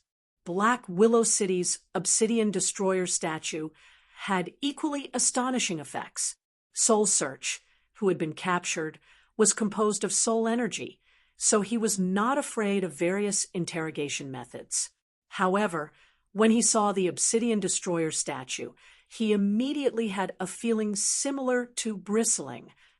In order to test the effect of the weapon, Snade canceled his amber seal and released Soul Search to face the obsidian destroyer. However, the soul energy released by the Calamity Generals was completely absorbed by the weapon, allowing it to complete its charging. Wings made of soul energy extended from the obsidian destroyer's back, and it flew into the sky like a griffin. It directly locked onto Soul Search and used pure soul energy to form a shock wave to continuously attack the Calamity generals. If it weren't for the Demolika's timely intervention to restrain the bloodthirsty obsidian destroyer, the captured Calamity general would have turned from an experimental subject to a dead experimental subject. In comparison, the alchemy golem unearthed in Lanfeng City was indeed more troublesome to activate. Unlike ordinary golems, when the engineering goblins designed this golem, they considered that Tribulation might use spells such as Striking Golem to attack the soul of elements in the golem. Therefore, they took a different approach and replaced the intelligent control center that provided the golem with the brain of a humanoid creature. From the outside, this stoop construct was composed of glass tubes, metal, and wood. On top of it was a brain covered in tempered glass, floating in an unknown liquid with 2 eyes. However, in order to keep the brain active, the engineering goblins were lacking in the anti-corrosion aspect. After hundreds of years, more than half of the brain in the vat had rotted away, and many of its functions could no longer be carried out. In the end, it was the remnant of the miracle craftsman race, Shay, who removed the tempered glass cover and took out the brain. First, all the rotten parts were removed, and then the brain was repaired with a chip that came with its own battery. When the alchemy golem was successfully reactivated, due to the lack of a corresponding Calamity General to test it, Snade could only personally confront it to test the specific functions of this rarely seen golem. As a result, he found that not only was the alchemy golem more flexible, its reaction speed was much faster than that of ordinary golems, but it also had a high resistance to other types of spells except for soundwave spells. This kind of golem also had a strange ability to absorb vitality. Through the 2 syringe-shaped magical items installed on its arms, the alchemy golem could absorb the vitality of the opponents it touched. Then, this vitality would turn into a kind of liquid and be stored in several containers in the golem's body. With this liquefied vitality, the alchemy golem could use a spellcasting method similar to that of the mages in the world of ashes, using the vitality of other creatures to provide energy support for spells, to cast many kinds of spells to fight with the enemy. To put it bluntly, when the alchemy golem faced an opponent with strong vitality, it would transform into a standard close combat mage, the kind that nurtured itself through battle and became more and more spirited. Fortunately, the steampunk Demolik was an undead creature, and Snade did not have any vitality for the alchemy golem to absorb. In the end, after the liquefied vitality originally stored in the alchemy golem's body was exhausted, the golem stopped attacking. "Good day, sir." The fat mayor of Soft Maple City arrived at the assembly hall early, and he repeated his greetings to all the guests who had arrived. However, at this time, his mood could be described as complicated. He was like a child who had lost his beloved toy but was compensated with a lollipop. Each city with a Calamity General sealed inside had unearthed their own war machines one after another, and they were successfully activated one after another. As the first to discover this secret, he had left his storm mech in Soft Maple City. He still did not know that the storm mech had been driven by Neru to a newly established weapon research center of the scale of Perpetual Order. The only good news was that as the war machines were discovered one after another, he, like all the Ramsey people, had more confidence in their hearts. For a group of people who had experienced despair, being besieged by monsters, and luckily escaping, knowing that they had weapons in their hands that could compete with those terrible monsters could more or less make them sleep better. "Good day, Mr. Mayor of Soft Maple City." As the host, Grimm was the last to enter the assembly hall as usual. He greeted everyone, including the fat mayor, one by one. Then, the commander of the 5-City Alliance sat in his seat. "Thank you all for taking the time to come to Emeraldwood City," Grimm said with assurance as he looked around. "Previously, I had formed a 5-City Alliance with Red Pine, Black Willow, Blue Maple, and soft maple. Today, I invited you all to come here to discuss how to continue expanding this alliance. Now, the awakening of the ancient slave masters has become a terrible fact. This is a huge test that all the Ramsey people will face together. In the previous battle, we have used the battle to test the strength of the monster army. They are very strong, very strong. The power of the five-city alliance alone is far from enough to fight against them. So I launched this general mobilization of the Ramsey people.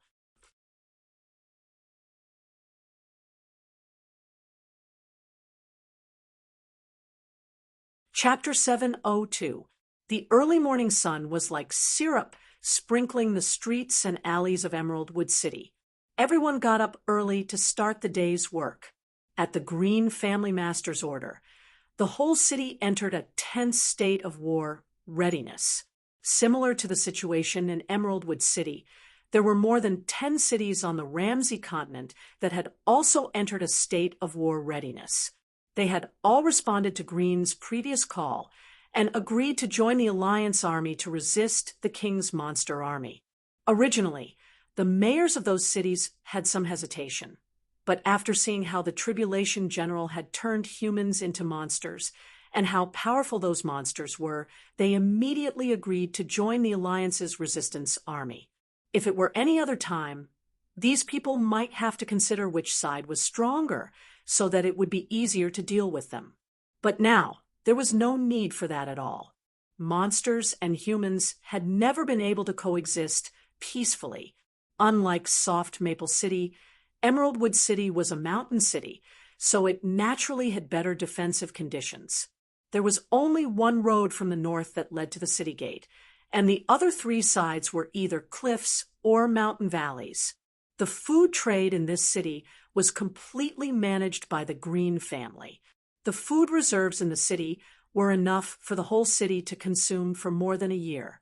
There were more than 20 public reservoirs, and the big families also hid some mountain springs in their houses.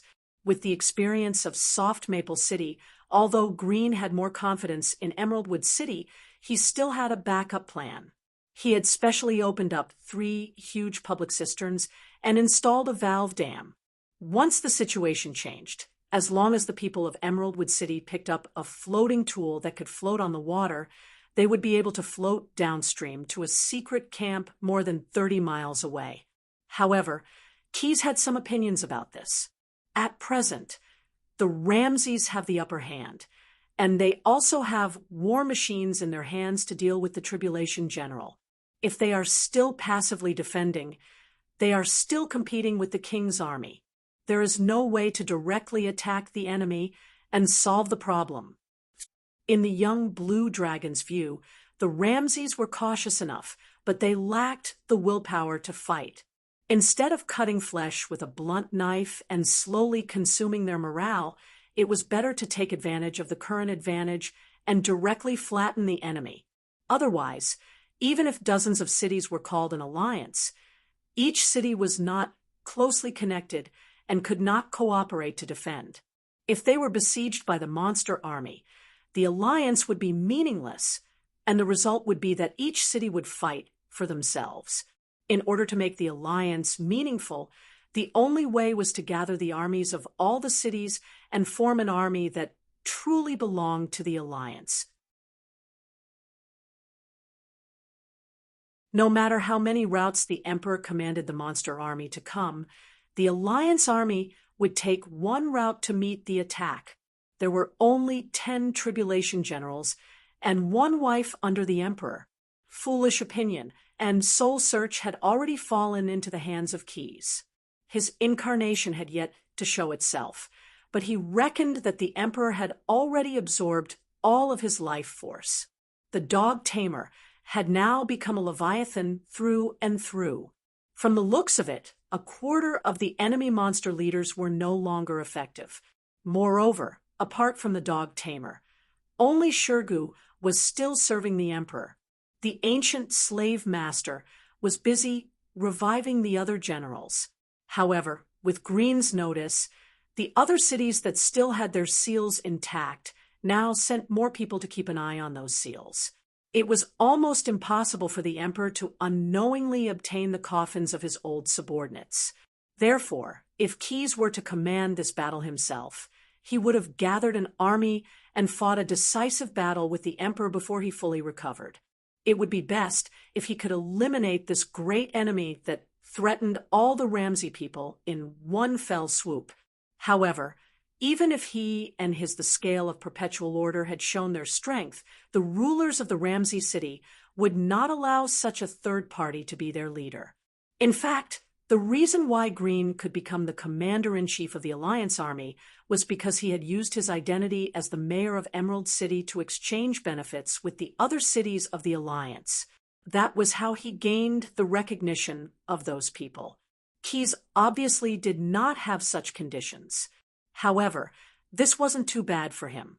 After all, in his original plan, he had hoped that the emperor could bring enough pressure to the entire Ramsey Plain and indirectly bring some sense of urgency to Dwarf Island, which would eventually influence the God of Virtual Games, STIM. However, just as he thought that Ramsey's counterattack would start in a defense counterattack mode, Dwarf Island made the decision to fight against the emperor before the Ramsey people did. The representatives of 3 large chambers of commerce arrived in Emerald City on the same day. They brought with them about 6,000 elite caravan guards and enough supplies to last them for 2 months. They were the representatives of several large families of Dwarf Island among the Ramsey people. These people brought the wishes of the master craftsman. Dwarf Island will participate in the fight against the emperor. Next, even more mechanized legions will be sent directly into the battle against the monster army. Currently, any city that fights against the monster army will receive additional gem coins from Dwarf Island this year. The many conditions that Dwarf Island offered were all to encourage the Ramsey people to fight against the emperor. Moreover, unlike the many indirect measures that had affected the Ramsey Plain in the past, Dwarf Island seemed to be serious this time. They were even going to directly send an army to participate in the battle. After all, this was the first time that Dwarf Island had sent a real army to interfere in the affairs of the Ramsey Plain after the Ancient War. In addition, the representatives of the Chambers of Commerce also brought a suggestion from Dwarf Island: hand over all the excavated war machines to Dwarf Island for research. They promised that they would be able to recover the technology and build more war machines to fight against the emperor. As compensation, Dwarf Island would return at least twice the amount of war machines to the various city-states. Without a doubt, Grimm first thanked Dwarf Island for their kindness on behalf of all the city mayors. Then, he said that the war machines could not be handed over to Dwarf Island for research because the battle against the Emperor's monster army was imminent. They had to rely on these weapons to deal with the Emperor's monster army. Of course, he did not say anything definite. Grimm said that if Dwarf Island could immediately send enough troops to join the battle, and at the same time prove that they could effectively kill the Emperor's monster army, then they would be willing to lend out the war machines. However, Grimm knew that this was impossible.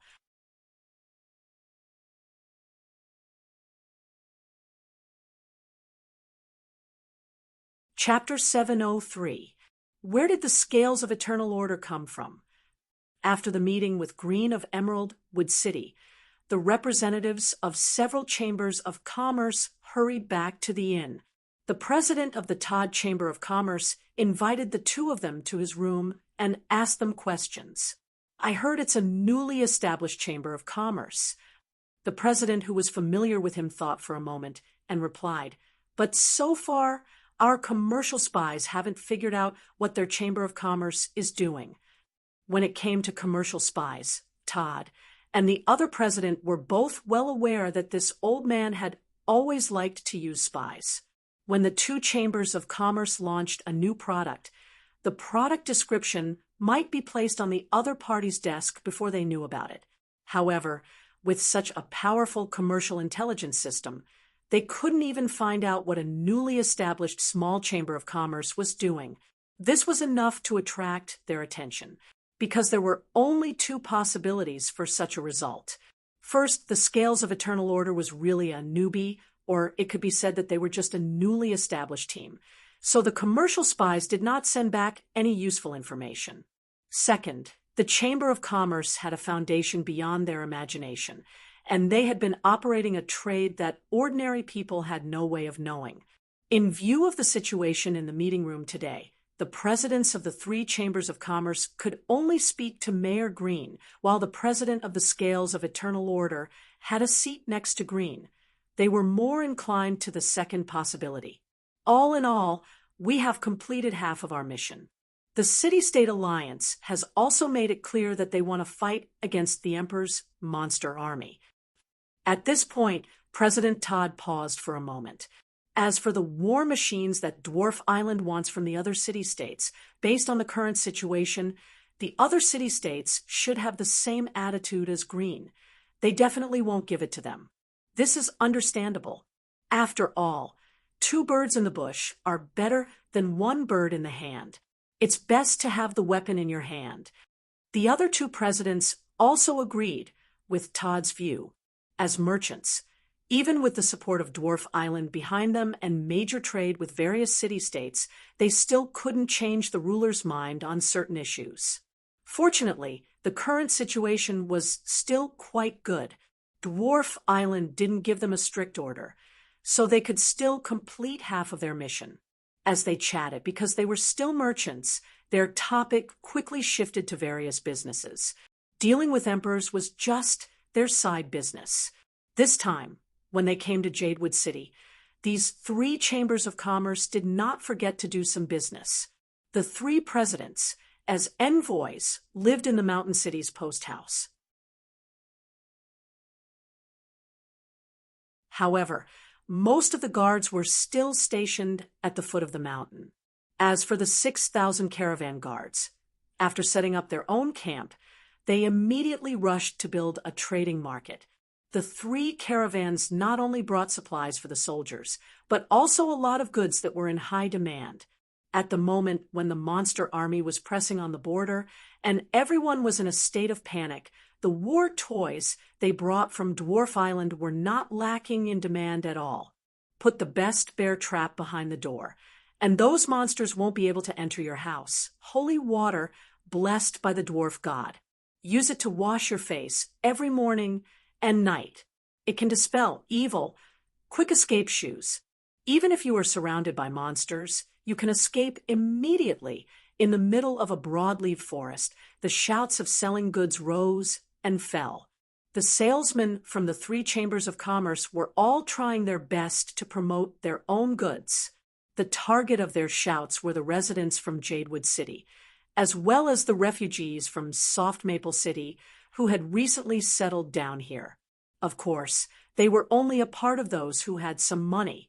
Old Bobby walked in the market.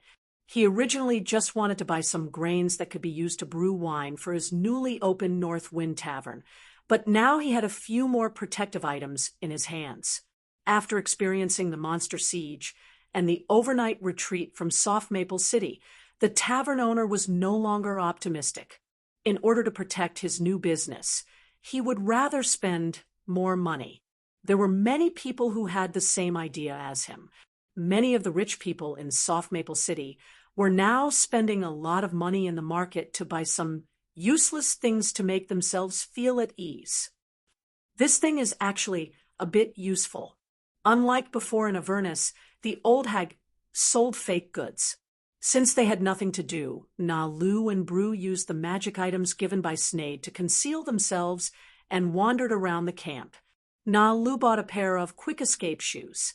After disassembling it, he said to his brother, "There are 2 springs in the insoles, and it seems that they are all enchanted with magic.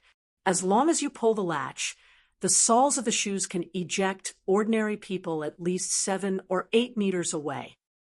At the very least, the things sold here are not false advertising." Brew bought a cup of sparkling drink. He said that it was made by grinding wheat blessed by the dwarf god into flour, making bread, and then fermenting it. The ogre gourmet sipped the drink and agreed with his brother's opinion. This drink is indeed very satisfying, as they said. In the huge forest market, the two ogre brothers disguised as ordinary people walked and looked around. From time to time, they bought some trinkets. They looked like two normal tourists. Just as they finished walking around and were about to leave the market and return to Emeraldwood City, Bruce suddenly had a feeling. He opened the food box on his back. Even though he was disguised as an ordinary person, he did not give up the habit of carrying this treasure with him. He took out a small jar from the box, dipped his finger in the mustard paste, and quickly wiped it on the tip of his tongue. An extremely penetrating sense of stimulation quickly spread to his five senses, under his deliberate guidance. This particularly penetrating sense of stimulation quickly rushed to his eyes. Bruce's eyes were moist, but he did not shed tears. This was because these tears, under the influence of magic power, formed a set of lenses which provided a sense equivalent to the eagle-eye spell. Bruce raised his head and looked up at the sky. It seems that something is falling from the sky, like a needle. No, like a column falling to the center of Emeraldwood City. The ogre gourmet frowned. He was familiar with this scene.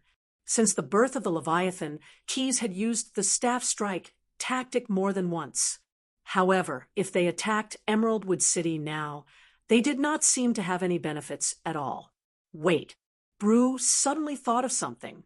He raised his head again and narrowed his eyes. As the column fell, it was getting closer to the ground. Bruce finally saw what the small dot at the top of the column was. Shirgu, he's copying our tactic.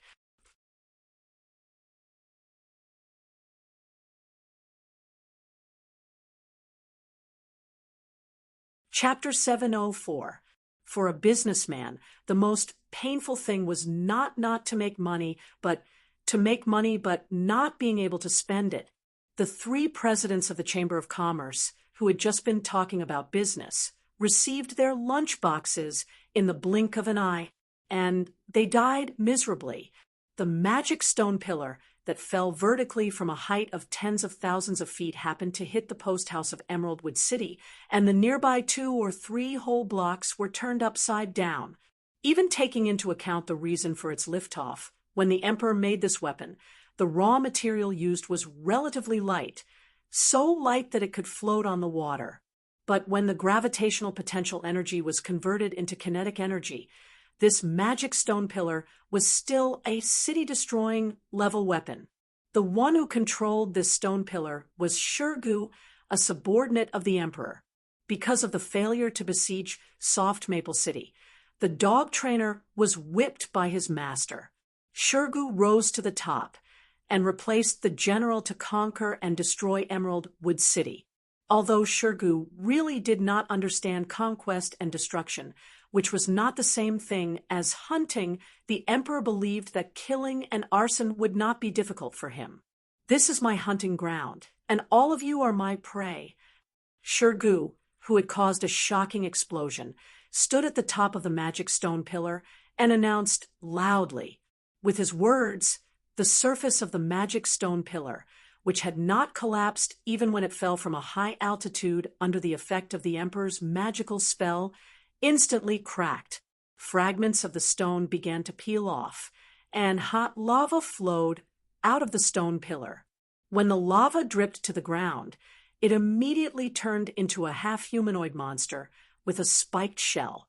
Their bodies exuded high heat, and as soon as they took shape, they waved their lobster-like chelicerae and began to charge around. These monsters were originally a kind of elemental creature called earthworm. They were violent creatures composed of fire and slag. They lived in the vast area filled with ashes and lava at the border between the fire elemental plane and the earth elemental plane. There, they fed on minerals and used their furnace-like bodies to smelt them into armor that gave them strong natural defense. Although, as an otherworldly creature, The earthworm did not need to eat to survive. A hungry earthworm would usually be much weaker than its healthy counterpart. The emperor summoned this elemental creature to the hatchery, then fed it with the metal residue obtained from the soft maple city. Finally, he used evil magic to twist it into a monster that did not belong to the natural world, the earth boa. After creating the magic stone pillar, the emperor first stuffed all the earth puppets he had created in advance into it, then cast a spell to raise the stone pillar tens of thousands of feet above the ground, and finally moved the stone pillar to the sky above Emerald Wood City. The reason why Shirgu was arranged to stand on the stone pillar was to ensure that the stone pillar could fall vertically and reduce the resistance to achieve a higher speed. Secondly, it was to let tribulation command these earth puppets, set this city ablaze, and force out every prey hiding in the buildings. Let me enjoy the pleasure of hunting to my heart's content. Shirgu ordered all the earth puppets. The monsters all responded with a sound similar to crabs spitting bubbles, and then did their best to rush to every building they could see. For the earth puppets, it was impossible to walk through the door in this life. The high temperature released from their bodies allowed them to instantly turn the walls made of logs into charcoal so that they could break through the walls and enter. If they encountered a wall made of hard rocks, the earth puppets would use their innate ability to merge with the rocks and move forward. Faced with these uninvited guests, the citizens of Emerald Wood City began to spontaneously resist. They waved kitchen knives, benches, and wooden sticks, trying to drive these monsters out of their homes. However, those things either could not break the hard shell of the earth puppets, or were ignited by the lava ejected from their bodies, drowned, and melted away without a trace. As a last resort, more and more citizens ran to the streets. Without exception, these people all became the prey of tribulation's bone bow, and were tragically slaughtered by Shirgu. In a short period of time, Emerald Wood City, which had just recovered from the shocking explosion, instantly fell into 2 more blocks. Many of the citizens who fled to the streets were killed by arrows and began to mutate into semi-mature monsters. Howl, despair, then embrace death in pain. Shirgu, like a neurotic, announced loudly while flying in the air. On the path he passed by, the chilling flowers of blood bloomed one after another. At this moment, from afar to near, bursts of buzzing suddenly sounded. Like an octopus, drones took off one after another from the Green family's mansion, forming a swarm formation and rapidly approaching tribulation. New tricks. Shirgu looked at the drones flying towards him and said disdainfully. He pulled out a bone arrow from the dendrobium between his legs, lightly knocked the bowstring, and shot at the drone closest to him. The bone arrow tore through the air, making a hissing sound like a wild snake spitting out its tongue. However, the drone did not dodge. Instead, it shot a crossbow arrow at it, and with a ding sound, the bone arrow was shot out of the air. Huh! Shirgu was slightly startled. Immediately afterward, the group of drones swarmed forward like wasps that had their nest blown up, surrounding Robert tightly. Bang! Bang! Bang! The rain of arrows continued to rain on Shirgu as if they wanted to annihilate him. With no way to avoid it, Tribulation could only use advanced teleportation to free himself from the encirclement.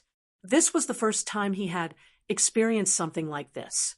One had to know that Shirgu was originally a hunted corpse by the Emperor, a kind of flying Kwai-Kalaying.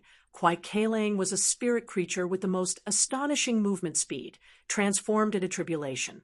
This had always been a skill he was proud of. Bone arrow clone technique. After teleporting out of the encirclement, Shirgu immediately drew his bow and shot out bone arrows like a cannon. In the process of flying, these arrows split into 2, 2 into 4, 4 into 8, forming a real downpour of rain. The drone swarm could not dodge in time. One after another, the important mechanical parts of the drones were hit by bone arrows, and then they fell from the air to the ground like dumplings. "That's it," Shirgu said with a proud grin. However, he only said half a sentence and could not say the second half. It turned out that after the drones fell, there was a flash of yellow light on the fuselage immediately. That was the construct repair added by the engineering goblins on the core components. Then, they flew back into the sky. What the hell? Tribulation General cursed. Faced with the swarm of drones again, he could only choose to retreat quickly and then think about other things. After all, he was good at speed and archery, not high HP like the dog tamer. The power that these drones had just unleashed had revealed the ability to kill him completely.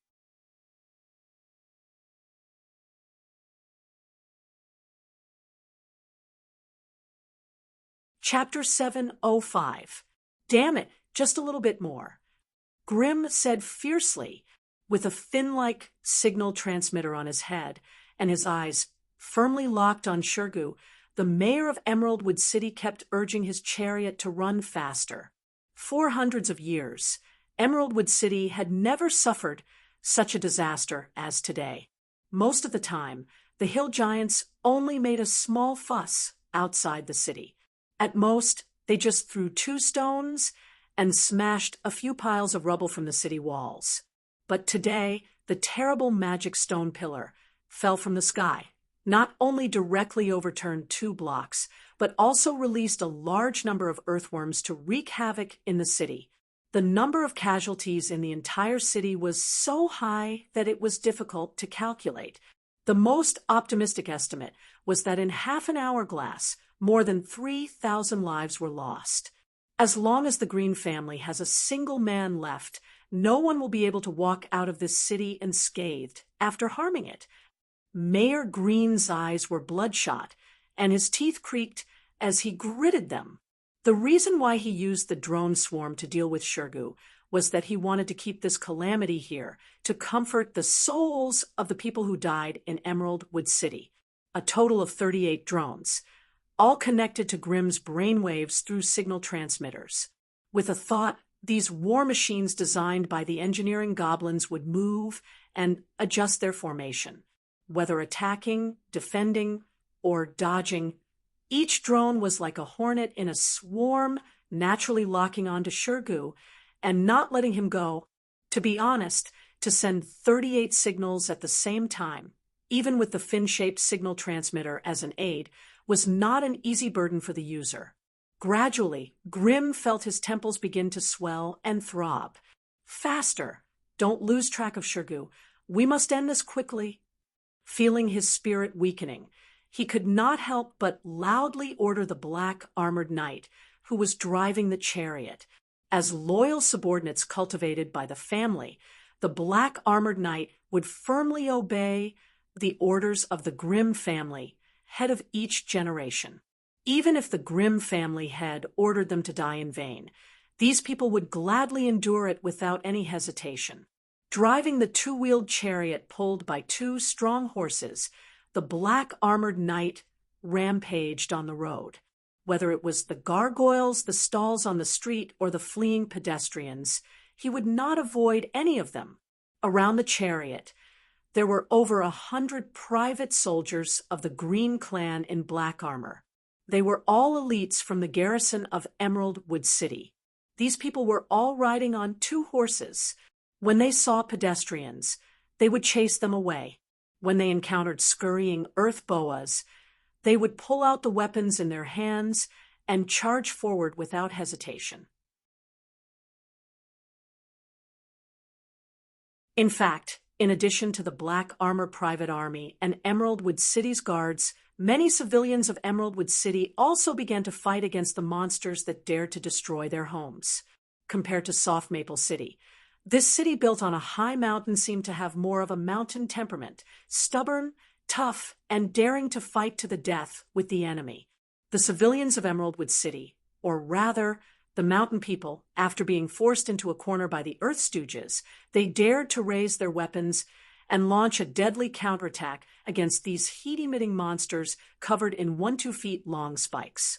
In the beginning, ordinary civilians were indeed no match for the earth monsters. No matter what kind of weapon, when it hit the hard shell of these monsters, it would always be ignited or directly broken. When the Earth Stooges hit ordinary people, it was really one punch, one child. They did not encounter an opponent. However, as the battle continued, some people finally discovered that these monsters were actually somewhat afraid of water. When they encountered a single Earth Stooge, as long as water was splashed, they would be afraid and take the initiative to retreat. There were even people who used cold well water or ice from the ice cellar to hit the Earth Stooges. The Earth Stooges would explode on the spot with a bang, and it would take a long time for them to get up again. Gradually, the Earth Stooges that suddenly entered various buildings began to be driven out of their homes. More and more people carried buckets of water, and in their hands were hardwood door bolts that were as thick as bowls, chasing after these monsters. Shirgu, who was flying in the air, was now in a terrible fix. As the Earth Stooges controller appointed by the Emperor, he could somehow learn about the monsters' every move, but at this time, he could not concentrate on giving new orders to those monsters, because the drone swarm was firmly behind him. As long as this tribulation general paused for a moment, those drones would swarm up, try to surround him again, and then fire a dense rain of arrows at him. "Ghosts don't go away," Shirgu muttered in exasperation, although he did not know that as long as he persisted for another hourglass, even if Green could still command, the fuel of those drones would be exhausted. But this tribulation general finally chose to listen to his inner thoughts. "I can't fight with these mechanical creations. The Emperor is experimenting with modulated beasts that can fight against these war weapons. Instead of fighting to the death with them now, it's better to wait for the next time to bring the modulated beasts to deal with these guys. I'm just a hunter. It's not worthwhile to fight to the death like that dog trainer. The Emperor knows my choice, and I think he won't blame me too much." After he convinced himself, Shirgu no longer hesitated. This tribulation general decisively used advanced teleportation and once again widened the distance between him and the drone swarm. Then, he fled out of Emeraldwood City without looking back. As long as he could get into the dense forest, as an excellent hunter, with the complex terrain there, he was confident that he could get rid of any opponent who wanted to track him. Unfortunately, someone had the same idea as him. "Since you're here." Near the city gate, Keyes held a double-barreled, short-barreled gun and looked at Shirgu, who was fleeing in the direction of the dense forest. His figure flickered and appeared in front of the tribulation general. "Don't go." Because he had to face an opponent as swift as the wind, he had just upgraded the Whaler and canceled the original trigger mode. He put a metal coil around it and turned it into an electromagnetic short-barreled gun. With a thought, a blazing electric current gushed out from Keyes's palm and instantly activated the electromagnetic short-barreled bullets inside the barrel. 2 round warheads shot out and caught the shocked tribulation general off guard. Because it was a close-range shooting, Keyes chose a more handsome, efficient execution gun. The bullet, wrapped in powerful kinetic energy, directly shattered Shirgu's head. Plop! The headless corpse fell straight to the ground, splashing dust on the ground. This tribulation general cooperated and stayed in the walls of Emeraldwood City.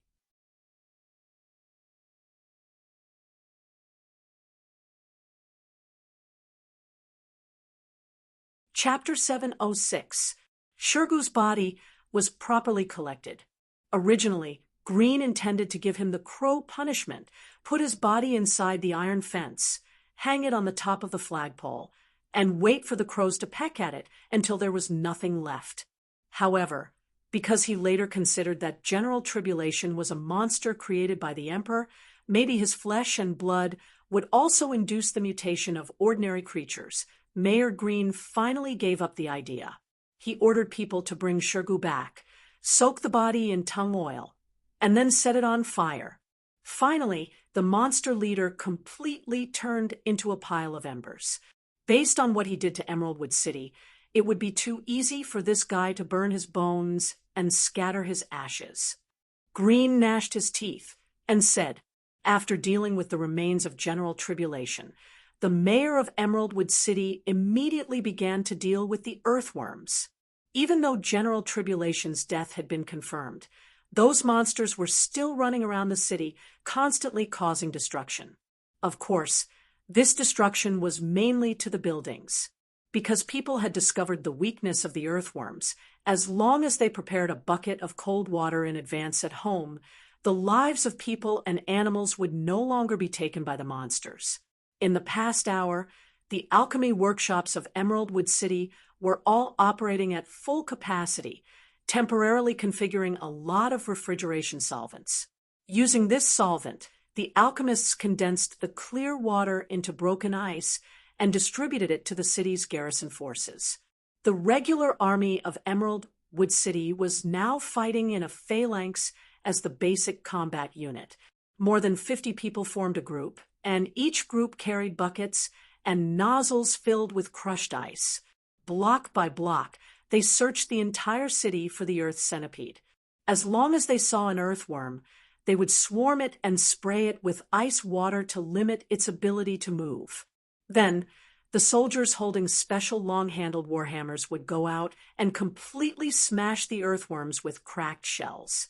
If the regular army was responsible for pressing those monsters to death one by one, then the ordinary civilians of Emeraldwood City mostly shouldered the mission of expelling the earthworms. Because of the constant strangulation of the regular army, most of the earthworms began to learn to avoid the main streets, hiding in the corners of the city. Therefore, ordinary civilians could only rely on splashing water to expel them from their homes. When they ran to the street, they would naturally be found by the regular army and then be besieged and killed. The strange green flame formed a light curtain. The emperor and the dog trainer, who had recovered from the whipping, stood in front of the screen and watched the scene inside. They saw Shirgu, who was like a divine soldier descending from the sky, manipulating a magic stone pillar to pierce into the heart of the Alliance army, poking a big hole in Greenwood City, and then began to kill in all directions. However, when the drone swarm appeared, the situation on Shirgu's side suddenly reversed. This General Tribulation was forced to flee by the drone cluster. In the end, he had to completely give up commanding the Earthboar and flee. What surprised them even more was that Shirgu, who was known for his speed, didn't even manage to escape Jadewood City before he was stopped and shot in the head. The Emperor did not express any opinion on the death of the general. He was neither angry nor vexed. He just reached out his finger and fiddled with the light screen, and the scene changed to some other place. Looking at the Earth Stooges that were being slaughtered, the Emperor revealed a chilling smile. He lowered his head to look at the hound trainer and asked, "Do you understand?" "My lord, I don't understand." The hound trainer answered honestly. He really didn't understand why the Emperor was particularly interested in the Earth Stooges. Could it be that in his eyes, Shirgu was not even comparable to a group of mass-produced monsters? The Emperor snorted, and a plume of black smoke came out of his nostrils. His big mouth full of fangs began to open and close. A large number of incantations that ordinary people could not understand at all came out of his mouth, one after another. As he chanted, the Earth Stooges and the green light curtain in front of him all looked like they had drunk fake wine, and their steps became shaky. It didn't take long for all the Earth Stooges to lie on the ground. The spiked shell wrapped around these monsters instantly shattered, and many hard-shelled insects about a foot long with a cone-shaped spike on their heads drilled out of the bodies of the Earth Stooges. They didn't make any unnecessary movements. As soon as they appeared, they raised their bodies and slammed the cone-shaped spike on their heads into the ground. Then they quickly dug into the ground, leaving behind only a high-temperature, bowl-sized tunnel. Water is the source of life. After using his evil magic, the emperor grinned. At least, for those pitiful creatures that have not yet received my rebirth, it is indeed so. If they don't drink water, they will die. They think they found the weakness of the Earth Stooges, which is that they are afraid of water. But they don't know that the Earth Stooges only hate water and not fear it. The Hound trainer was puzzled. Seeing the expression of his trusted subordinate, the emperor couldn't help but laugh. If they are forced into a corner, the Earth Stooges can make that place no longer have any water. Things that start with water will always end with blood. Listening to the continuous reports of the clearing of monsters in each block, Green couldn't help but breathe a sigh of relief. He believed that Emeraldwood City had finally survived today's disaster. The most important thing now is to count the losses of Emeraldwood City. And then, while he was issuing orders to the summoned officials, he stopped abruptly halfway because the door of the meeting room was directly broken by a black-armored knight. "Sir, there is a situation." The black-armored knight energetically ran in. Seeing Green, he didn't have time to salute and loudly reported, "Those monsters all turned into insects, and those insects all drilled into the ground. Also, we received a lot of reports that after those insects drilled into the ground, the springs in Emeraldwood City no longer have water coming out." "What?" Green's eyes widened. As the ruler of the city, he knew how precious water was. The reason why Emeraldwood City was able to stand among the towering mountains and precipitous ridges was because there were several hundred springs in the city that were connected to the underground. They could completely meet the daily drinking water needs of the entire city, and there was no need to draw water from the river at the foot of the mountain. But now, those Earth Stooges that had turned into insects drilled directly into the ground. They used their bodies to release high heat, melting rocks and soil, blocking almost every spring that could produce water, cutting off the lifeline of Emeraldwood City. "Quickly send people to check those reservoirs." Green's mind turned, immediately thinking of something. His voice raised an octave. "Make sure there is no one there to destroy. That is the last public water source of Emeraldwood City." You're tuning in to the Mystic Fist YouTube channel. Don't forget to subscribe and join us on this journey to catch the most captivating stories.